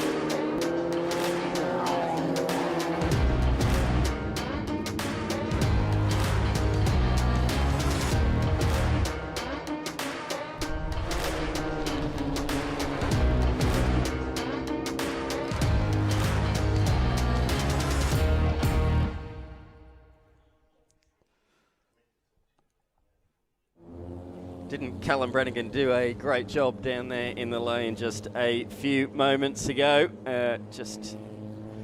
Filling a little gap in the schedule, but Formula V's out there now on the race circuit. They've been two thrilling races, but unfortunately have had each race a sizable incident at turn number 3. I'm Dan McCarthy. Alongside me is the man who knows all things Formula V's. It's Steve DeFries. It's been a hectic weekend. Yeah, a bit of difficult weekend for Formula V, actually. I think is probably the correct terminology. We'll have a look at the starting grid for race 3, and then we'll talk about particulars. So Ash Quiddington and Ash Clifford starting on the front row of the grid, both out of the Silver Fox stable. Great to have them at the pointy end of the field. Lee Partridge in 3rd and Rocco Spinley in 4th. That championship starting to slip away a little bit from Lee. He's got to get a couple of good points in the bag this race ahead of Ash Quiddington. Brock Hamilton and Alakai Windsor out of 5th and 6th, with Adam Prewer, who's been quietly making his way through the field in the Beecham number 25 this weekend. He's going to start 7th. Shane Purvis will be alongside him starting in 8th. Darren Power and Mick Fisher took the last spots inside the top 10 in the earlier race this morning. And then we get to Cameron Bell in 11th. Then we start to get into a little bit of some of the stories from the first race of the morning, which was race 2 for the weekend. Nick Jones, unfortunately, heavy contact with the wall on the outside at turn number 3, so he's not taking any further part in this. He would have started 12th if he was. Behind him, Charlie Richardson, she'll be back out. She did make some contact with Nick after that incident, but thankfully relatively minor. There she is, just on the right of your shot there. She's just had to replace the front nose and the front H-beam and is back out there. Lucas Kawam will start 14th. Andre Curran, he missed the start. That was a very curious thing for him. He's going to start next to Josh Munro. They were sitting in the marshalling area this morning, and the car wouldn't engage the gears properly, and while it's a very quick fix to do, it does mean you have to take a whole bunch of the back end of the car apart to do it. So keep an eye out for that number 32, the big bright blue and orange car coming from the rear of the grid. He should be quick, and you see how quickly he can get through this field. So set for race 3 for Formula V. Let's hope it's a clean one. The lights are out and away we go, and a fantastic reaction there on the right-hand side of the grid, the left-hand side of your picture from Ash Clifford, but he's just missed the gear change a little bit from first to second, and that allows his stablemate in Ash Quiddington to take the lead, heading down to turn 1 here. Takes a defensive route, and the two Sabres go through line of stern 1 and 2, as do 3 and 4. So as they started, beginning of this race, it is Quiddington from Clifford, from Partridge, and then from Spinley in the 82 behind in 4th. Absolutely, and the front 4 have been up the pointy end pretty much all weekend long. Clifford, maybe not so much in race 1, but the other 3 certainly have. It's going to be brilliant battling throughout this race. We've spoken about the wind here at Sandown. It's affecting these cars more than any others. So the slipstream up this back straight, major headwind. It was almost blowing me over on the way to the commentary box. Blowing me towards the final corner. It's going to play a huge factor in this race. So look out for that across the remaining... Oh, Ash Clifford, big lock up there, massive lock up there, heavy contact as well with the outside wall on the approach to Dandenong Road corner. Got it all wrong coming down the hill.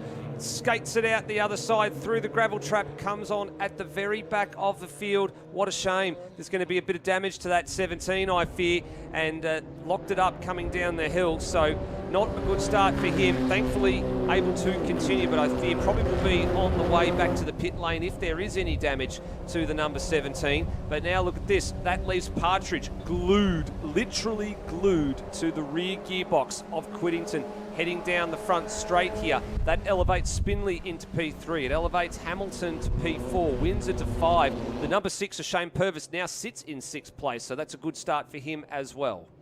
Andre Kieran up to position number 9, so a good start from him from the back of the grid on the opening lap, and he, as they head down into turn number 1, was looking at potentially making another move as well.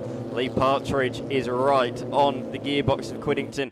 These two title rivals this year, and it's going to play out in this is the 4th from final race of the season for these guys. They've only got one more round after this, so they are having to start to think about championship as they head up the back straight. Partridge leads, takes the lead at the top of the hill in the Williams Tribute livery, and it looks almost identical to that driven by Formula 1 drivers back in the mid-90s, the Rothmans livery. I've told him he has to keep that livery on the car until we get to Island Magic. He's been changing a couple of liveries throughout the course of the season. This is its 3rd guise that it's had, and I think it's the most popular of the liveries that we've seen so far across the 2024 season. So it's let's hope it brings him a little bit of luck. He's now going to lead the field to the line here at the end of this 2nd lap. Let's have a look at this lap 1 incident again here. So nothing obvious there for Clifford, but he just got on the brake pedal a bit too much, and yeah, the heavy contact there with the side of the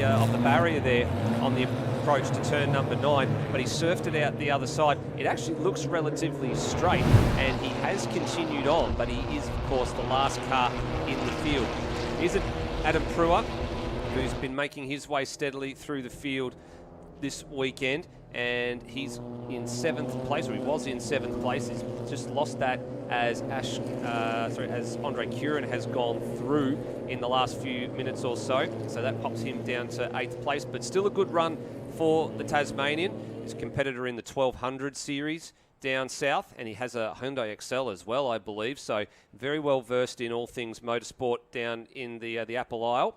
And on his first trip to Sandown, he can definitely hold his head high, having driven very, very solidly, very, very smartly, kept all 4 corners on the car, not put a foot wrong all weekend, and just gotten better and better as the weekend has worn on. So great way to debut at a new track for Adam Prewer. Definitely well entrenched inside the top 10 And just see there in the back a shot that Andre Kieran has now passed Malachi Windsor, so that will move him up to 5th place, but he's still going to be some considerable distance off the back of this group.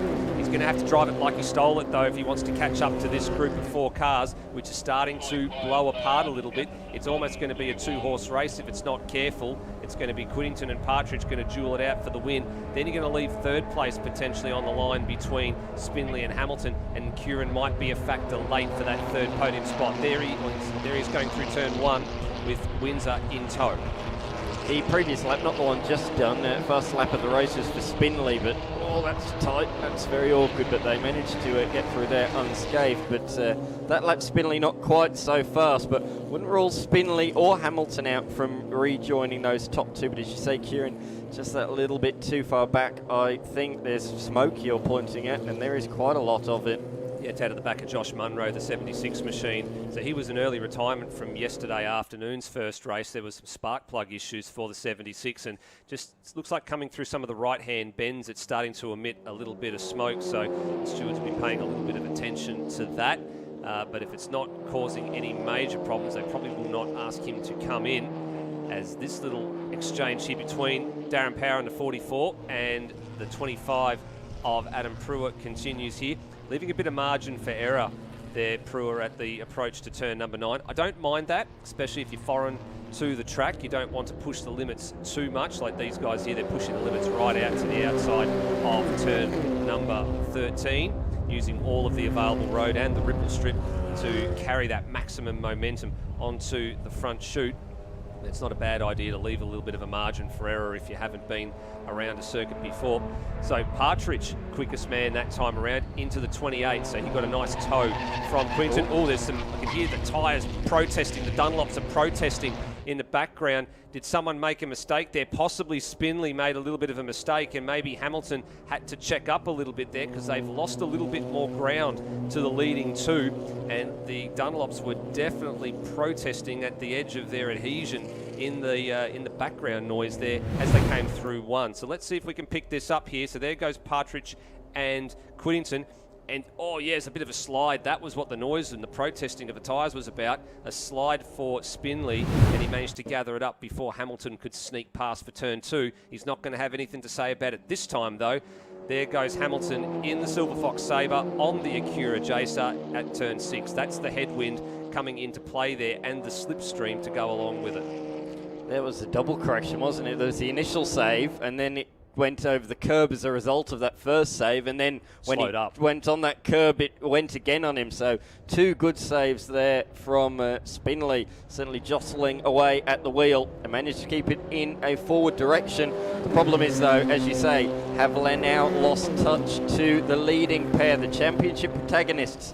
While their rivals have all had issues this weekend, Kieran missed race number 2, Jones crashed out of race number 2. We know, of course, what happened to Jake Rowe. Clifford's gone off in this race. It really is heading into the final round, really. Only 2 in it for the...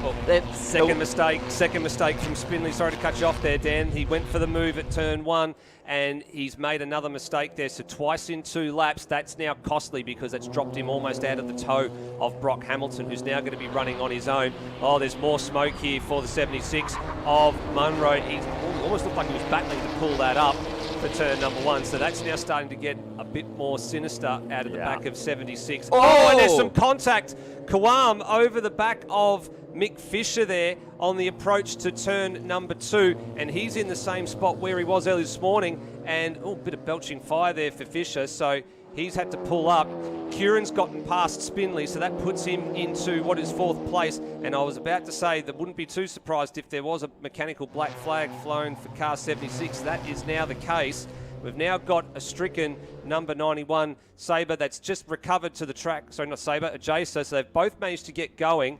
So that's a positive sign, but at what cost for Lucas Kawam? That's a fair bit of damage there on the rear of the 91 machine. In the same way that there's a fair bit of damage going to be done to the engine of this number 76 if he doesn't come in this time around. Clifford's going to round him up as they exit Dandenong Road and go under the Penrite Bridge, and now Lucas Kawam, unsurprisingly, given the mechanical black flag as well for the damage. So there's the race leaders. Kieran's now just rounded up Brock Hamilton in the back of shot, so he's getting on with it. He has set fastest laps in back-to-back laps. He's lowered the mark every single time for the last 2 consecutive laps. He is on a tear at the moment. He is some 6 to 7 tenths of a second quicker than this leading pair at the moment, but time is of the essence. There he is. He's towing the other 2 along with him, but he is on a charge. Absolutely is. 4 minutes plus 1 lap remaining on the clock. There's a bit of bodywork damage. That's probably come off one of the V's. I'd say that's come off Kawam's car potentially as well. That's probably the result of the damage that they had when he climbed over the top of Fisher. The grub screws have probably come loose and that's flown up there. Absolutely, yep, exactly my read on the situation, as well as the number 82 moves up into 4th position. So that means that Hamilton has gone from 3rd to 5th on this lap.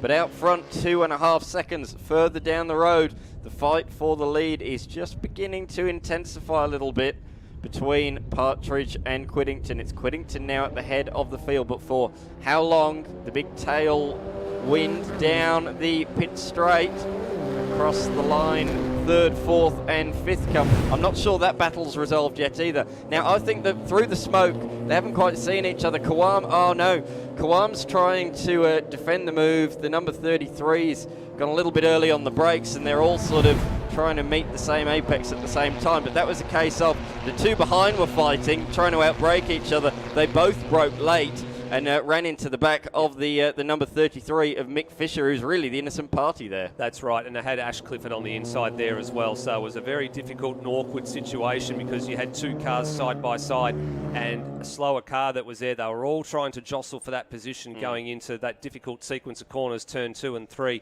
and it didn't come off the way that they were hoping for, and the contact resulting.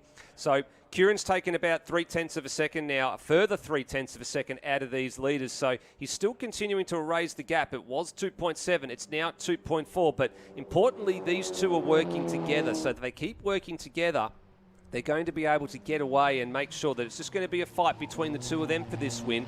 They don't want to have a situation of going into turn 1 or going into turn 2 and then trying to pass each other, and then they're both slow coming out of that corner, and then they just start to hand real estate on the racetrack back to Andre Kieran, and then it brings him into this battle. But he's getting ever closer. He's definitely a bit more of a presence now in the rear mirrors for the number 12 Oasis building entry of Ash Quiddington. Let's have a look at the time. It's come down by a further, it's come down by a long way. It's come down by 0.8 of a second last time around. The leaders were in the 29s. Kieran was in the mid-28s.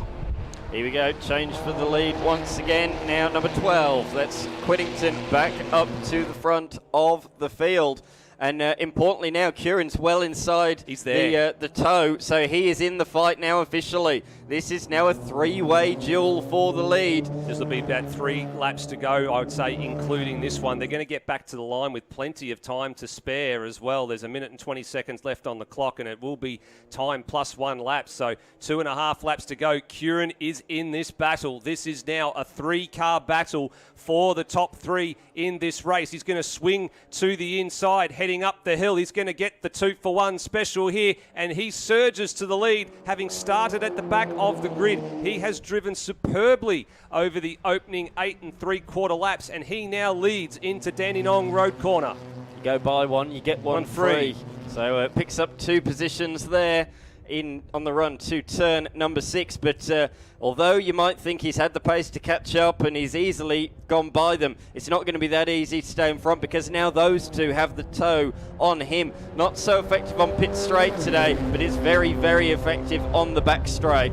We're hearing this is the final lap of the race. We can see the board held out by the marshal, so 3 kilometres left of this race.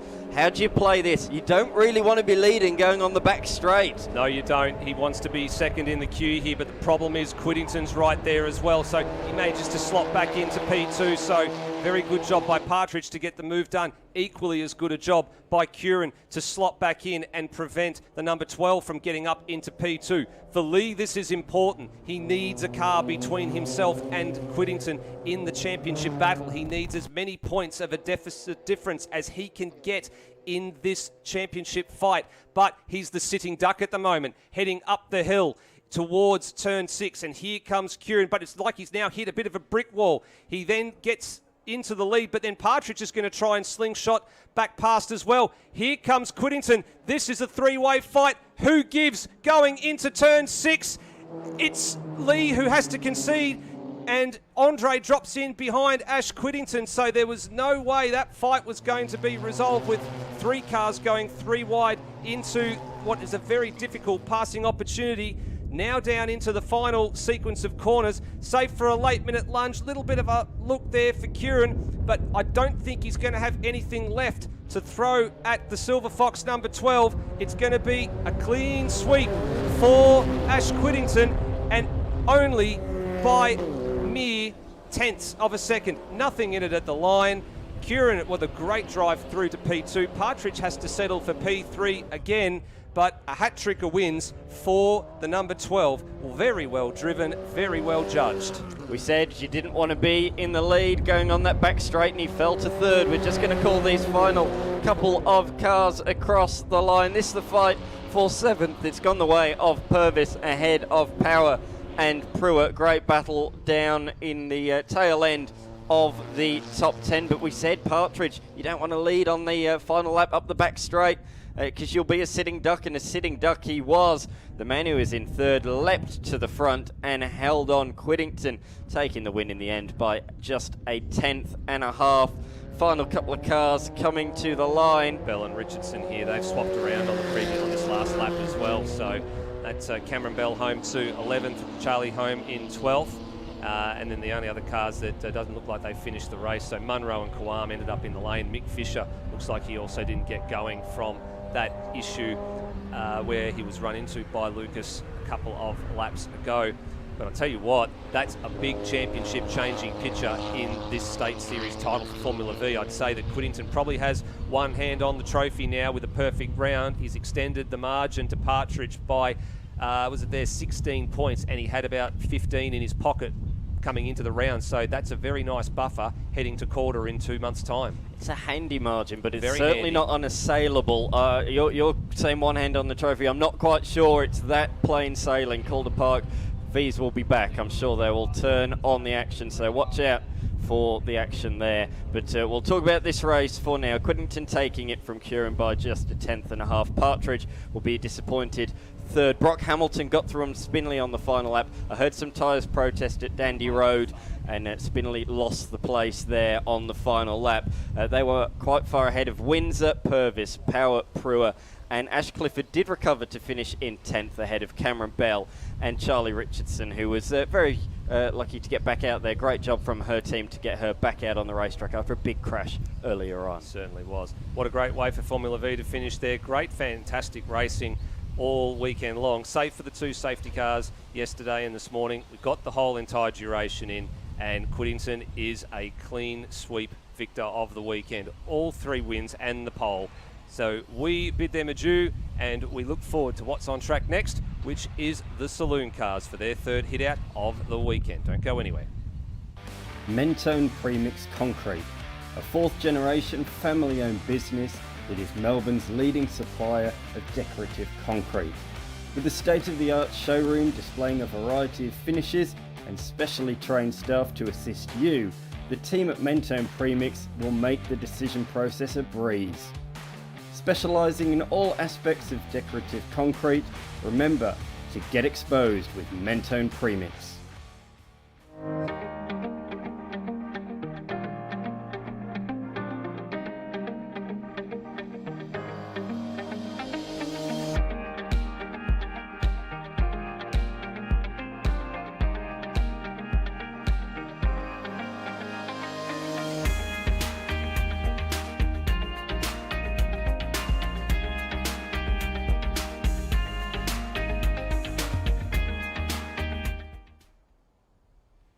With over 45 years of experience, Richard and his team of mechanics at Ringwood Automatics are delighted to assist drivers in Ringwood and throughout Melbourne's east with their automotive needs. They don't just do logbook servicing, but also RWCs, brakes, steering, clutch and radiators. Give them a call on 03 9879 1009. Black Mamba Racing aren't just a race car exhaust specialist or muffler supply to supercars. They're also fabrication specialists and provide race car preparation and track support. In other words, they can transform your car. Kev the Towie is a local Tiltray operator who picks up scrap cars and metal to transport anything you need. His motto, just get it done. Follow him on Facebook or Instagram.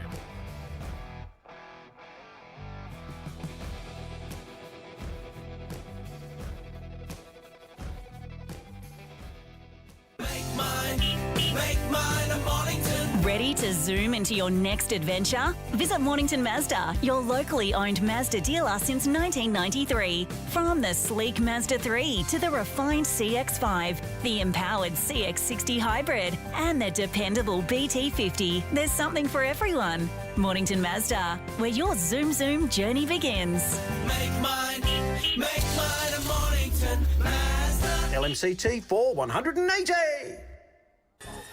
The news is out.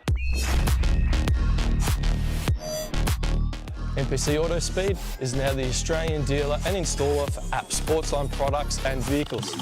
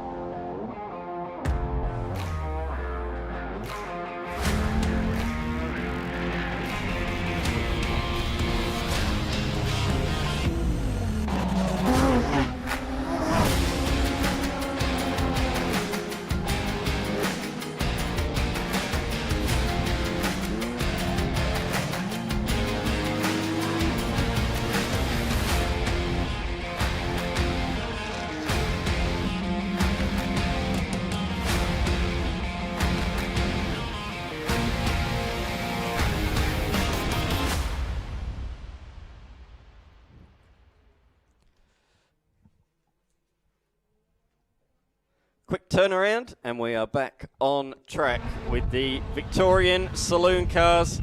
It's been spectacular stuff as always so far this weekend, but the man to beat so far has been the number 51 of Travis Lindorf. It's 2 from 2. However, he has the reigning Nationals champion alongside him on the grid for this race. Oh, Jacob Prestopino in the 99, as he always does, throwing it sideways to warm up the tyres. Big field once again in this race. As I say, Lindorf from pole, alongside him the reigning Nationals champion and current Super 2 Series driver in Brad Vaughan. Karen Pridmore will be in position number 3, the championship leader, and alongside him is Adam Lowndes. Those two had a bit of door banging up the hill here on the final lap of the last race. Baxter Smith will come out of position 5 alongside the ever entertaining Jacob Prestopino. Daniel Johnson out of 7th. Alongside him is South Australian Dave Lyons. In fact, I think Lyons has gone home, so there'll be an empty slot there. So it'll be Bright and Jeske on row number 5 ahead of Blake Harris and Justin Shembry. Beyond that, we have Brett Tate, Keegan Gaunt, Andrew Martin, who suffered another puncture in the race earlier on, will come out of 15th. Alongside him will be Chris Jackson. And then hopefully we see David White head back out there on the race circuit. Sean Jamieson has already headed home back to South Australia. A challenging weekend for him, ending during qualifying.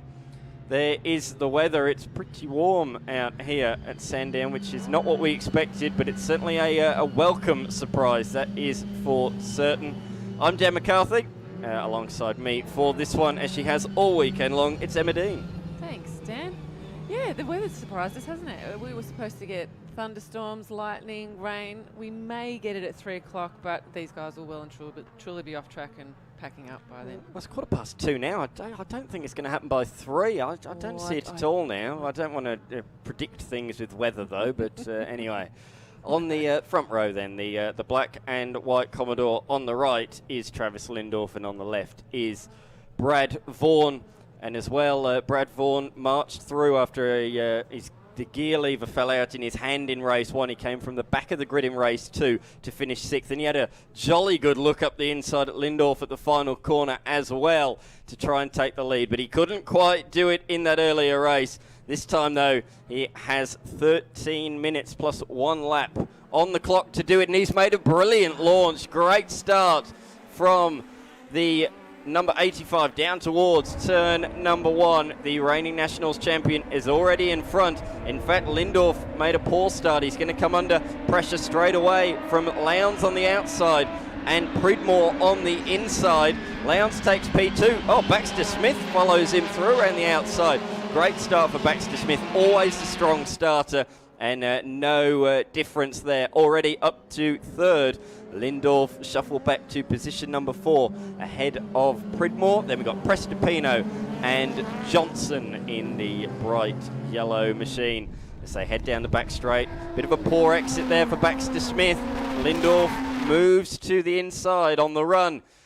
Up the back straight, over the crest, into the highly committed turn number 6. Oh, Baxter Smith trying to not give Lindorf a side draft, pulled all the way over to the right and closes the door on him. Oh, that was really tight between those two veterans of saloon car racing.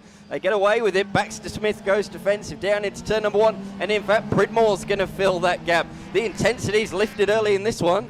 It has indeed, Dan, and there's a little bit of a rumour going on in the garages that Vaughan might be going for a track record. Yeah, absolutely. Yeah, with the new right rear tyre that's been fitted to that machine, he's going to absolutely go for it. He told me just a few minutes ago when I spoke to him in the lane, yeah, I'm going to go for it.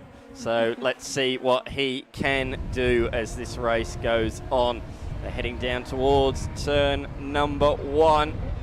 Look at this, Baxter Smith, the mirror's been damaged. He can't see out of that side, but that's all right. He's going for a move up the inside. Oh, these two fighting really hard. Lindorf's got to be careful on the rejoin. Pridmore was nearly in the middle of them.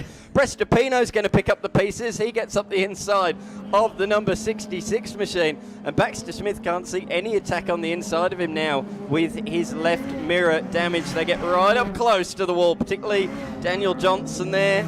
Oh, awesome stuff early on in this race. The gloves are well and truly off, but that's allowed Vaughan and Lowndes to break away at the front, and the fight continues between Baxter Smith and Travis Lindorf for position number 3, and it's Lindorf at the moment as they head over turn number 6 and down into Dandenong Road. Such a tricky sequence, this one.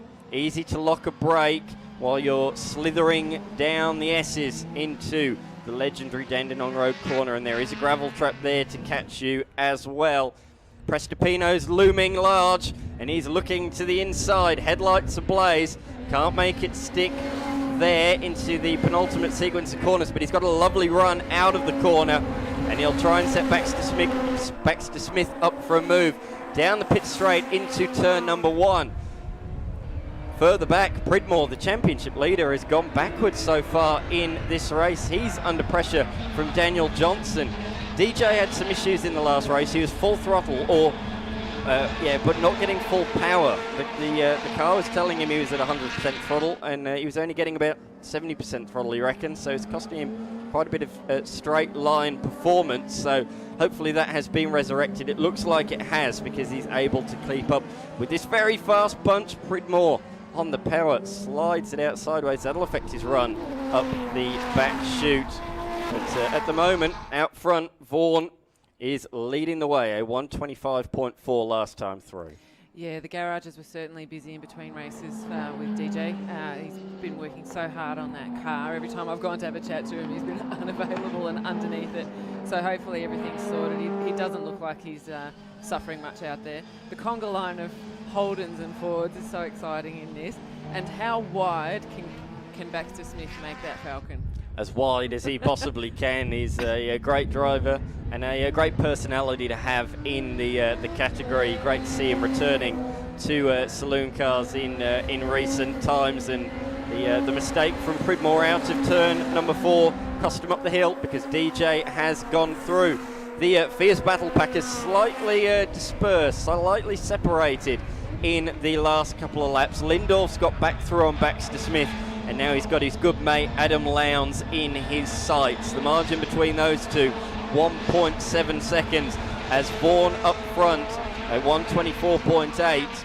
He's aiming for a high 22 in this race for a lap record. So he's a bit away from that at the moment. But he was saying to me, this is not like a supercars type, but in terms of phasing, you can't go too hard too early, or else you'll overheat it, and then you'll have no tyre life. It'll just be sliding all over the shop at the end of the race. So you've got to take it easy in the first couple of laps, get the tyres up to temp, and then you can attack it. So he says it's similar to a supercars tyre in that sense. Not to mention the high UV at the moment, not to mention the track is warm. We're in the middle of the day, so you've actually got to nurse the tyres a little bit more as well. Absolutely, yeah, good point. Yeah, the UV is at its highest, and the temperature is at its highest of the day so far. DJ got through on Pridmore last lap, but he's coming under pressure from the series leader already. It's the final sequence of corners as Vaughan goes across the line. He's extending that margin lap upon lap as Lowndes and Lindorf are nose to tail across the line down towards turn number 1. Here they are, number 19 and number 51. Here comes Lindorf, late on the brakes, up the inside. He's got that done very nicely. In fact, he made that look easy.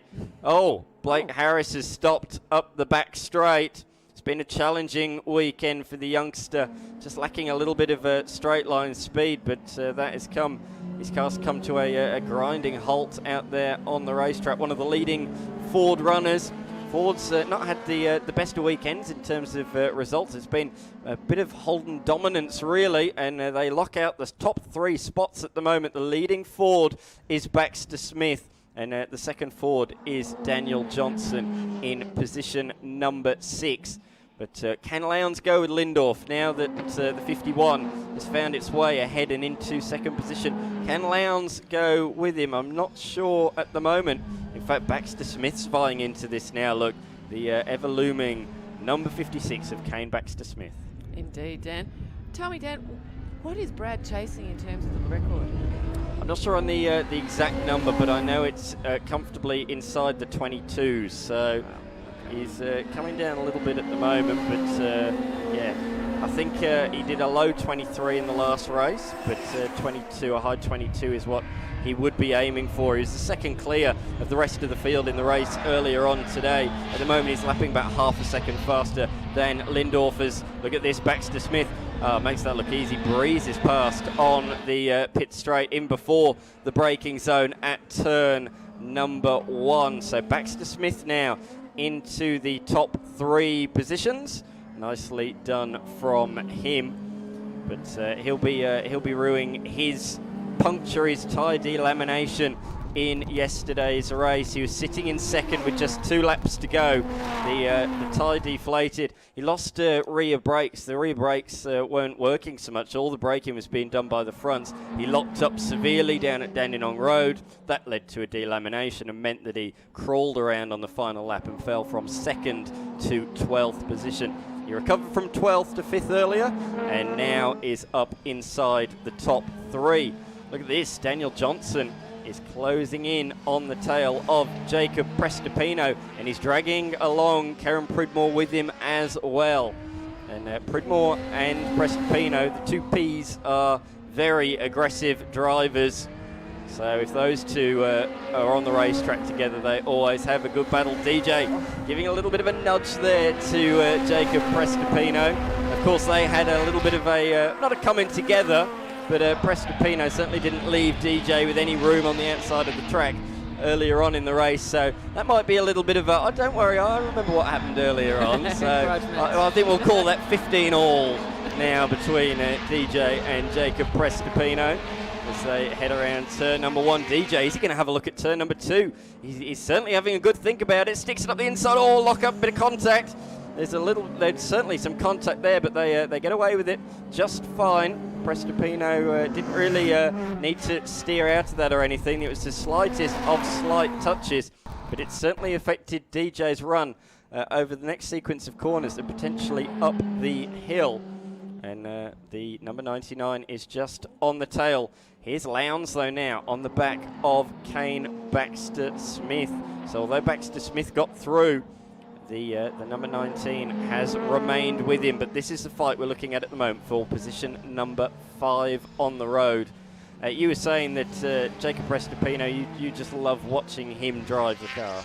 Prestopino and Kane Baxter-Smith, I find them really entertaining. Not for lack of talent, they've got a lot of talent, but the guys don't leave anything on the track or anything in the tank, I should say. They really give it everything and make sure that everyone knows they're right behind them, right next to them. Speaking of not leaving anything in the car, it's lucky there's nothing in the brute of Karen Pridmore's machine, because the boot is popping open. I saw it a couple of times coming out of Dandy Road and around the final sequence of corners. I'm not sure if it's shut itself now with the bumps around the Sandown racecourse. We'll keep a close eye on that, but Prestopino defends at turn 1, locks up, runs wide. A mistake there from the youngster, forced into the error by Daniel Johnson.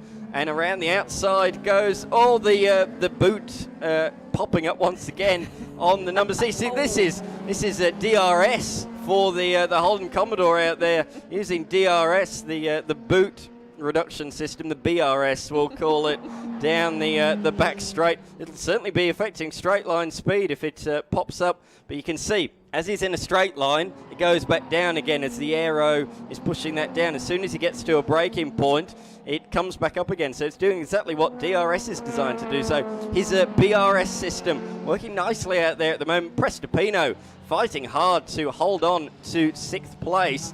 And he goes around the outside. Awesome stuff. There it is, the BRS system. If any other saloon car competitors are watching, maybe take Karen's advice. Install BRS in your Holden or Ford.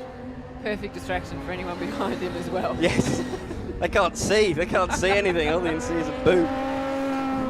Waiting to see more of the tactical little nudges coming into turn 13. It's a great place to give someone a little kiss and an off.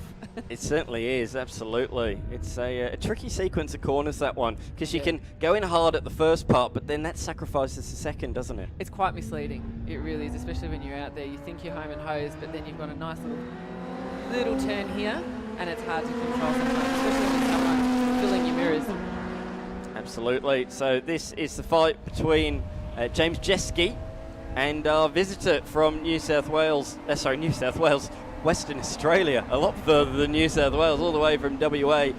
Martin, a regular in West Australian saloon cars competition, and I was chatting to him before. Unfortunately, he's been plagued with tyre delaminations all weekend long. Hopefully this one he can get through without that same occurrence. I said to him, you've had great speed. He said the car's an absolute rocket, but unfortunately with the tyre delaminations, it's just not shown in the final results. And the racing has been so competitive that the amount of times they're going 2 or 3 in a conga line across those ripple strips or across the chicanes, it's even worse, but you have to do it. You have to stay ahead, and this is where it comes down to. You can't just be a good steerer, a good positioner. You also have to manage tyres. Yep. So it's a real issue for these guys. His front bumper on the left is slightly loose there on the right way. Falcon. Oh, good pickup. Yes. Hope that doesn't affect the tyre there.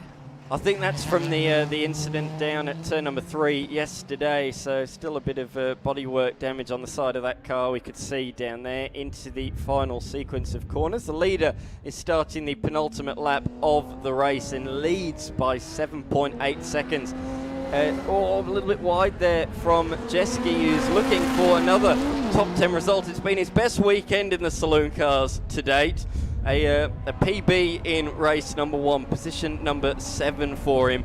backed that up with P9 earlier on today, and he's going to be demoted though here to position number 10, but nevertheless, oh no, he's fighting back. Great late braking move from the South Australian, from Tintinara, holding off the number 4 machine of Martin. He's another one who's made a big track. So 2 interstaters come down for the Victorian Championship and are having an absolute ball. Absolutely, totally, Dan. I'm happy to report Brad Vaughan has stretched out a 7.8 second lead on Lindorf, and he's currently sitting on 1 minute 23 highs. So I'm not sure if the UV and the current weather conditions will allow him to go as fast. It probably needs a bit of cold air. Yeah. But he's stretched that lead out beautifully. It's now at 8.6. So fantastic lead for Brad Vaughan, kind of seamless drive. You hit the nail on the head. They said UV could play a factor. The conditions this morning were perfect pretty much. 10 a.m. is record time. Yes, correct. Absolutely. Absolutely it is. You're bang on there. 10 a.m. is the perfect time for lap records. Oh, Lowndes' car's just gone past, sounding as sick as a dog. Lowndes has dropped down to position number 7. He was 7 seconds slower on that last lap through, so it's not been a great day or a great end to the day for Adam Lowndes. He's currently second in the round points. Can he hold on is the question. Will he lose any more positions? Kerry Bright, Jeske and Martin will be trying to hunt him down on what is the final lap of the race. And this driver here races for Tickford in the Super 2 Series. He's the reigning Saloon Car Nationals champion, and in a couple of months' time he'll be making his debut in the Bathurst 1000. This kid is a real talent. He's ragging it around the final couple of corners. It's been a challenging weekend, but it ends on a high for Brad Vaughan. He takes a dominant race victory in the end. 11 laps the race distance, and his race victory margin in the end was, I'm just seeing as Lindorf crosses the line, the timing's gone down just in front of us on the little laptop, so the margin is 10.2 seconds. I'm hearing from Shane Rogers in my ear. Thank you very much, Shane. So 10.2 seconds in 11 laps. That is some going. That is a cracking pace. That's almost unheard of in racing. So we did witness something amazing, even if it wasn't a track record. Great drive, seamless, lots of clean air, especially for bringing it home.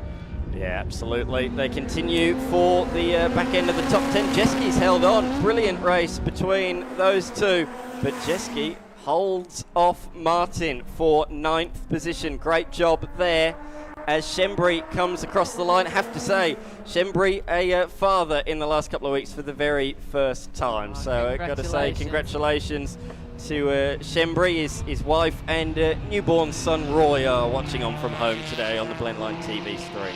Future motorsport fan. He says, oh, my son's going to be a race driver. I said, he's going to be better than you. He said, absolutely, he'll be better than me.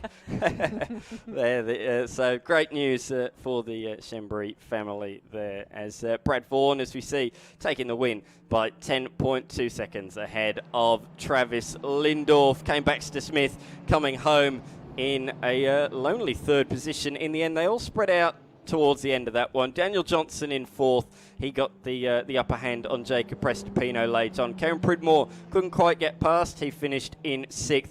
Adam Lowndes, unfortunately, some technical issues there robbed him of a solid top 5 result. He limped home in 7th ahead of Kerry Bright, James Jeske and Andrew Martin.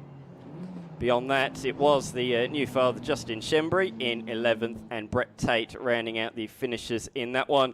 Blake Harris, unfortunately, there he is at the top of the hill in his Falcon, coming to a stop. So I'm sure we'll see Blake back out at the next round. Up next, we're going to ramp it up because the National Sports Sedans, yes, you did hear that correctly, the National Sports Sedans are going to be out on the track. So thank you very much, Emma, for that one. Thank you, Dan. We will see you at the next one. So, yeah, National Sports Sedans up next. Mentone Premix Concrete, a 4th generation family-owned business that is Melbourne's leading supplier of decorative concrete. With a state-of-the-art showroom displaying a variety of finishes and specially trained staff to assist you, the team at Mentone Premix will make the decision process a breeze. Specialising in all aspects of decorative concrete, remember to get exposed with Mentone Premix.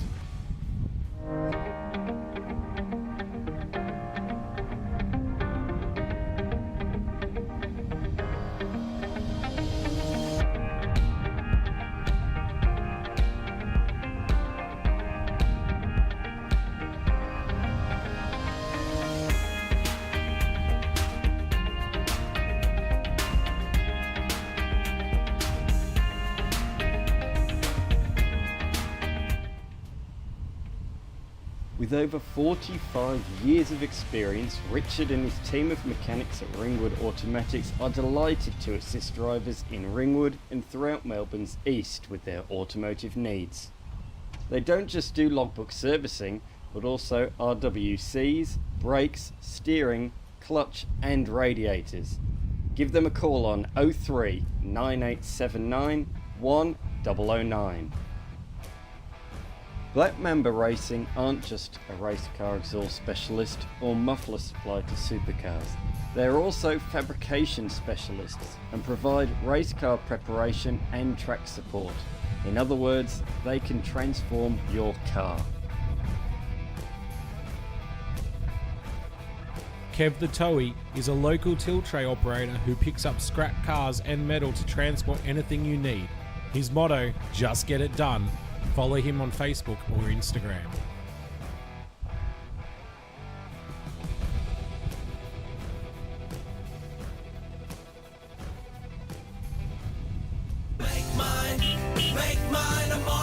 Ready to zoom into your next adventure? Visit Mornington Mazda, your locally owned Mazda dealer since 1993. From the sleek Mazda 3 to the refined CX-5, the empowered CX-60 hybrid, and the dependable BT50, there's something for everyone. Mornington Mazda, where your Zoom Zoom journey begins. Make mine a Mornington Mazda. LMCT 4180. The news is out. MPC Autospeed is now the Australian dealer and installer for app Sportsline products and vehicles.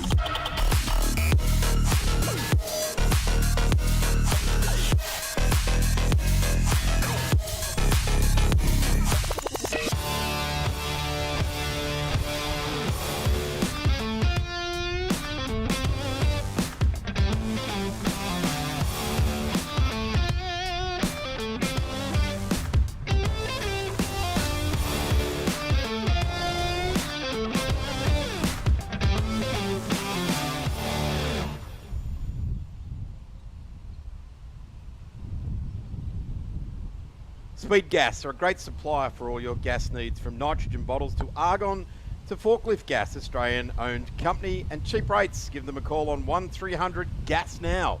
That's 1300 Gas Now. Welcome back trackside here for round 4 of the Victorian State Circuit Racing Championships, the 888 Home Loans Victorian State Race Series. We are having a ripping weekend here. Great amount of state categories, 3 national categories, of which are about to roll out on track. Precision International National Sports Sedan Championship is about to come alive here at the home of horsepower. And when you talk horsepower, right at the front of your mind should be Precision for all of your high horsepower, reliable products. Check out precisionintel.com. That is where you should go. Proud supporters of the National Sports Sedan Championship. We're poised to see the big bangers of Australian motorsport roll out on the track, and without too much further ado, Stephen Tomasi, who has won 2 from 2 so far and is staring down the barrel of a clean sweep. I don't want to put too much of a focus on that. I'm Darren Smith, right alongside me, as it says there, 2004-2008 Sports Sedan champion and a number of karting national championships as well. Welcome, Daz. You've been living the dream down there, mate. An engineer and mechanic, but not a driver this weekend. And I've actually enjoyed it too. I mean, not to say I'd still love to be out there racing, but good to catch up with a lot of people that went racing with over many, many years and didn't really talk to that much because we're all in our own little bubble doing our own thing. So it's been really enjoyable, and obviously up here with your good self, enjoying your company. So great. You've had a bit of media attention yourself lately with the V8 Sleuth doing a podcast on you, the Grassroots Racing Boys doing a podcast on you. So there's plenty of ways to catch up with Darren Hoss. Oh, yeah, probably slow news weeks. No, look, I appreciate that, you know, some people have still got an interest in my racing that I've done in the past and hopefully do a bit more in the future. But, yeah, right at the moment it's all about these guys that are out there on their warm-up lap. Steve Tomasi obviously looking for 3 from 3 this weekend, but, you know, talking to Pete Ingram, I know he's got other ideas. He's still thinks he can beat Steve, so I'm not sure what tyre strategies everyone's using or anything like that. I know with both the rotary cars, noise has been an issue, but we've got a bit less cloud cover for this race, so cloud cover always makes a noise meter a little bit more susceptible to going off. So hopefully that's not the case in this one, and the boys can open those rotors up and hopefully put on a race for us. In 10 seconds, Darren, why do people spend so much of their life buried in a sports sedan chassis to go sports sedan racing? Look, for me, it's everyone's own ideas. You know, the horsepower that they've got, the looks. It's the only category around now, and unless someone can correct me, where you can actually come up with your own ideas. The rule book, whilst it's there, it's very, very loose, and you can build the car of your dreams and you can go and race it, and that's what these cars are. Most of them were built in people's garages. Perfect answer. Here is how the grid rolls out. In fact, we're going to go racing. Steve Tomasi on pole, Pete Ingram, Stephen Lacey, Ash Jarvis, Matt Ingram, Ryan Humphrey out of number 6, Duggan and Tony Ordino. We are about to jump away, and there it is, green flag. Chevy Power gets down nicely. Up the middle there goes Stephen Lacey. He's going to lead the field down into turn 1. Out of the second row, the New South Welshman does a ripping job. The 44 ducks in behind him, but it's the 32 who's going to get hung out wide, and both the Mustang and the RX-7 go wide there. Tomasi's cleaned up the front spoiler off the car. He's come up undone there with Duggan. So our championship contenders have been messed with right down there in turn 2. Stephen Tomasi gathers it all up, sands his front spoiler. He got a bit airborne. Used the front of the Calibra to dig a big hole there, and it's his father, Dan Tomasi, that's in front of him there as well. So it will be Ash Jarvis, head and shoulders above the field. The 78 Steve Lacey understeered off at turn 1. The 32 now of Pete Ingram. The sports sedans have come alive.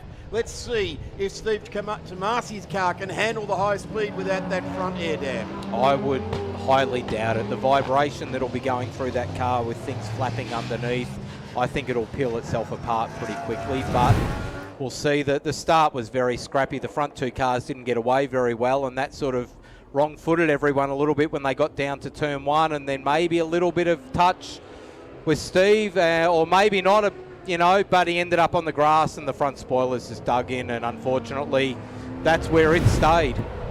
So he is starting to try and fight back down the straight. You can see underneath there, that looks like brake ducts flapping away underneath the front of the car there. Ray Hislop's mixing himself up in the battle with Tony Ordino here. Of course, Ray came out of position 12. He had issues in the last race, a rare DNF for Ray Hislop. But there's the Aston. I don't think there was any contact with those guys. I think Steve Tomasi got on the loud pedal and it just sort of jagged over to the driver's left a little bit there. But this is very much a mix-up of what we thought we might have seen here. Pete Ingram looking up the inside now at Stephen Lacey, who knows how to win top-flight sports sedan races in the 78. He's new to this style of car. He was driving the Steve Viger's Camaro there for quite some time. Now doing this work with Jeff Taunton in the Mark GT SS. Hislop now side by side with Matt Ingram in the RX-8. It's a demon of a car, turbocharged, packed billet engine, and Ray Hislop has got the absolute bit by the teeth here. We've lost our timing connection here, so we'll have to go off the table on the side of the screen to pick up the lap times. But at the moment, Ray Hislop is absolutely charging at this field. Ingram's gone through on him though, so the turbo rotor versus the big 5-litre V8 there, they're doing a big battle. Here is a guy that has been the absolute poster boy for sports sedans over the last month, Ryan Humphrey from Western Australia. really starting now to come to grips with the Sandown layout. Multiple Western Australian Championship winner, mates with the whole fraternity over there, and they really have gathered in behind him to make sure he could head east again. Pretty much like what Tony Ricciardello did for many, many seasons to get him back over here. This is getting pretty spicy now at the front, isn't it? Yeah, it's close at the front, and you know, Ryan's having a great run there in fourth, and also we've got the Aston there, you know, close in fifth, so this could end up being quite an exciting race. So just interrogate the timing screen. And yes, it was Ray Hislop. He's actually done the fastest lap of the race at a 1:13.61. You'd hardly say it's a fast lap considering the lap record is now 1:07.44. But you're only got to race the ones that are out there on the track with you at the time. And Stephen Lacey drops down into the 12s. Pete Ingram at 12.5. So that gap is slowly coming back. Starting to get the feel of it. You've got to really acknowledge the fact that apart from Jarvis, the two guys behind him, this is their first visit to Big Bad Sandown. Yeah, that's exactly right. It surprises me that we've got so many people that have never been to Sandown before, but you can see there on the side of Pete Ingram's car a bit of aluminium flapping around a little bit. I had a look at that prior to the start of the race, and they'd put that on in an effort to quieten the car down, and it looks like in the melee of that first corner it's had a bit of a touch-up there. But, yeah, I just wonder what's going through Pete's mind. He knows the car is questionable on noise, and I don't know, is he sort of sitting there and thinking, well, you know, this is a good points haul for me, I don't need to do anything silly, or maybe he's going to pull the trigger a bit later in the race. But, yeah, everyone's quite close together at the moment. Being an old rotary racer, I know exactly how he feels. Just try and stay close to the car in front of him. They can't decide which one it is making the noise. Well, you said it, and drag the points. You said it, Daz, not me. I wasn't going to be that blatant, but yeah, drag the points. They can't. Even if they know it's you, they can't really pull you out if you're amongst other cars. So change for the lead here. So Steve Lacey's managed to get up, and he's got past Jarvis there. So. This will be interesting when they get on the back straight, because, as I said earlier on today, the Monaro there of Jarvis is actually running the wrong diff ratio for Sandown. They blew their preferred diff up, and they've got a very, very short diff ratio, so they're lacking a bit of top end. So we'll see what happens when Pete Ingram rears up beside him, and we're neck and neck at the moment, but it looks like Jarvis has got enough just to hold Pete out at the moment. Both strong races, these guys have been around for some time. The Ingrams, of course, have been quite famous for their RX-7s and improved production over many, many years. And just watching Matt Ingram in the number 19, there's Ray Hislop and Mark Duggan in the VB Aston Martin there as well, and Ryan Humphreys in front of them as well. So this is a really good pack. We're talking 4, 5, 6, 7 on the road here. This is actually a very strong run by Mark. It's fair to say he probably wasn't going as well as he would like earlier in the weekend, but honestly he's running P5 at the moment and he's holding his own. He's actually looking quite strong and looking like he might even challenge Ryan. This is a good run here. These two are getting pretty lively with it. 2 into this one is not going to work. It's going to be Ash that has to capitulate in the 44. Colin Smith owned Monaro. Ash Jarvis is driving it very, very well. I think he's enjoying his time in the sports sedans. He's been a guy that has been a bit of a journeyman, number of categories, but he's been with this one now for 2.5 seasons, really enjoying it. And we're just watching Michael Robinson has come into pit lane. So the guy that works late at night to make sure this show goes ahead has returned into the pit lane. So that's a real shame for Robbo. Yeah, probably a cooling issue, I'd say, Daz. Like he's sort of had a bit of a radiator weep, let's say, all weekend, and the weep has somewhat turned into a bit more of a leak. So the bit of chewing gum that I jammed in there before the start of the race clearly hasn't done the job. Looks like the weather is getting a meatball flag, so the weather needs to abate itself and not be so aggressive out there at the moment. But certainly the weather and the wind is absolutely blowing a gale here at the moment. Tailwind for these guys, and that may have been what played into them at the first lap. They arrived down there a couple of kilometres an hour faster than what they thought they were going to be. But just watching Ryan now in P4, Mark Duggan in 5, Matt Ingram in 6, Ray Hislop just losing touch a little bit with this pack.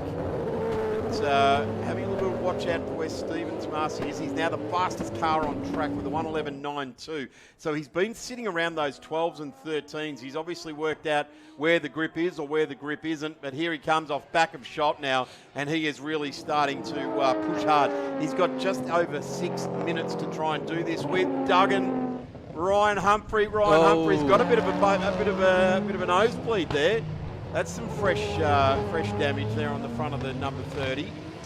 I'd say with Steve, he's probably had all the bits that are going to fall off the car have fallen off, and now he's worked out how quickly he can actually go. Probably took him a few laps to work out what damage he actually had, and that the steering wheel was still pointing in the right direction and everything. And yeah, he'll be keen to pick a few spots off here, because these guys are not that far up ahead of him. But quite a battle, Daz. Like they're all close together, aren't they? I've got a feeling that this top 7 is going to compact right up towards the end of this race. Ryan Humphrey has now succumbed to Mark Duggan, and it looks like he's going to be falling into the clutches of Matt Ingram and Ray Hislop here a little bit. You've got to understand, ladies and gentlemen, this guy has had the month of his life. Had a nasty one at Sydney Motorsport Park about a month ago. The car jagged left when it should have gone right. Gave it a whole lot of damage. He drove all the way back to Perth, got the locals to help him, and drove all the way back to the eastern seaboard. As Matt Ingram looks to the inside here, the turbo rotary, they're going to go side by side. This is brave in Top Flight Sports Sedans. Ryan goes over the ripple strips, but it's going to be the RX-8 that holds in there, and this is playing into Ray Hislop's... know what happened there? There was some contact A little bit of contact there, and look who's benefited from all of that. Here comes Steve Tomasi. Right down the inside now, Ryan Humphrey. The guys open it up. There is blue flags, so they are obliged to allow Stephen Tomasi racing room, and that will bring Steve right up into 5 now. So he will come across the line. It'll be Matt Ingram, the next one on the road. And Stephen Tomasi comes up into position number 6. That's good, because that actually only leaves him 2 points behind Pete Ingram. Doesn't eat into the championship lead, but certainly throws down the gauntlet for the next round, which will be at the Bathurst International in November. Yeah, and I'm sure on the back of Steve's mind, he's probably doing a bit of mathematics with the championship, and you know, every point obviously counts. Ray Hislop just going off slowly in the background there, in behind at back of shot here, Matt Ingram. There's Ray Hislop, the wheel has departed. Wheel. That has got to be a safety car, I've got to say. That is at turn 4, and we see a lot of overtaking manoeuvres tried there, and that sort of certainly will mean people will have to capitulate to the yellow flag down there, and that won't be what Stephen Tomasi wants to see. Flames out the back of the Calibra in back of shot, and there's the 32. So we have got the safety car deployed, and I guess that does give, as long as we get, it's got a wheel off it, so it's not going to be a quick recovery. Well, what we've missed in all of that excitement, Daz, is that Pete Ingram's actually taken the lead of the race, and I'm sure he's rapt about that, because he won't be too disappointed to now see the safety car. It's a fair chance he won't upset any noise meters or anything while he's behind the safety car, and you'd have to say that Wheels and Ray have not got along well together this weekend, have they? This is very rare for Ray too. He's a guy that doesn't have any DNFs in any way, shape or form. We're just watching the top of screen here. There's Ray going off. Can't see any stray wheels. It was obviously still under the wheel arch. But yeah, so he's given the wall a bit of a rub, and the wheel has departed ways. The officials just congratulating him for getting out of the way. And Ray is a ripping bloke. He's one of the great guys of Australian motorsport, and a winning driver too. So he won't be happy with this weekend. He holds high expectations of himself, and will be disappointed that it's ended in this manner. And probably disappointed that he's been the cause of a safety car too. I know as a driver you never like to be the one that cuts other people's racing laps, but sometimes things happen. Geez, he's enjoying that water, isn't he? Isn't he ever? He is absolutely enjoying. I believe the checkered flag will be at the ready. We've got safety car all the way around, but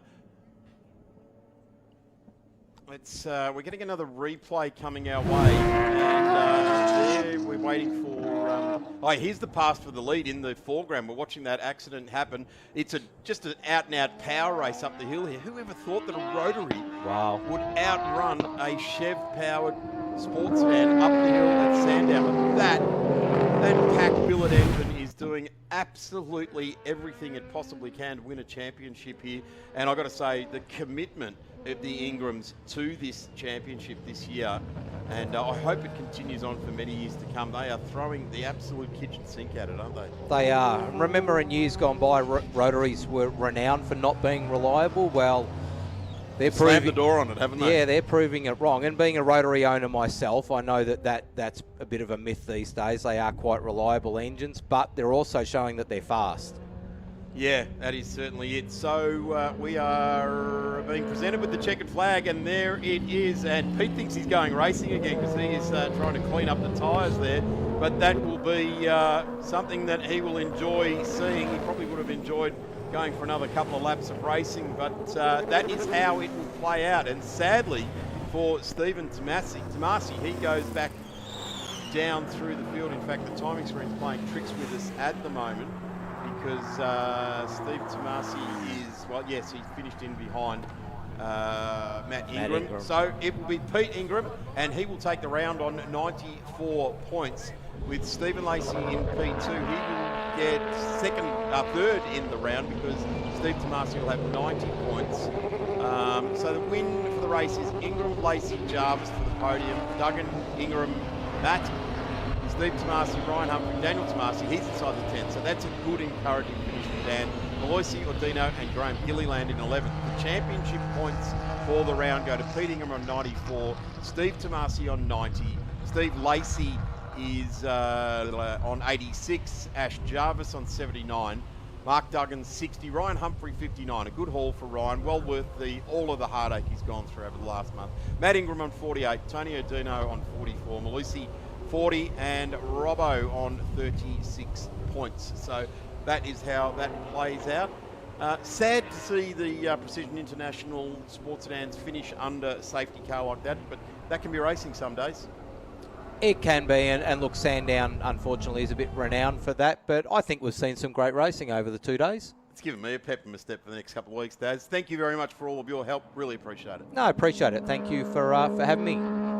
We'll be back next with the Australian Formula Ford Series, another national category. Stay with us here at Sandown. The ASSA and the Victorian State Race Series would like to acknowledge the amazing contribution from these companies, who through their sponsorship of this round have enabled us to provide live coverage of this weekend's racing on Blendline TV. Without their support, this would not have been possible. Please support our sponsors and watch a great weekend's racing on Blendline TV. When you think of gas, think Speed Gas. Speed Gas is a 100% Australian-owned and family-operated business supplying gases such as LPG, bulk and exchange, CO2 and nitrogen, oxygen, acetylene, argon and argon mixes. Speed Gas pride ourselves on providing exceptional customer service. Our approach is flexible and reliable. No matter what your request, we will handle it quickly and effectively. Speed Gas offers guaranteed next day delivery. We don't want to slow you down. We know time is money and service is everything. For more information about Speed Gas, please call 1300 427 669 or visit www.speedgas.com.au. We look forward to hearing from you. Did you know Pack Performance have been servicing the rotary and high performance industry for over 34 years? So for all your rotary and high performance needs, give them a call on 02 9792 7076. Race Fuels is open for business. Their motto is racing fuel has never been easier. Race Fuels are operating on site here at Sandown this weekend. Fuels are available from the Bowser as well as a full range of drum sizes. Race Fuels have stock for distribution Australia-wide. Racing fuel has never been easier at racetracks with both Race Fuels E85 and Elf Race 102 via Bowsers at Sydney Motorsport Park, Queensland Raceway, The Bend and Malala. Race Fuels is the leading supplier to motorsport from Vic State to historics to supercars. Race Fuels is the only supplier offering trackside Bowsers and drums. Raceline Motorsport Raceway are the Victorian distributor for OMP products. They retail an extensive range of only the best brands, including Alpine Stars, Sparco, Bell and Stylo helmets and visors. As well as this, they sell Longacre, Hands, and Stand FHR devices, and so much more. Advanced Car Carriers has been operating since 1981 and is a major player in Australia's automotive transport industry. They have the knowledge and experience to know what works best for you. They offer a full-service automotive transport company with over 35 years hands-on experience. Their company provides unparalleled service with responsive action and the reliability to ensure the best results are achieved for you and or your organisation. Advanced Car Carriers operates in New South Wales, Victoria and Queensland with the assistance of some carefully selected partners to manage your logistic requirements. At Soda Blast, we take pride in removing paint and rust from your vehicle and sealed up into epoxy, ready for your restoration ahead. We love what we do because our passion is cars.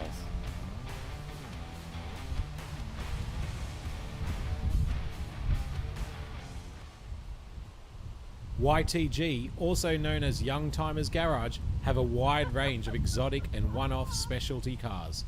Be sure to check them out when looking for that special vehicle.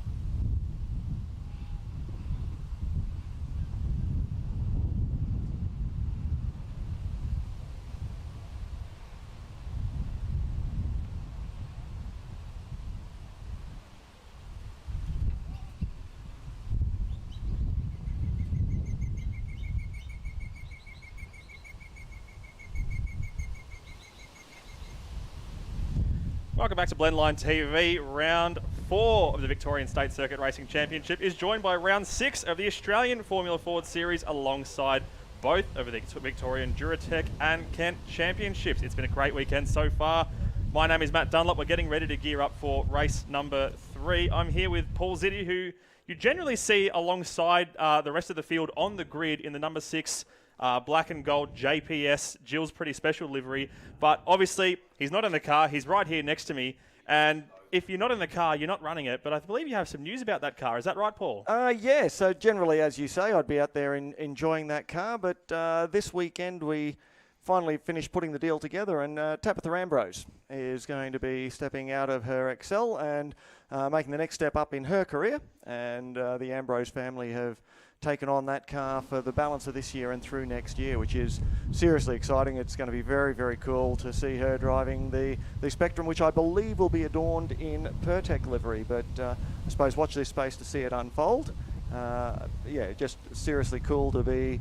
Obviously, Marcus, what he's achieved in motorsport is amazing, and now Tabitha coming through, following in those footsteps and the early days of her career. Really looking forward to seeing that when it's out on track. In the meantime, we've got a great field lining up for race 3 with Harrison Sellers looking to continue his perfect weekend so far from pole position next to the championship leader, both Victorian and National, Eddie Beswick. Cody Mains Ruddy in the number 69 machine will be behind them in third once again, with Joey Fawcett, the reigning Victorian champion, starting from 4th. Liam Lacono starting from 5th in the number 43 car next to Jack Bussey, who is currently 2nd in the National Championship, looking to push up as much as he possibly can. Number 88, Lachlan Evanet starting from 7th behind them, with Daniel Frugas next to him in the number 27. Kobe Williams charged from 20th on the grid to make his way up to 9th in one lap of running in the last race. Wasn't able to improve much further than that, but he'll be looking to make up some further gains as he is 3rd in the championship as it stands right now, with Lachlan Strickland in the number 47 rounding out our top 10, Paul. There we go, and Fraser High is out of position 11. Imogen Radburn, position 12. Moving back to Ethan Fitzgerald and Giuseppe Imbrogno for 13 and 14. Seth Burkhardt and Jared Hurst in 15th and 16th. Good to see Seth and Jared having a run this weekend for the first time in Formula Fords. Carly Fleming lines up behind them, doing double duty once again across XLs and Formula Fords, starting from 17th. Next to Jamie Rowe, who was Sans engine cover for most of the last race, but he looks to have glued back onto that car. He'll be starting from 18th, but in front of Logan Everly, who unfortunately got caught up in an incident and had to retire last race. Bailey Collins, who had troubles right from the get-go and had to pull off to the pits. And Kyle Cotto, who'll be starting at the back as a result of being marooned in the sand pit. And that moves us on to the Kent class grid, who will line up behind the Duratex. And Richard Davison, by virtue of his pole position and 2 race wins, will start from pole. Alongside him, Andrew Torty, Peter Fitzgerald, Mark Zellner, and Malcolm Coleman, who we have some late mail, maybe an unfortunate DNS, and then Jacob Reed and Frank Harris rounding out the Formula Ford 1600 grid. Yeah, it's unfortunate we won't be seeing that number 52 red machine with the yellow stripes down the side on track today, but we have a huge bumper field of cars who will be putting on a fantastic show. Look at that wind speed, 16.1 kilometres an hour, and that is a headwind all the way down the back straight. So that is going to be a huge benefit for the toe for anyone trying to make a move on the run into turn 6. Keep your eyes peeled when the cars are racing up the hill there, because there have been some great passes already this weekend. We saw, I think it was Kobe Williams went 3 wide around the leaders, 4 wide around the leaders almost yesterday, and then our number 13 car, our leader Harrison Sellers, doing the same today. And Cody Main's-Ruddy going from 4th to 1st in one lap that we saw in that last race. Magnificent racing over both of the 2 races so far for Formula Ford this weekend. Both of them, unfortunately, just a little incident in the second last lap, seeing them both finish behind a safety car. Minor, should we, quick to point out, they were only minor incidents. It was nothing, no cars destroyed or anything like that, but just enough to bring out the safety car. So here's hoping we'll have a green to green flag to checkered flag race as the to bring the curtain down on what's been an awesome weekend of racing. So for the 3rd time this weekend, it is Harrison Sellers from pole position with championship leader Eddie Bezic lining up beside him as we wait for the rest of the field to pull into place. We've got a bumper pack of, I think we've got 21 of the Duratec cars with 6 of the Kent class cars. The 5-second board is out. The revs are building. They are very, very eager to get this one underway here at race 3. Who's going to claim the round? Is it going to be Harrison Sellers who makes it a perfect round, or can Eddie Bezic gazump him? The red light goes out and Bezic has a much better start than yesterday or even early today, but Harrison Sellers still gets the run off the main straight, and he is going to take the lead as they all go to the inside of the circuit. They're just trying to get as much of a draft as they possibly can. There's so much ground to be made up in this initial run down to turn 1, but you have to be careful not to get your wheels tangled with anyone here through this corner. Making use of a little bit of the curb as we see the number 74 of Jack Bussey going around, and that's the 88 of Lachlan Evanet, who spears off and gets a little bit airborne on the run into turn 2. He's going to rejoin. Will he be able to keep pressing on? I wouldn't be surprised if he's got a little bit of damage. That car does not look to be sitting evenly on the track, Paul. No, I think there's a bit of a drain there that he may have missed and just drove straight into it. Had to take to the grass with Bussey to avoid Bussey, who was spinning, and don't believe anyone collected Jack, so Jack will be obviously fuming at himself. And here we see 3 wide. 4 cars, 3 wide, over the top, lap 1, Formula Ford. How do you like it? Cody Main's-Ruddy taking all of that curb. Just keeping on the straight and narrow. Geez, he's so fun to watch in that number 69 machine, Cody Main's-Ruddy. Let's see if he can make his way up past this lead group as we see a lot of drivers fanning out behind. That was Liam Lacono. We've got a yellow flag that's out at the moment on our timing screens. We'll see if that is that just local or if that will eventuate into something else. Safety car is indeed out. So the race has been neutralised as they cross the stripe for the first time. So not a whole lot of racing to start with. Hopefully that may just be a result of that car of Lachlan Evan at number 88. No, that is indeed the number 17 of Peter Fitzgerald. What a shame for Peter, who's stuck on the grass just past the exit of turn 1. So that must have been some time ago at the start of the lap. Yes, and we've here we have hopefully a replay of what has happened here. So here's the whole field coming through the first turn at the start of the race. There is Jack Bussey just looping it sideways. I wonder how long he's stuck on the track for, because the rest of the field has to filter through behind them here, and they're just trying their best to get out of the way. Meanwhile, behind them, it looks like Fitzgerald, all on his own, has started off the back there. Maybe he's had a mechanical issue of some sort and has just pulled himself wide to remove himself from the rest of everything that was going on. What a shame that is for Fitzgerald. That is his race done in the number 17. Yep, and I could see Lockie Evanet there he is, just limping the car back into pit lane. Unfortunately for him, his race done and dusted early as well. What a shame for Lachlan Evanet. I was having a chat to him pre-race, and he said he wasn't able to keep his place in that lead group last race because of a brake issue. Had to finish up. I think he ended up finishing that race in 7th position, so dropped a few spots there. Was really eager to make some of those positions up, but it's going to be all for naught in race 3. What a shame for Lachlan Evanet. Yeah, and we'll get a replay of the start to just see how they all filtered through the front row, getting away well, as we've seen. And once again, everyone making a pretty good run of it. It is a long run down to turn 1, so they build up quite a lot of speed. And Sandown very wide, but it funnels through to being a narrow turn 1, which can catch a lot of experienced people out. Jack, you can see, just gets up on the curb, and it doesn't take much. You've got that sausage curb on the exit of turn 1, and if you run up just up onto it, you get a good drive off it. If you run over it, unfortunately, these cars only run 40 millimetres of ride height. You end up a little bit like the Turtle, up on the curb, and the car just pivots around. You got the flat floor, up on the curb, tyres not touching the ground.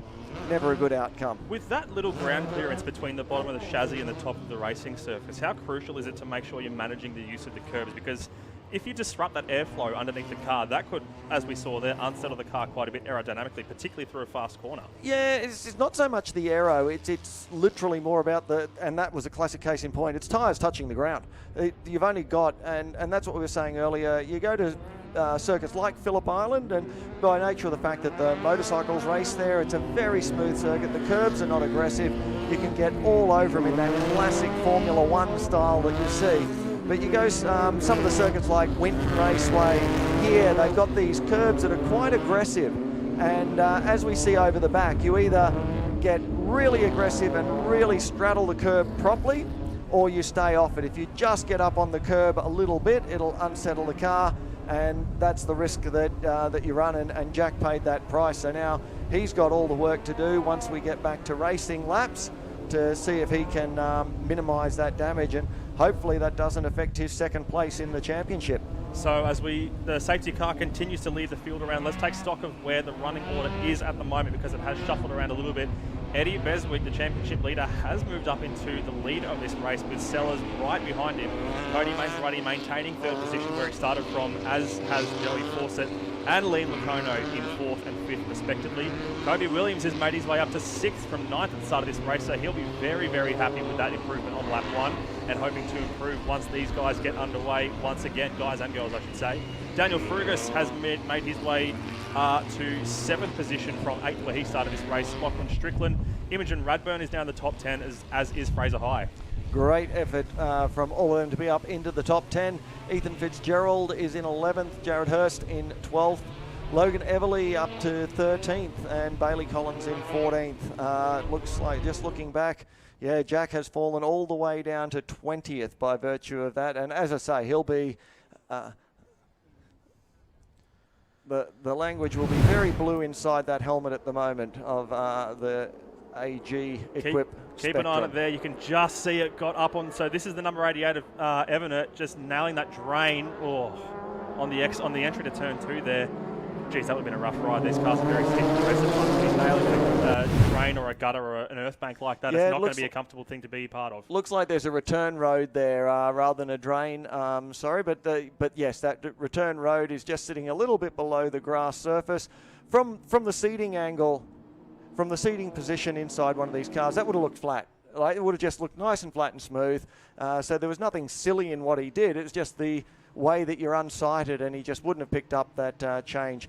Safety car lights are out, so the leader now takes the position of safety car, controls the field, and we will see when the leader decides to go. The rules are that once he makes that move, he must continue on with it. So you can't go and prop and cause the accidents that you see, but he does have control. If Eddie decides to drive all the way down to the start-finish line before he goes, well within his rights to do that. He's got the control of the field. This is the first safety car restart that we've seen in Formula Fords this weekend.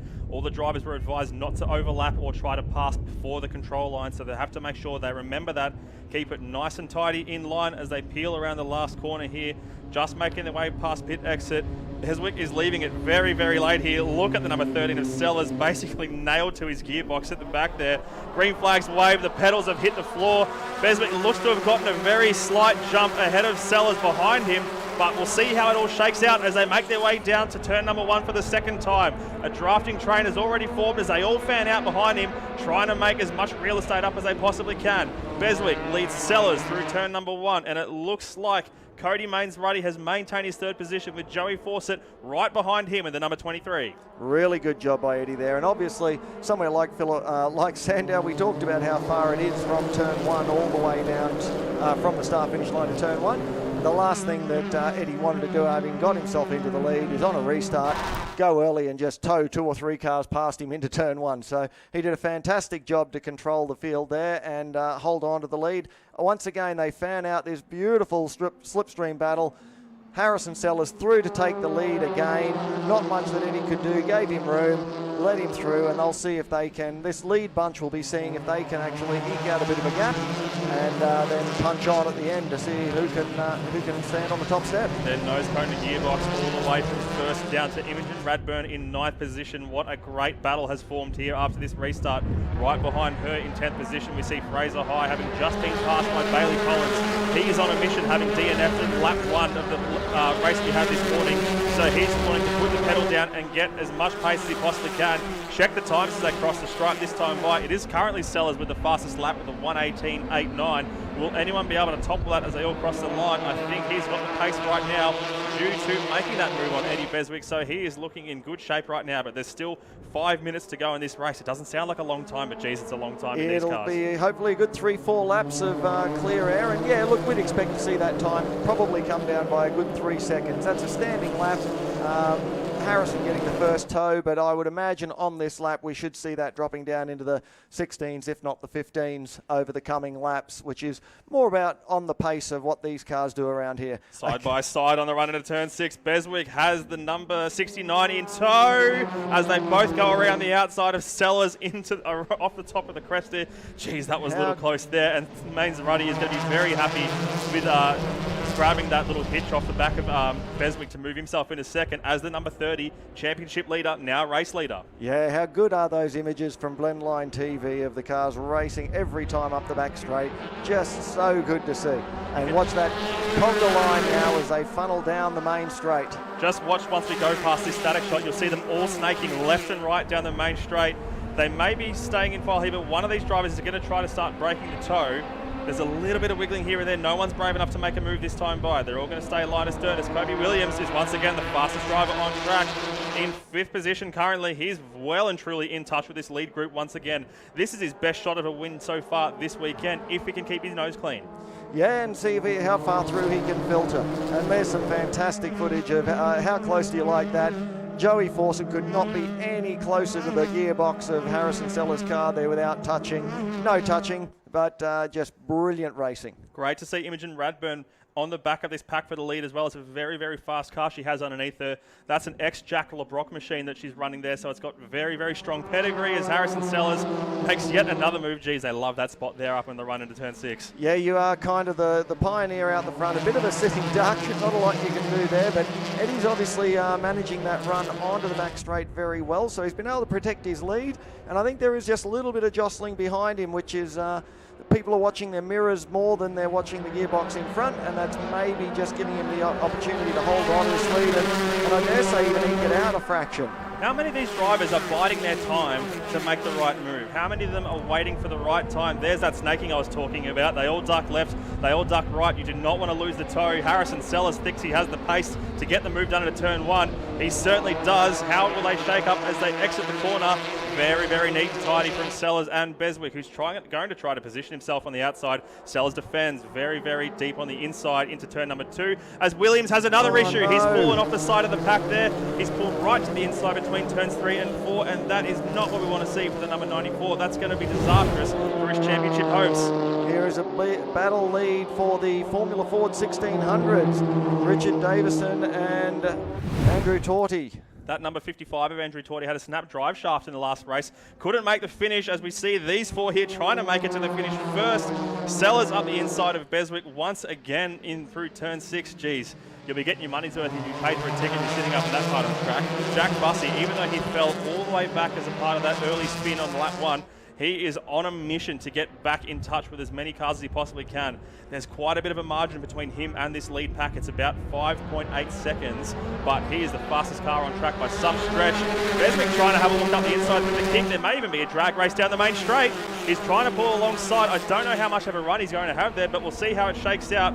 Number 13 of Harrison Sellers tucks back in front, and he's going right to the inside. He does not want to let the number 30 through, but he's going to try and have a look around the outside. No can do this time by. Cody Mains Ruddy, the number 69, looking to take advantage. They're going to be side by side for second position. Mains Ruddy makes the move. sensational racing here. You got, what is it, 7, 8, 9 cars, I believe, in this battle train for first. I think the guys at the back, the tow is dragging them in and hanging them on, and then you got another two. You got Bussy and Fraser High are looking to buy in as well. From 20th after that spin, all the way back now into 11th position for Jack. So he's making a nice recovery. He'll still be angry with himself. There we go, Eddie, first to fourth. First to fourth, look at that. A little bit of a lock up there behind. I think that may have been the number 10, the number 96 of Bailey Collins back in 10th. The last car on this lead pack, 10 cars, and look at the 11th and 12th there. That is, as you mentioned, Jack Bussey and Fraser High maybe looking to make this a 12-car train for the lead. This is incredible stuff. If you're Harrison Sellers, you're just going to have your eyes head down, eyes focused on the road in front of you. You can't be spending all race looking in your mirrors, but you do have to be glancing there every now and then just to make sure you're making the right manoeuvres at the right time, because they're fanning out, trying to go 3 wide here. That's Joey Fawcett tucking in behind Cody Mains-Ruddy, the reigning Victorian champion, who's going side by side for second as Cody Mains-Ruddy moves into the lead once again. Eddie Beswick just trying to get as much pace as he possibly can through one. Grabs a little bit of dirt on the exit. That scrubs a little bit of speed off, so he's going to drop back into 4th position. 2 laps to go, we are hearing, and this has been sensational racing. It's just so good to watch the level of maturity amongst these young drivers, all so focused on trying to get the win, but giving each other the room that they need and not biffing, barging, not pushing each other off. No quarter given by any stretch, but also no silly tactics or anything that you sometimes see in other categories of racing. So it's been superb to watch. That's exactly right. These drivers know when to be brave, but they also know when to tuck back in line and make sure they don't make contact.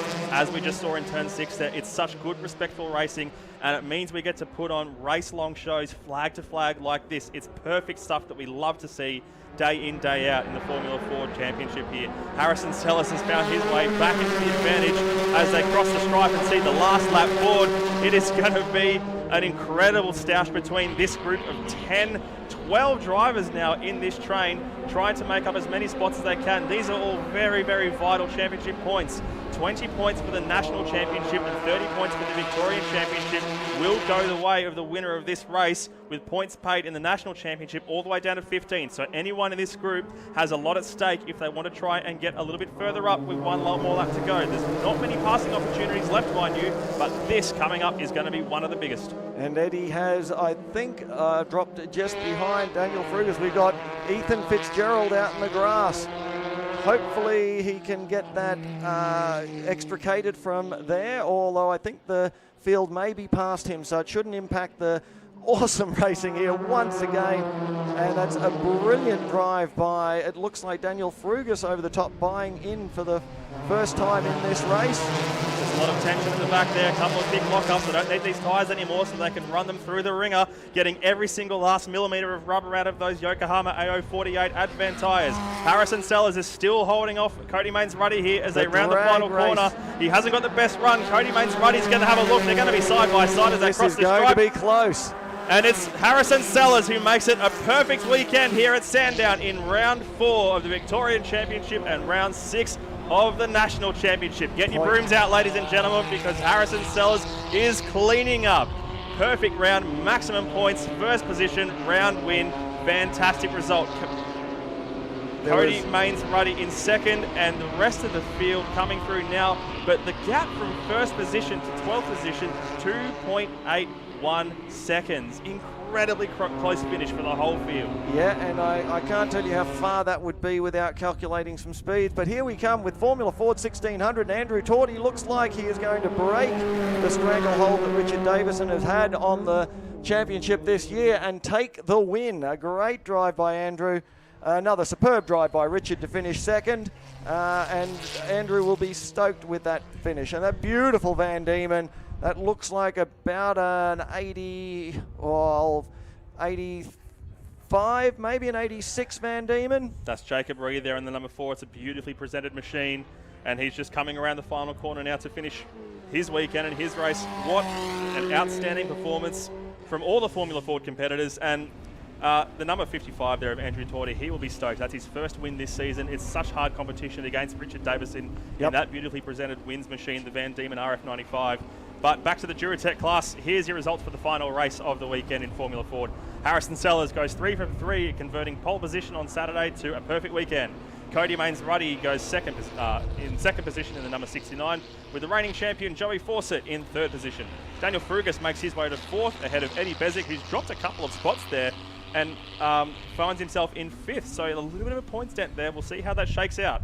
Liam Lacono finishes sixth, ahead of Lachlan Strickland. Kobe Williams dropping to 8th position after that recovery to 6th on the safety car restart, with Bailey Collins and Jack Bussey with the fastest lap of the race, rounding out our top 10.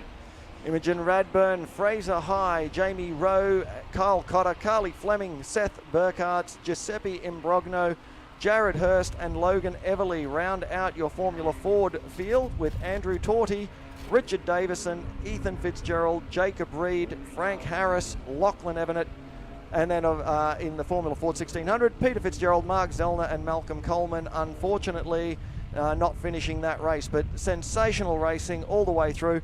The Spectrum chassis having a wonderful weekend, all three on the podium.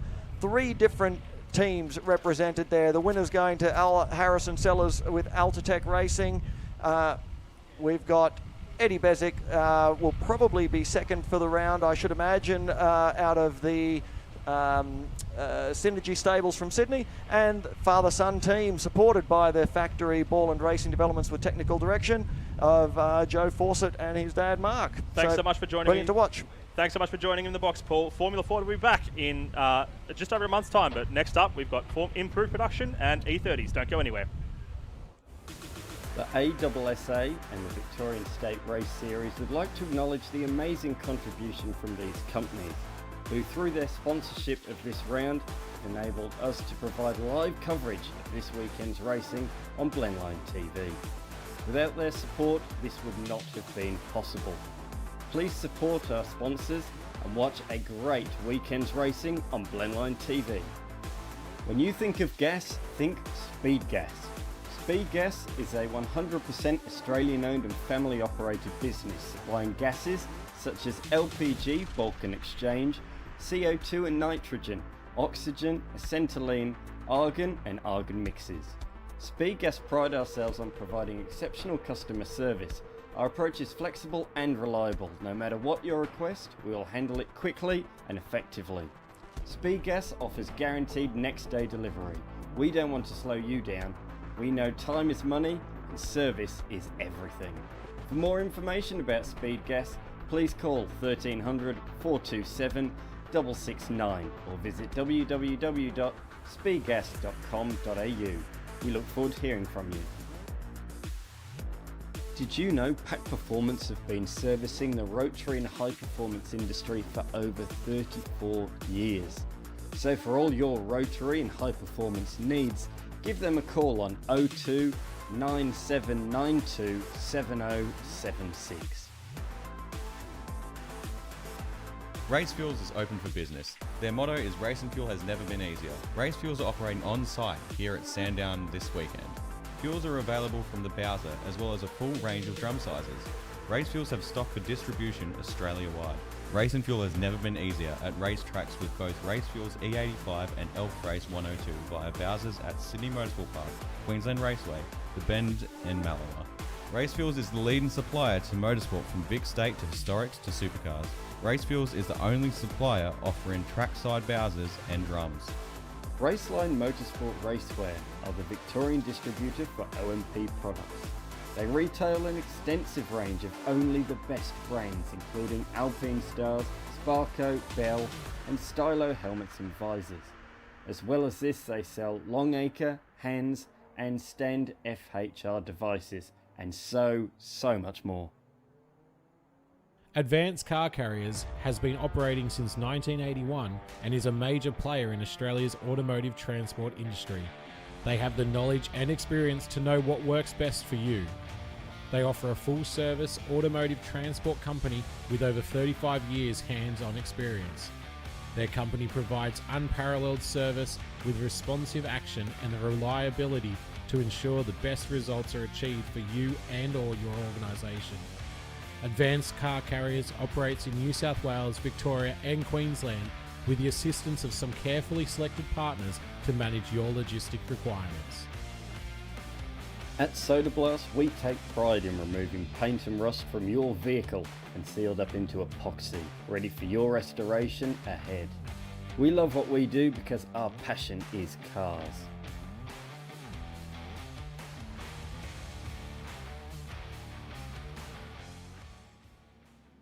YTG, also known as Young Timers Garage, have a wide range of exotic and one-off specialty cars. Be sure to check them out when looking for that special vehicle.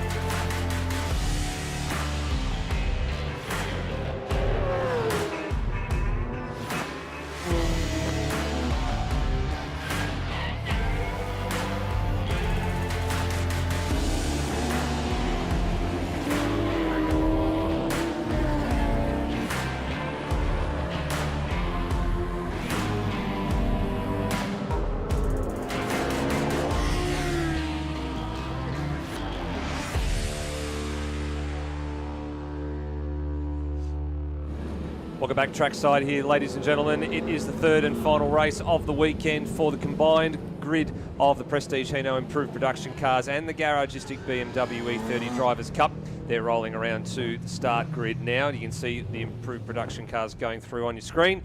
Here's how their grid looks for race number 3, with Tonks and Lehman off the front row of the grid, Luke Gretschkumbo and Ian McLennan right behind them, Peter Dixon and Jinwook Song, and Michael Hart and Scott McLean. So that's your top 8, all in Commodores, 9 if you include Dallas Brooks, and then Anton Bergman in the BMW E30 there in position 10, with the lead under 2 litre car, Brett Porter starting out of 11th, and Richard Valentich in 12th.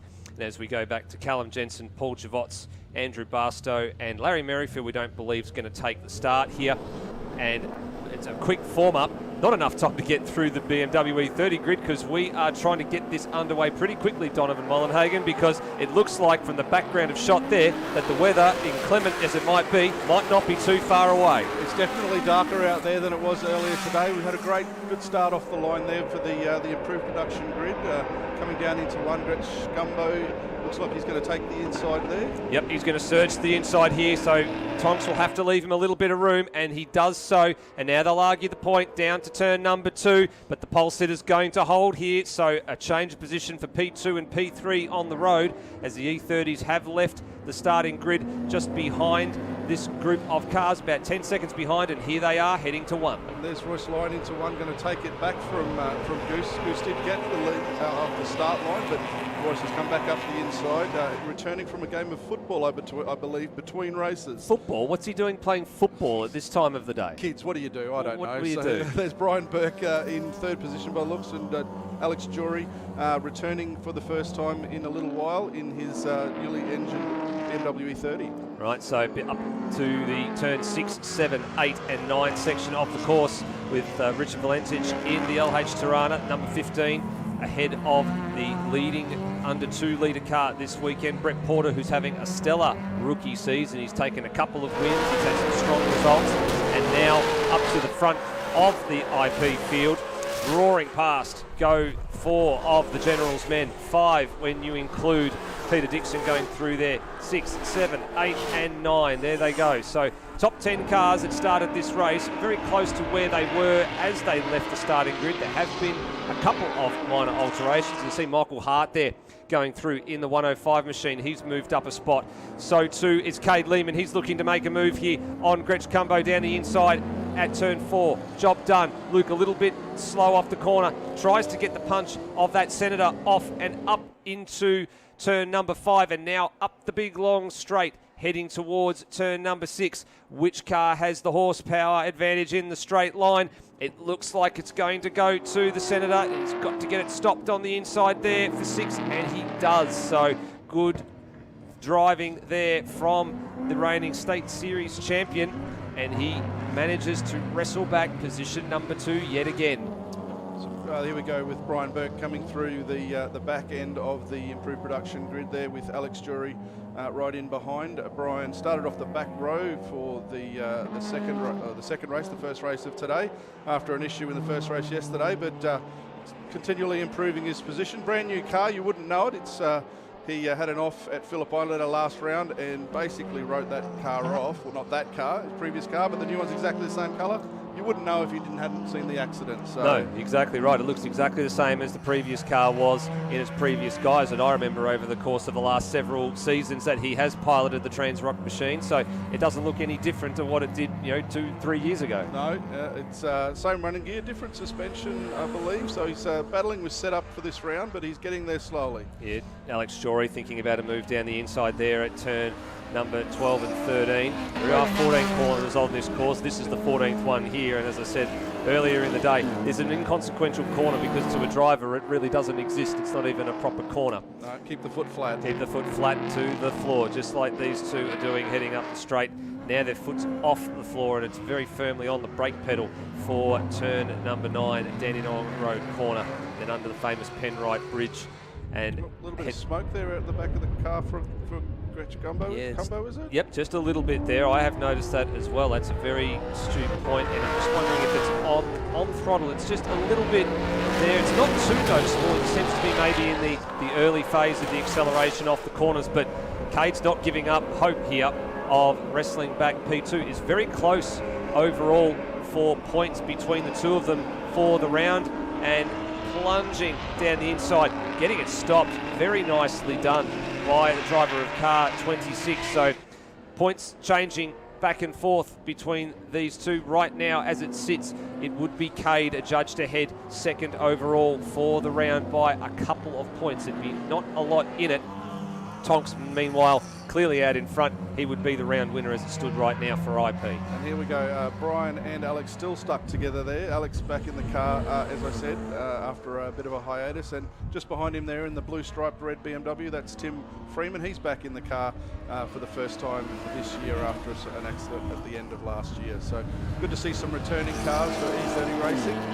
And some newer guys. Oh, and looks like we've got someone off at the back Jin there. Muk Song. So he's off the circuit at turn 2. So he's had a fair few upgrades to that car over the last couple of months. There's been some brake changes. There's been some computer changes in there. He's now perched on the grass verge on the side of the road between turns 2 and 3. So yellow flags are out here for observation as Burke and Jory run through there. Holding station there, so back to the IP guys, and these the Civics have that's the Peugeot. That's the Peugeot. So the followed by the Civic there. So that's the battle of the front wheel drives. Yep. So a couple of the front wheel drive cars. These will be 2 and 3 in the running order. So that's Callum Jensen and Paul Chavot's running line astern behind Valentic as the safety car gets called. And then just behind this group of cars is Peter McLean in the Subaru BRZ. He's the defending club champion in under 2 litre. Looks like he'll be set to lose that title this year if things keep going the way that they are. But not for wanting of trying. Pete's out there having a good run and enjoying his racing as he always does. There he is coming across the line there in the back of shot. So with a bit of luck, it'll just be a flat toe. Yes, hopefully we can get that car cleared up and back to racing as quickly as possible. And we did have, after the last race, we had a safety car. We had a couple of overlapping infringements on the restart. So I dare say that the E30 guys, at very least, will be well aware not to overlap. So let's have a look down here at turn 3. Let's see if anything got involved here. Oh, actually it was a spin for Song. So he did a bit of a 360 and then sort of engaged, I wouldn't say engaged reverse, but he just lifted the brake pedal and let the car roll back on its own momentum out of the way. And Michael Hart, who was next on the scene there, was able to avoid. So he's not trying to get out at all by the looks of things. So that says to me that maybe it's had a lock up and the fire under that car has gone out. So there might be some sort of mechanical gremlin or electrical gremlin going on with the number 121. That's a shame too. The Rookie of the Year last year in improved production certainly was on a tear. He's been getting better and better as each weekend goes on, but not been the best weekend for him so far. He had a couple of good results. He's been battling with the braking and understanding now that he's not running the ABS, not running the factory computer, that just where the limits of braking actually are. You know what, when you tinker with cars, and you'll understand this, when you tinker with cars too often and you make too many changes, sometimes you do mask the true cause of some of your problems to begin with, and then you're chasing your tail for the whole entire weekend. And you know, it's better to make one change rather than 2 or 3 changes, because then you don't know what's caused the problem to begin with. Definitely, you get a bit lost in everything you've done, and you're right. What's caused that? It works great now, but why does it work better now than it did before? So absolutely, you want to be very methodical about your changes to the setup of the cars. And as we suspected, they're just going to latch the what they call the snatch strap onto the back of the four-wheel drive and then onto the front of Jin Wook-song's Commodore. They'll probably tow that around the corner. Oh, there's a shopping bag going flying down the front straight. This is no, this is not supercars from back in the day, ladies and gentlemen, that got ingested into the front of the Mark Scaife Commodore back in the day. That is a bit more damaging than that, and I wonder how that's come onto the circuit. Someone's clearly left something up in the grandstand, and with the wind blowing the way that it is, that's going for a bit of a ride down the front straight there. Well, he's back on. He's just come off the curb. It looks like he's trying to take turn 1. Well, now, thankfully, it's probably out of the way. If it goes a little bit further, it'll be well off the racing line. It's not going to pose any risk to anything. So that's probably the safest outcome that it's actually going to have there. If it can get into the grass, it'll end up at the fence at the end of the sand trap on the runoff area for turn number 1. So it won't do any more harm. You know, we're hanging out for racing when we're calling how well a shopping bag can go around turn 1. I remember when we were hanging out for racing at Phillip Island a couple of years ago, and we had to call the go-kart race that was going on across the opposite side of the road. Of course, there's the Phillip Island Grand Prix circuit. Then there's a replica Phillip Island Grand Prix circuit on the go-karting layout. As we see, the bag's been retrieved, and they were going off left, right, and centre. It was raining. They were having a ball going off left, right, and centre. I've actually felt really sorry for the poor guy who had to go and retrieve everybody from the barriers. Yeah, he had his work cut out for him that day while we were waiting for a couple of races to get underway. I think that was about 2 years ago now. I'll imagine 2 years ago. My memory's correct. But, the safety car is still picking up this field here. I dare say we'll probably get this one more lap under the safety car, and hopefully we will be back to racing condition, because there's not a lot of time left on the clock. And for the improved production field, they were just starting to lap the BMW E30 field. So you can see there's a couple of the back markers in the E30 field that have been already passed by Jared Tonks. So you got the 61 of Zachary Dunn in there, and who else have we got in there? That would be Martin Taylor in behind him there in the white with the BMW stripes. That's the 39 there. And I think they were possibly the last two, because you can see there's Benjamin Munro was off the back of the grid, and Tim Freeman was ahead of them, so they were a little bit further up the field. They're actually going to be at the back of this train here that's coming onto the straight now. So going through there, there's Peter McLean, Andre Noy, and then you get to your leader in Royce Line there, and then the rest of the E30 field behind him. There's Wayne Decker there in the Audi Quattro Audi 80. Back there is Paul Schiff in the beautifully liveried, the old Benson and Hedges coloured BMW E30. Yeah, it's a beautifully presented car, that one there. The Shifts were obviously the Red Rocket racing cars for a couple of years now. So it was Simon and Paul Schiff, and now it's gone, and they've changed one of those cars over to look just like it was back in Bathurst back in the day. That's right. What's happened to the other cars for Simon Schiff? Simon's actually sold that car to one of our other competitors' brothers, and hopefully we'll see that back in the category in the not too distant future. Oh, fantastic! So good to see that the cars that not only get sold, but then they're going to get raced again. That's the important thing. So absolutely, we've probably got 25 to 30 logbook E30s. It's just a matter of trying to get everybody on the grid at the same time, unfortunately. That's exactly right. And they're all spread out all over the state as well, which makes it a bit hard to get everybody together. But, circuits are not exactly in locations that are friendly to everybody. So you're right that there is the logistical challenge that goes along with it, as there is for all of the state rounds. So the next of the Victorian State Race Series rounds for the championship comes up at the beginning of October, 4th, 5th and 6th of October at Phillip Island.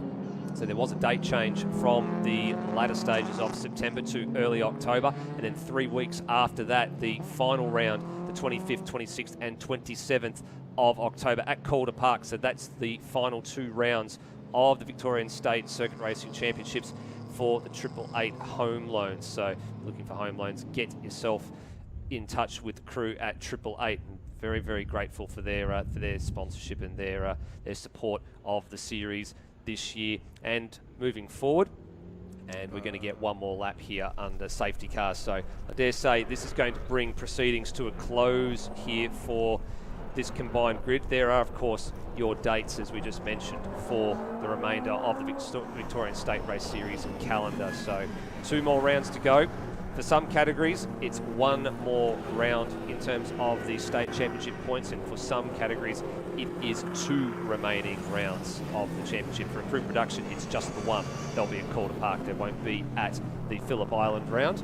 On the BWE 30 front, what does it look like for that group of Yeah, so cars? we're at both of those rounds. We'll be at Phillip Island at the end of September. Unfortunately, I won't be here, but I will hopefully be returning to the car at Calder. It'll be my first run at Calder in a very long time. So this is last year's round, but it'll be great to be back in the car and great to be back in Calder Park. Fantastic.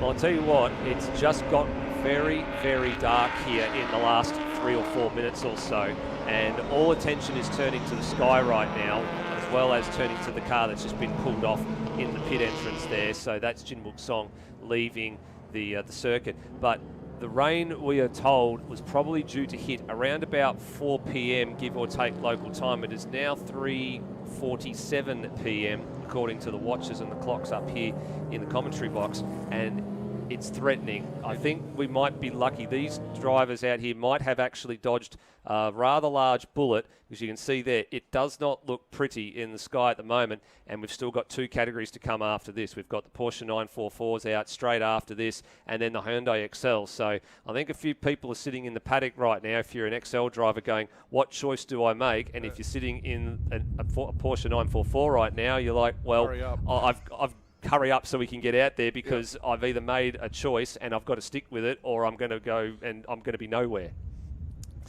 So it looks like we are going to get a restart at this lap. I don't know whether we're going to be a restart to the checkered or whether we'll get 1 racing lap. We'll wait and see.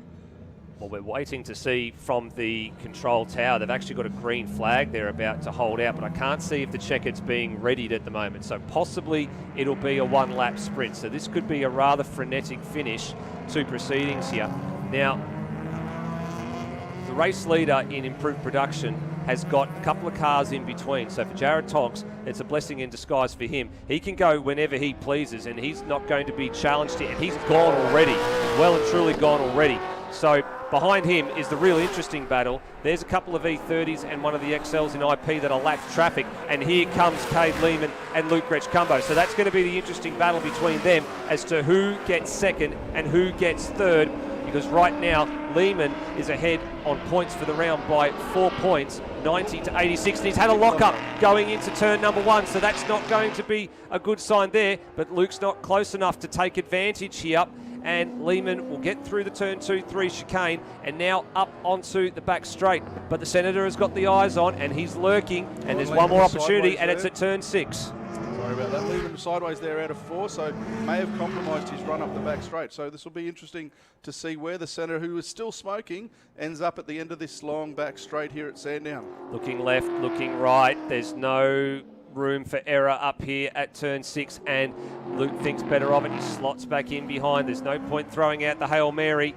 And down to turn number 9 they go. Checkered flag is being readied at the start-finish line. So Lehman a little bit slow off that corner there. So Gretsch-Cumbo got right up underneath him, and he might try and throw something up the inside the last corner. But for Tonks, another clean sweep of the weekend for him, and another race victory. So what a great round here. Luke's going to try and run this as hard as he can, but he runs out of steam and he runs out of laps to wrestle away P2 from Lehman, so he has to settle for 3rd, and Ian McLennan home for 4th. Meanwhile, Royce Lyne's got a battle on his hands. He's got to try and fight through the IP traffic here. He does indeed. And where's I can't see. It looks like Alex Jory has gotten past Goose there in the restart in the first lap. He has. The last lap around. So it looks like Alex Jory's going to take it from Goose in the end. So last lap pass there, always a pleasure. Yep, absolutely. Then Brian Burke is being followed closely by, I can't quite make out who that is, and Tim Freeman will end up in 6th by the looks of it. So a good race there for the BMWs in the Garagistic BMW Cup. Absolutely. So frenetic finish, 1 lap dash settles the argument there in all categories. So the race leaders in both classes got home, but yeah, look at that. It is starting to come down. So we're going to get to a quick break here because there's still 2 categories to go. The 944s are out next, and I tell you what, they're going to be praying that they avoid this incoming rain shower. Don't go anywhere. There's still plenty of action to finish up here at round 4 of the Victorian State Race Series here at Sandown Motor Raceway. The ASSA and the Victorian State Race Series would like to acknowledge the amazing contribution from these companies, who through their sponsorship of this round have enabled us to provide live coverage of this weekend's racing on Blendline TV. Without their support, this would not have been possible. Please support our sponsors and watch a great weekend's racing on Blendline TV. When you think of gas, think Speed Gas. Speed Gas is a 100% Australian-owned and family-operated business supplying gases such as LPG, bulk and exchange, CO2 and nitrogen, oxygen, acetylene, argon and argon mixes. Speed Gas pride ourselves on providing exceptional customer service. Our approach is flexible and reliable. No matter what your request, we will handle it quickly and effectively. Speed Gas offers guaranteed next day delivery. We don't want to slow you down. We know time is money and service is everything. For more information about Speed Gas, please call 1300 427 669 or visit www.speedgas.com.au. We look forward to hearing from you.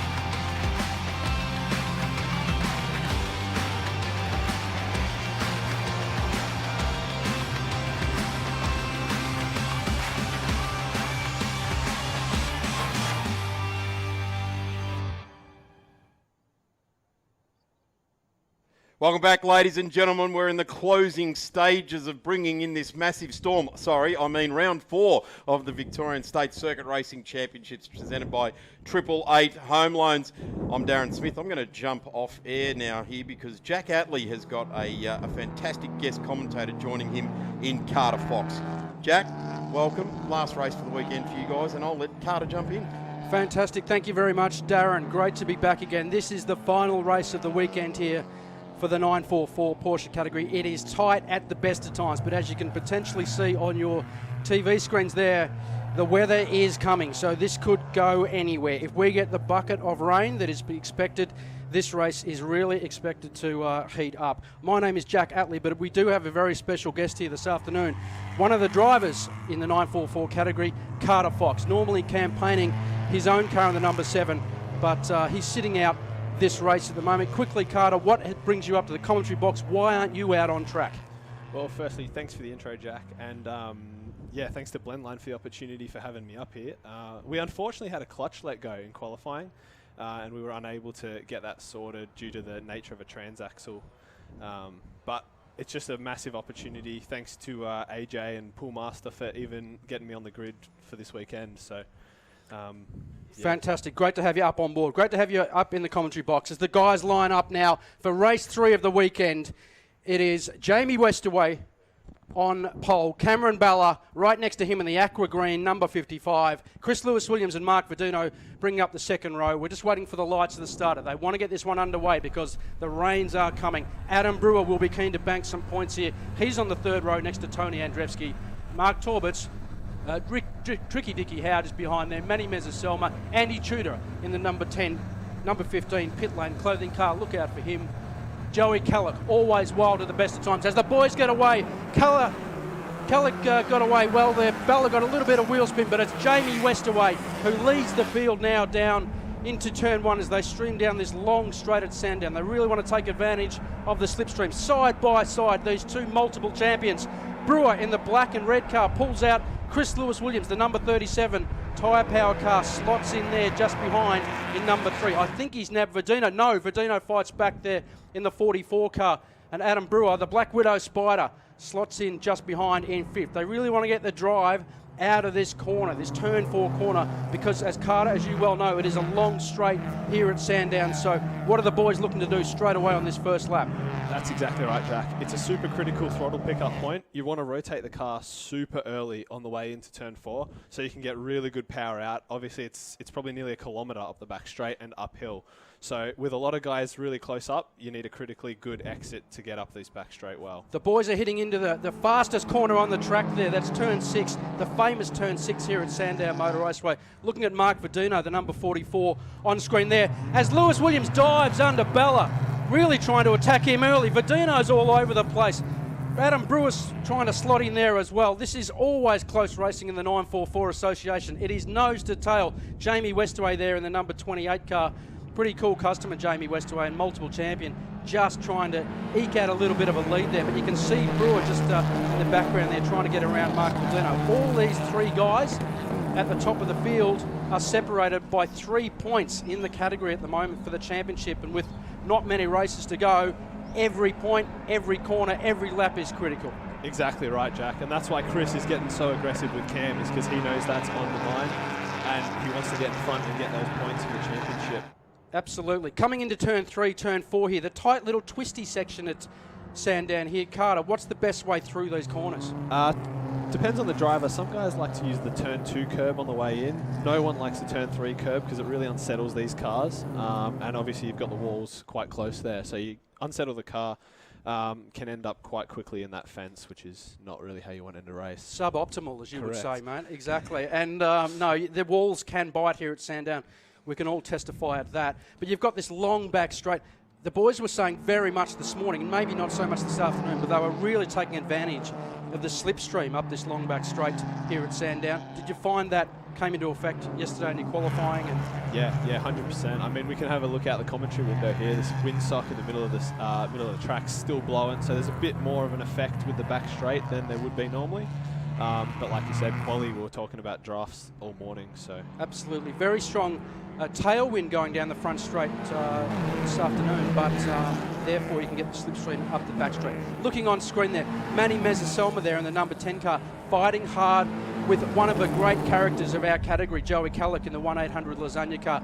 Really wants to take advantage of that drive off turn 12. Turn 12, Carter, is another very important corner on this racetrack. Exactly, and same as turn 4, we're really after that early throttle pickup point, so early corner rotation to get a good drive out. These cars, not a lot of horsepower, and really rewards momentum driving and early throttle pickups for long straights. Absolutely. Chris Lewis-Williams there, the number 37, the Baron of Benalla, all over the back of Cameron Bella. Chris Lewis-Williams always talks about the momentum of these cars and how you need to keep the mid-corner apex speed up in these cars. Would you agree? 100%, and like what you can see here, Chris is being really aggressive following Cam in the slipstream. So it'll be interesting to see if he pops out here on the run into 6. Fantastic, absolutely. They are very, very close, the guys at the front of the pack, as they usually always are. We're hearing reports that the rain is just 10 kilometres away, and with 10 minutes to go in this race, if this rain hits, believe us, ladies and gentlemen, you will see a show, because these guys are tight at the best of time. And you can see there, the top 4 guys separated by a very, very minimal margin. Cam Bella has actually hit the fastest lap of the race. He's in the bright green Aqua number 55 car, but he's coming under real pressure. If you look at the 2 guys on screen, 8 titles between those 2 guys. They have 4 titles each. Jamie Westaway has 2 himself. So there's 10 titles between the top 3 guys here, and we've only been running for 24 years. So that's a hell of an achievement for all these 3 guys, and they are nose to tail. Exactly. We can see Cam just holding his line there as Chris goes for a little look down the inside, nothing happening.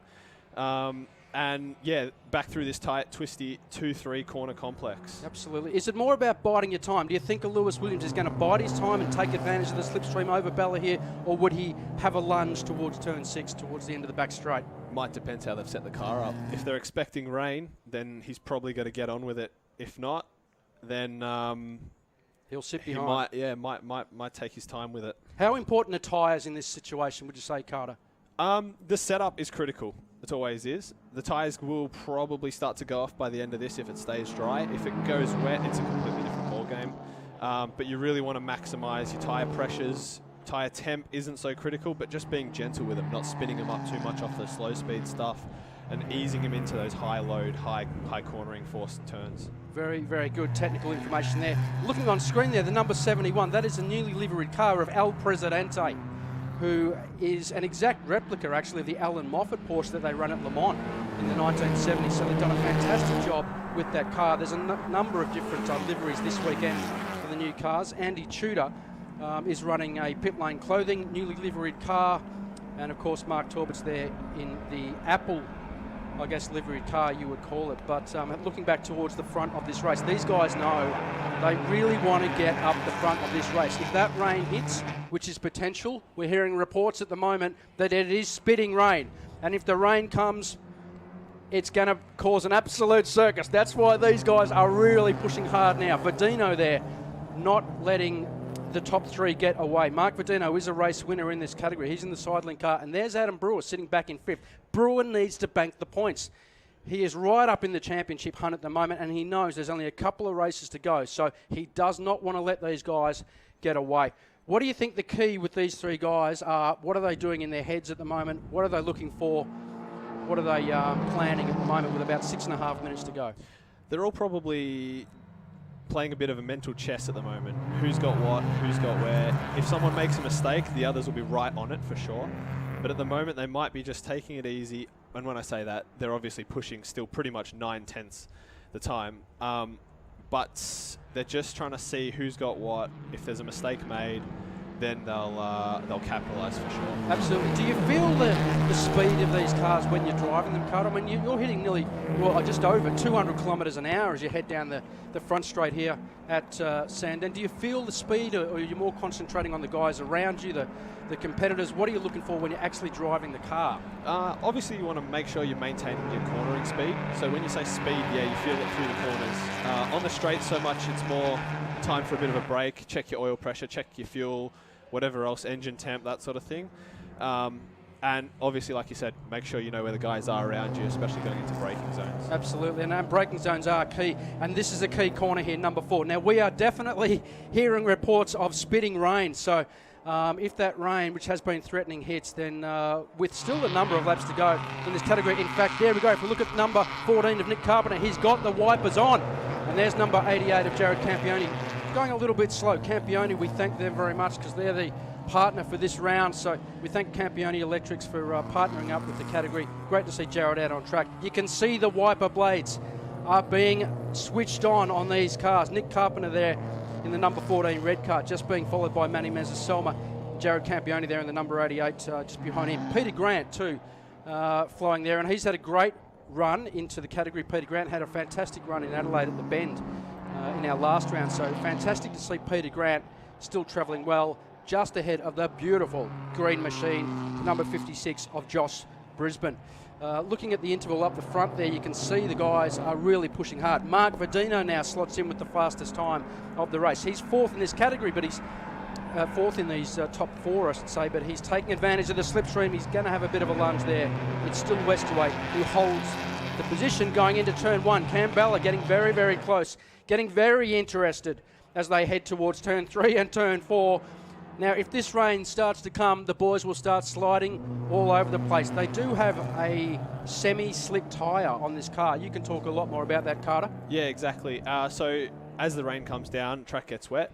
Things you're going to watch out for: curbs. You really don't want to play, especially around this joint with the curbs. Turn 6 is a little bit not so bad because the car's already straight, so you can just kind of hop over it.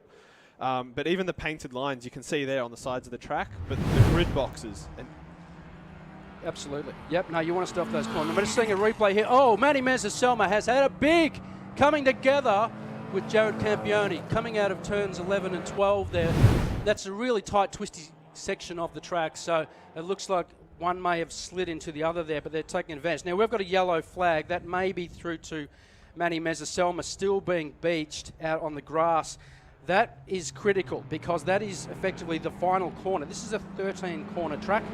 Corner 13 is pretty much flat to the boards and a straight corner for the guys in these cars. But if there's no passing, which you cannot do under yellow flags, that means that you need to get the job done before you get to that corner. You're talking about now, definitely the wiper blades are on.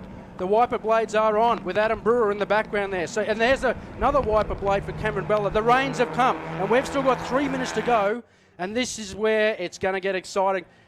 And I'll tell you what, we've got slightly more exciting because we have just been hit with a red flag. They have annulled this race. Now, we've got a car which is stopped on the main straight. It's Joey Kallick there in the 1-800 Lasagna car, but currently we are under red flag conditions. Joey has got going again. Joey has got going again there. So they have red flagged this race. Now, it is our understanding that what we're hearing from race officials are that this race may have been called early and they will not be resuming this race. Now, whether that is due to a car in a dangerous position, which may cause an incident and they're worried about that, or just simply the amount of rain that is expected to hit this track. Let's have a look at a replay here and see what happens. So Joey Kallick there in the 1-800 Lasagna car has got on that ripple strip that exactly what Carter Fox was just talking about. Very easily slid the car right around and stopped in a reasonably precarious position. He's fair way off the track. Andy Tudor there just coming through in the pit lane clothing car, which is fantastic to see Andy out on track. I have to say it was a pretty tidy recovery from Joey. I mean, he lost it on the curb, but did a good job to keep it square and pointing the right way coming off it. And he is a fair way off the track, so that's potentially not so much of a dangerous position, but we have been banging on about it. The amount of rain that is expected to hit the track in the near future very quickly may have caused officials to say, right, let's pull the plug on this one. But under red flag conditions, that is potentially going to conclude that race. And if it does, which we're just still waiting on 100% confirmation, but if it does pull the race, that means the winner and the round winner will be Jamie Westaway. Of course, these results are provisional, but just quickly running through these results, I might let Carter run through the results there. Yeah, so Jamie's obviously finished up in first provisionally for that, but then we've got Cam, Chris Lewis-Williams, Mark Verdino, Adam Brewer in fifth. Great run from Tony Andrzejewski today, holding his sixth place finish in this race, but he got that better in the previous race this morning. Mark Torbitz, P7 in the new car. Joey Kallock provisionally in P8. Obviously, if he's lost a few on that last lap with the spin, that might change. Dick Howe, what a run in ninth. Tony Westaway, that car was drained of oil, so to be up in 10th, that's pretty good. It is. Andy Tudor in 11th. Nick Carpenter in 12th. Jared Campione 13th. Peter Grant 14th. Josh Brisbane in 15th, and then we've got 3 DNFs, including myself. Exactly. Carter Fox is listed on that race results there. But by the looks of it, and what we're hearing officially now, is that will be the conclusion of race 3 of the Porsche 944 Challenge Series. We thank very much everyone involved, especially Campione Electrics and all our partners in the 944 category for a fantastic weekend of racing. Coming up next, stick with us. We've got the Hyundai XLs, and they are exciting anytime, let alone if we get a bit of rain.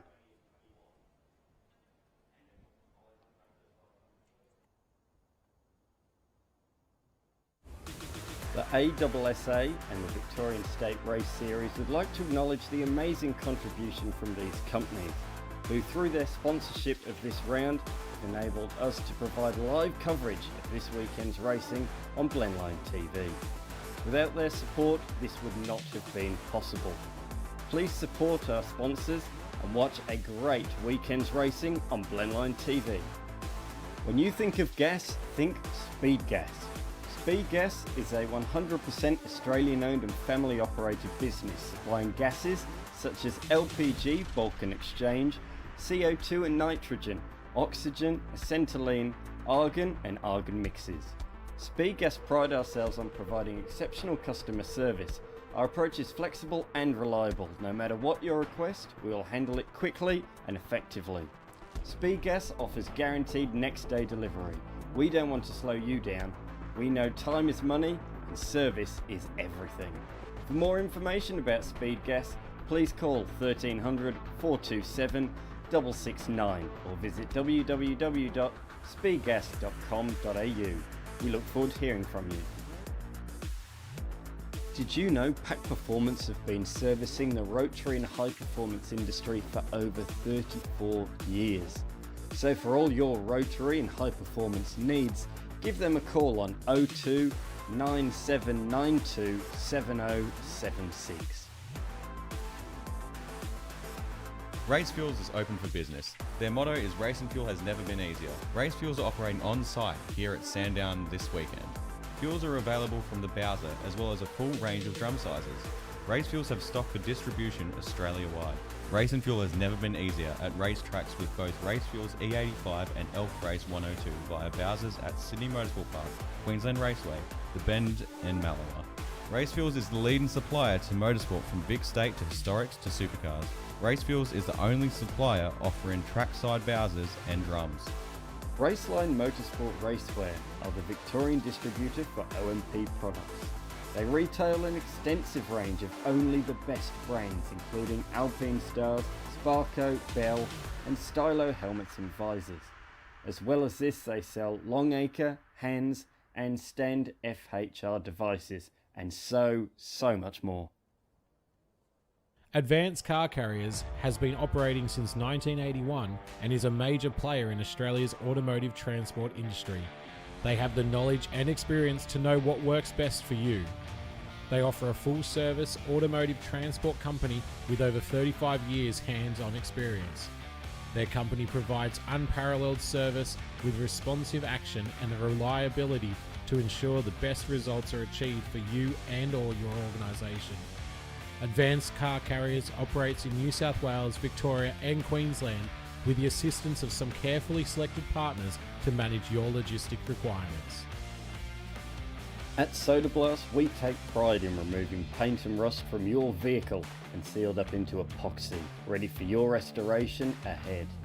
We love what we do because our passion is cars.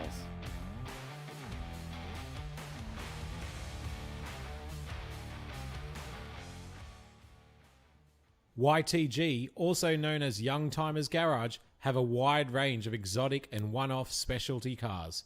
Be sure to check them out when looking for that special vehicle.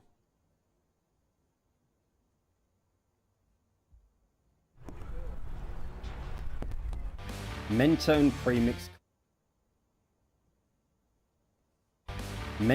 Premix Concrete, a fourth generation family owned business that is Melbourne's leading supplier of decorative concrete. With a state-of-the-art showroom displaying a variety of finishes and specially trained staff to assist you, the team at Mentone Premix will make the decision process a breeze. Specialising in all aspects of decorative concrete, remember to get exposed with Mentone Premix.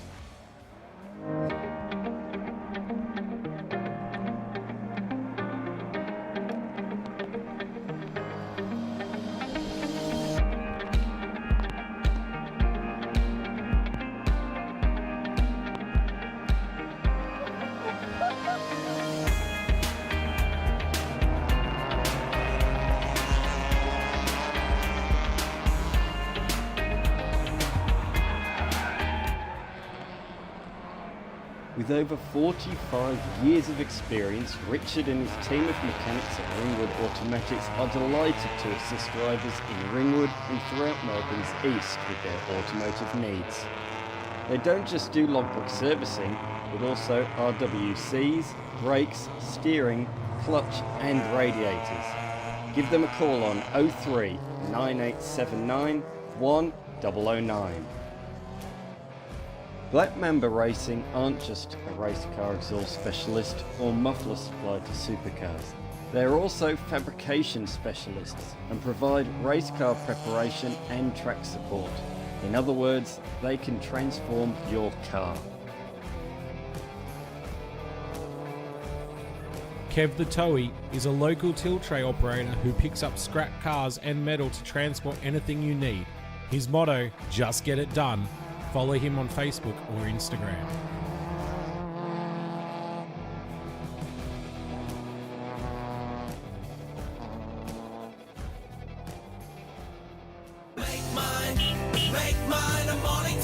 Ready to zoom into your next adventure? Visit Mornington Mazda, your locally owned Mazda dealer since 1993. From the sleek Mazda 3 to the refined CX-5, the empowered CX-60 hybrid, and the dependable BT50, there's something for everyone. Mornington Mazda, where your zoom journey begins. Make mine a Mornington Mazda. LMCT 4180.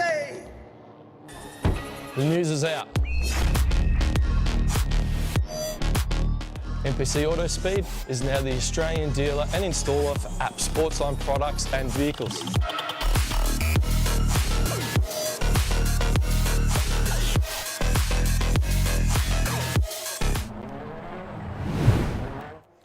This has happened on the outlap. That is Strick going around. We're set to start from position number 5. XLs in the wet. This is going to be carnage out there on the racetrack. There's a couple of vacant grid positions I can see. Maybe there's other spinners out there that we haven't caught. I am Dan McCarthy. Alongside me for this one is Callum Brannigan. XL's put on a show at the best of times, but just add a sprinkling of water and expect absolute chaos. Forecasting action. The weather has opened up and we've got wet circuit conditions, and as we've already seen, it is extremely slick out there for the Hyundai XLs. It's great to see a healthy field here this weekend, here at round 4 of the Victorian State Race Series at Sandown International Raceway. And as you say, we're anticipating action aplenty. It's going to be going off. And what a way to finish off this fantastic weekend as well, Dan. Absolutely, we may very well have saved the best till last. Lights are on and we are underway. Positions 4, 5 and 8 I think are all vacant. So we're missing Kadich, we're missing Strick, and there's another one a little bit further back as well, but they're heading down towards turn number 1 into the great unknown. We can see windscreen wipers are hard at work, but it's an 117 of Simpson that leads James, Mason Kelly, and who's going to prevail in the fight for 4th position? Not quite sure there, but this is going to be quite something. It's going to be treacherous around these first couple of corners.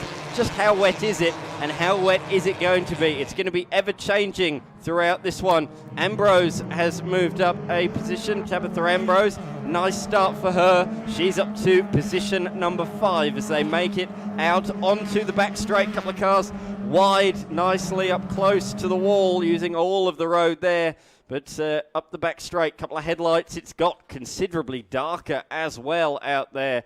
The wind's still as much as ever, and I could visibly see rain on the Blendline TV screens. It's pretty heavy up the back straight, so this could be quite interesting. The 185 of Hodge is just about holding Sala at bay, but look at that, Callum. It's visibly wet up the top. Look how slick it is. They're extremely ginger through here. Cold tyres and the rear end on these Hyundai XLs is literally along for the ride, so it's quite easy to generate energy, heat into the front tyres. Into the back tyres, it's extremely hard exercise, hence why they're tiptoeing through the turn 9 for the first time. And you can see there, Hodge, just how ginger he's having to take it there. And look how slow they are scattered.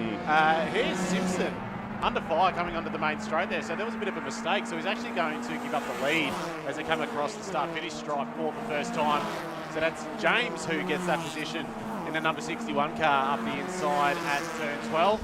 Ahead of Hugo Simpson, who's been absolutely unstoppable so far this weekend. Obviously, he's had his fair share of action. He's done extremely well to defend from his combatants. Here comes Sala up the inside. They're almost 3 wide. Tabitha Ambrose around the outside there. She's doing a fantastic job. And it looks like her future in circuit racing is very promising. Looks like she's stepping up to the Formula 40 in the not too distant future, along with Mike Borland and the team at Borland Racing Developments behind an Australian built and developed Spectrum. So it's great to see that she's progressing through her career. Her father, Marcus Ambrose, of course, 2-time V8 Supercar champion, as well as his multiple race wins in NASCAR in North America. And of course, you've got the son of Todd Kelly out there as well, Mason Kelly. So, second generation drives, or third in the Ambrose's case, out there on the race circuit in this one. And of course, Ambrose and Todd Kelly fought against each other in supercars in those mid-noughties. Oh, Wilson's off down at turn number 2, gone down the slope, and looks like unable to get that machine back out. It's probably pretty sodden down there, although it's not rained all day. I think it'd still be pretty wet from the rain last night, and this is certainly the wettest part around this side of the course. As we see Campbell, we have gone safety car, unfortunately. So we are going to neutralise the race. Oh, a couple I don't think are aware. Campbell's dove up the inside there on, I think it was Carpenter, is it? Oh, Ambrose. Tabitha Ambrose has gone around out of the final corner under safety car conditions. Oh dearie me. She's going to drop pretty much to plumb last, unfortunately. She has fallen right back. She's ahead of a few cars, but I reckon she's lost a good 10 or more spots there. I'm watching her name tumble down the timing screen, and she's going to come across the line in position number, I think that was 19, yeah. It was indeed, Dan. So that's unfortunate for Ambrose. Not too sure what happened. But you can see just how slick it is out there at the moment. Running on, I think they've got a mix of Federal and Dunlop tyres in the Circuit Racing Hyundai XLs. As obviously they were running the Federal tyre. That was the appointed control tyre for this series for so many years. But no longer, the tyre is no longer available, so they've had to force the switch to Dunlop. Either way, they are a multi-weather, multi-use tyre, so they're actually very handy no matter what the conditions are, but it has probably caught a lot of these drivers unstuck. Now, we were expecting, well, the forecast was that the weather was was going to arrive about 1 o'clock today. We were expecting heavy showers, thunderstorms, all sorts. High winds was anticipated for about 1:30, but it kept off until just now. And it's looking worse out there right now than it did at the start of this race. It's a lot darker out our commentary window than what you can see on screens here for the viewers tuning in on Blendline TV via Facebook and the YouTube channel from home. You can see it looks quite bright on the screen here, but it's really dark out there at the moment. So that's another factor for these young guys and girls to contend with as they come to grips literally with these wet conditions in a circuit racing car. Of course, this is a fantastic springboard for go-karters coming out of go-karting and into circuit racing.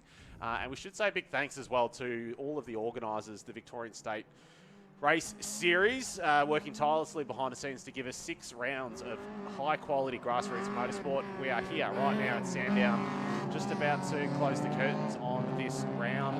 But coming up next, we've got the 5th round of the season 2024 at Phillip Island at the Grand Prix circuit, October 4 to 6.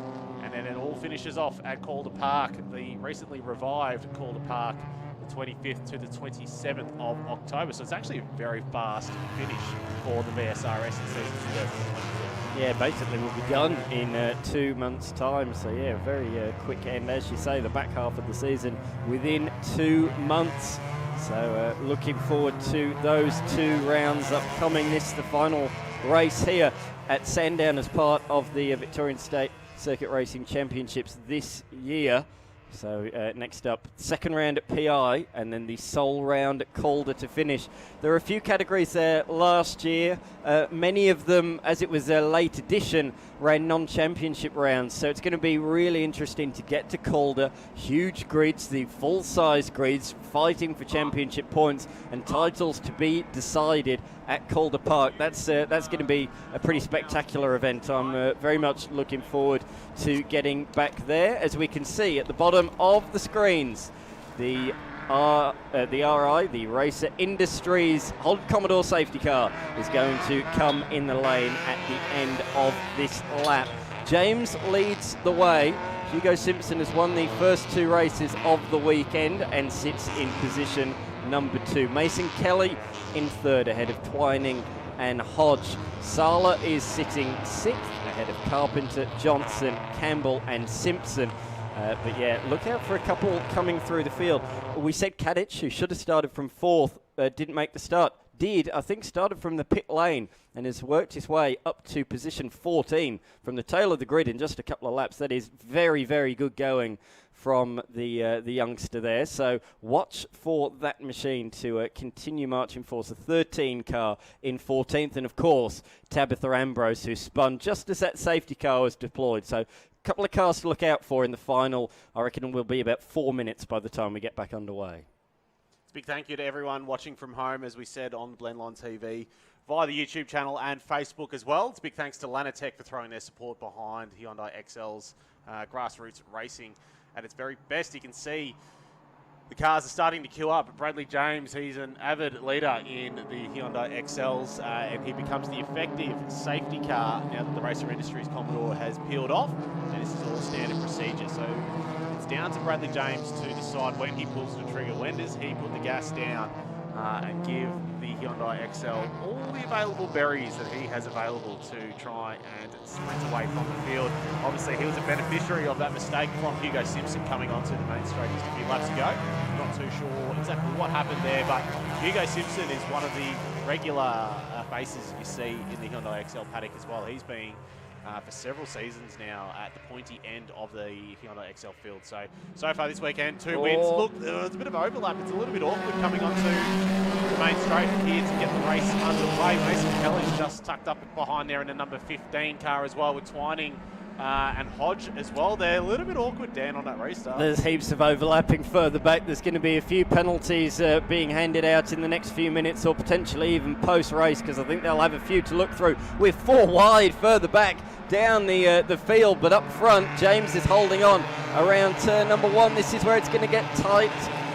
They funnel in the line, and there, look at that. That's the number 13 machine of Kadich. He's got at least 2 places at turn number 1 there. Very nicely judged from him. Up to just behind the number 25 machine of Harvey, who on the restart was 11th, so certainly up a couple of places. Out front though, James appears to have broken away ever so slightly in that first sector, and Simpson's looking in his mirror a little bit at Mason Kelly just behind. And it's eaten down a lot of the time, the crucial green flag running that Hugo Simpson was hoping for, with just over 3 minutes remaining in this race. The Sandown Raceway is a bit of a patchwork quilt in terms of surface, so the grip levels vary a lot from corner to corner. Up the inside there, it looks like Hodge having a good look at Twining coming over the hill at turn 7. Fast right-hander at turn 8, deep under brakes into turn 9. Is Simpson just behind James versus Sandown. James very handy under cold tyres there, or he was doing a much better job of keeping as much temperature as possible in his Dunlops during that safety car period. Here comes Mason Kelly, the number 15, having a look at turns 10, 11 and 12. Can he get a good run coming onto the main straight? It looks like he's absolutely nailed that. So would you suggest Hugo Simpson perhaps not as comfortable in these conditions as Bradley James and Mason Kelly, although still doing a fantastic job? It looks like he's just missing that crucial tenth or two to be able to take or regain control of this race like we've seen so far this weekend. Absolutely. Down towards turn number 1. You can see the headlights blaring, just showing how dark it is out there on the circuit. But for now, anyway, looks like the rain has dispersed at this particular moment in time, because you can see the windscreen wipers are not fluid in motion. They're stopping a little bit. So I don't think there's much raindrops on the windscreen. Here comes Kadich up the inside. There's a lockup from Vodasek in the number 7 machine, but holds on, keeps it on the racetrack. And someone's up the inside there of Kadich, who's been shuffled out wide right up close on Antcam. We can see exactly how close the cars get to the turn 4 wall as they head up the hill. Look at that. James has got a margin. James has certainly got a margin out front. As further back, Mason Kelly might have to defend from the number 72 of Twining. Is Twining going to be close enough? No. Slots back in, holds 4th position ahead of Hodge and Sala. Oh, here we go up the inside. Kelly having a good look at turn 9, but can't get through this time around. Of course, he's got plenty of experience in a raft of race cars, including his father's Nissan Altima, as well as a Ford Mustang in the Super 2 series, as well as Super 3. So a front-wheel drive XL, very easy for him to negotiate around this Sandown International Motor Raceway like he has done so many times before. Look how awkward they are, Dan, coming onto the main straight. Twining, and that was one of the AMR cars there, cutting the course as well, straight lining it across the start-finish line. And it looks like there might be a board being shown to the drivers. I can't quite see from our vantage point what that is, but the race rages on nonetheless. Brad James, the number 61 at the head of the field, clear skies between him and Simpson in position 2. Kelly coming under fire from Twining. So they come to turn 1 once again. Hodge. Got it all crossed up there. That XL tried to swap, rotate ends on him. And Sala in the road-worthy shop. The pink and white car runs wide. Oh, look at the air. That's just hazard stuff there in the Hyundai XL. Mason Kelly did the same as well, just in front. So I think, as I said it, I think there has been another downpour. We saw a few mistakes in the final couple of corners, and we can see the rain again on the screen. So yeah, I think there has been another downpour in the final couple of sectors.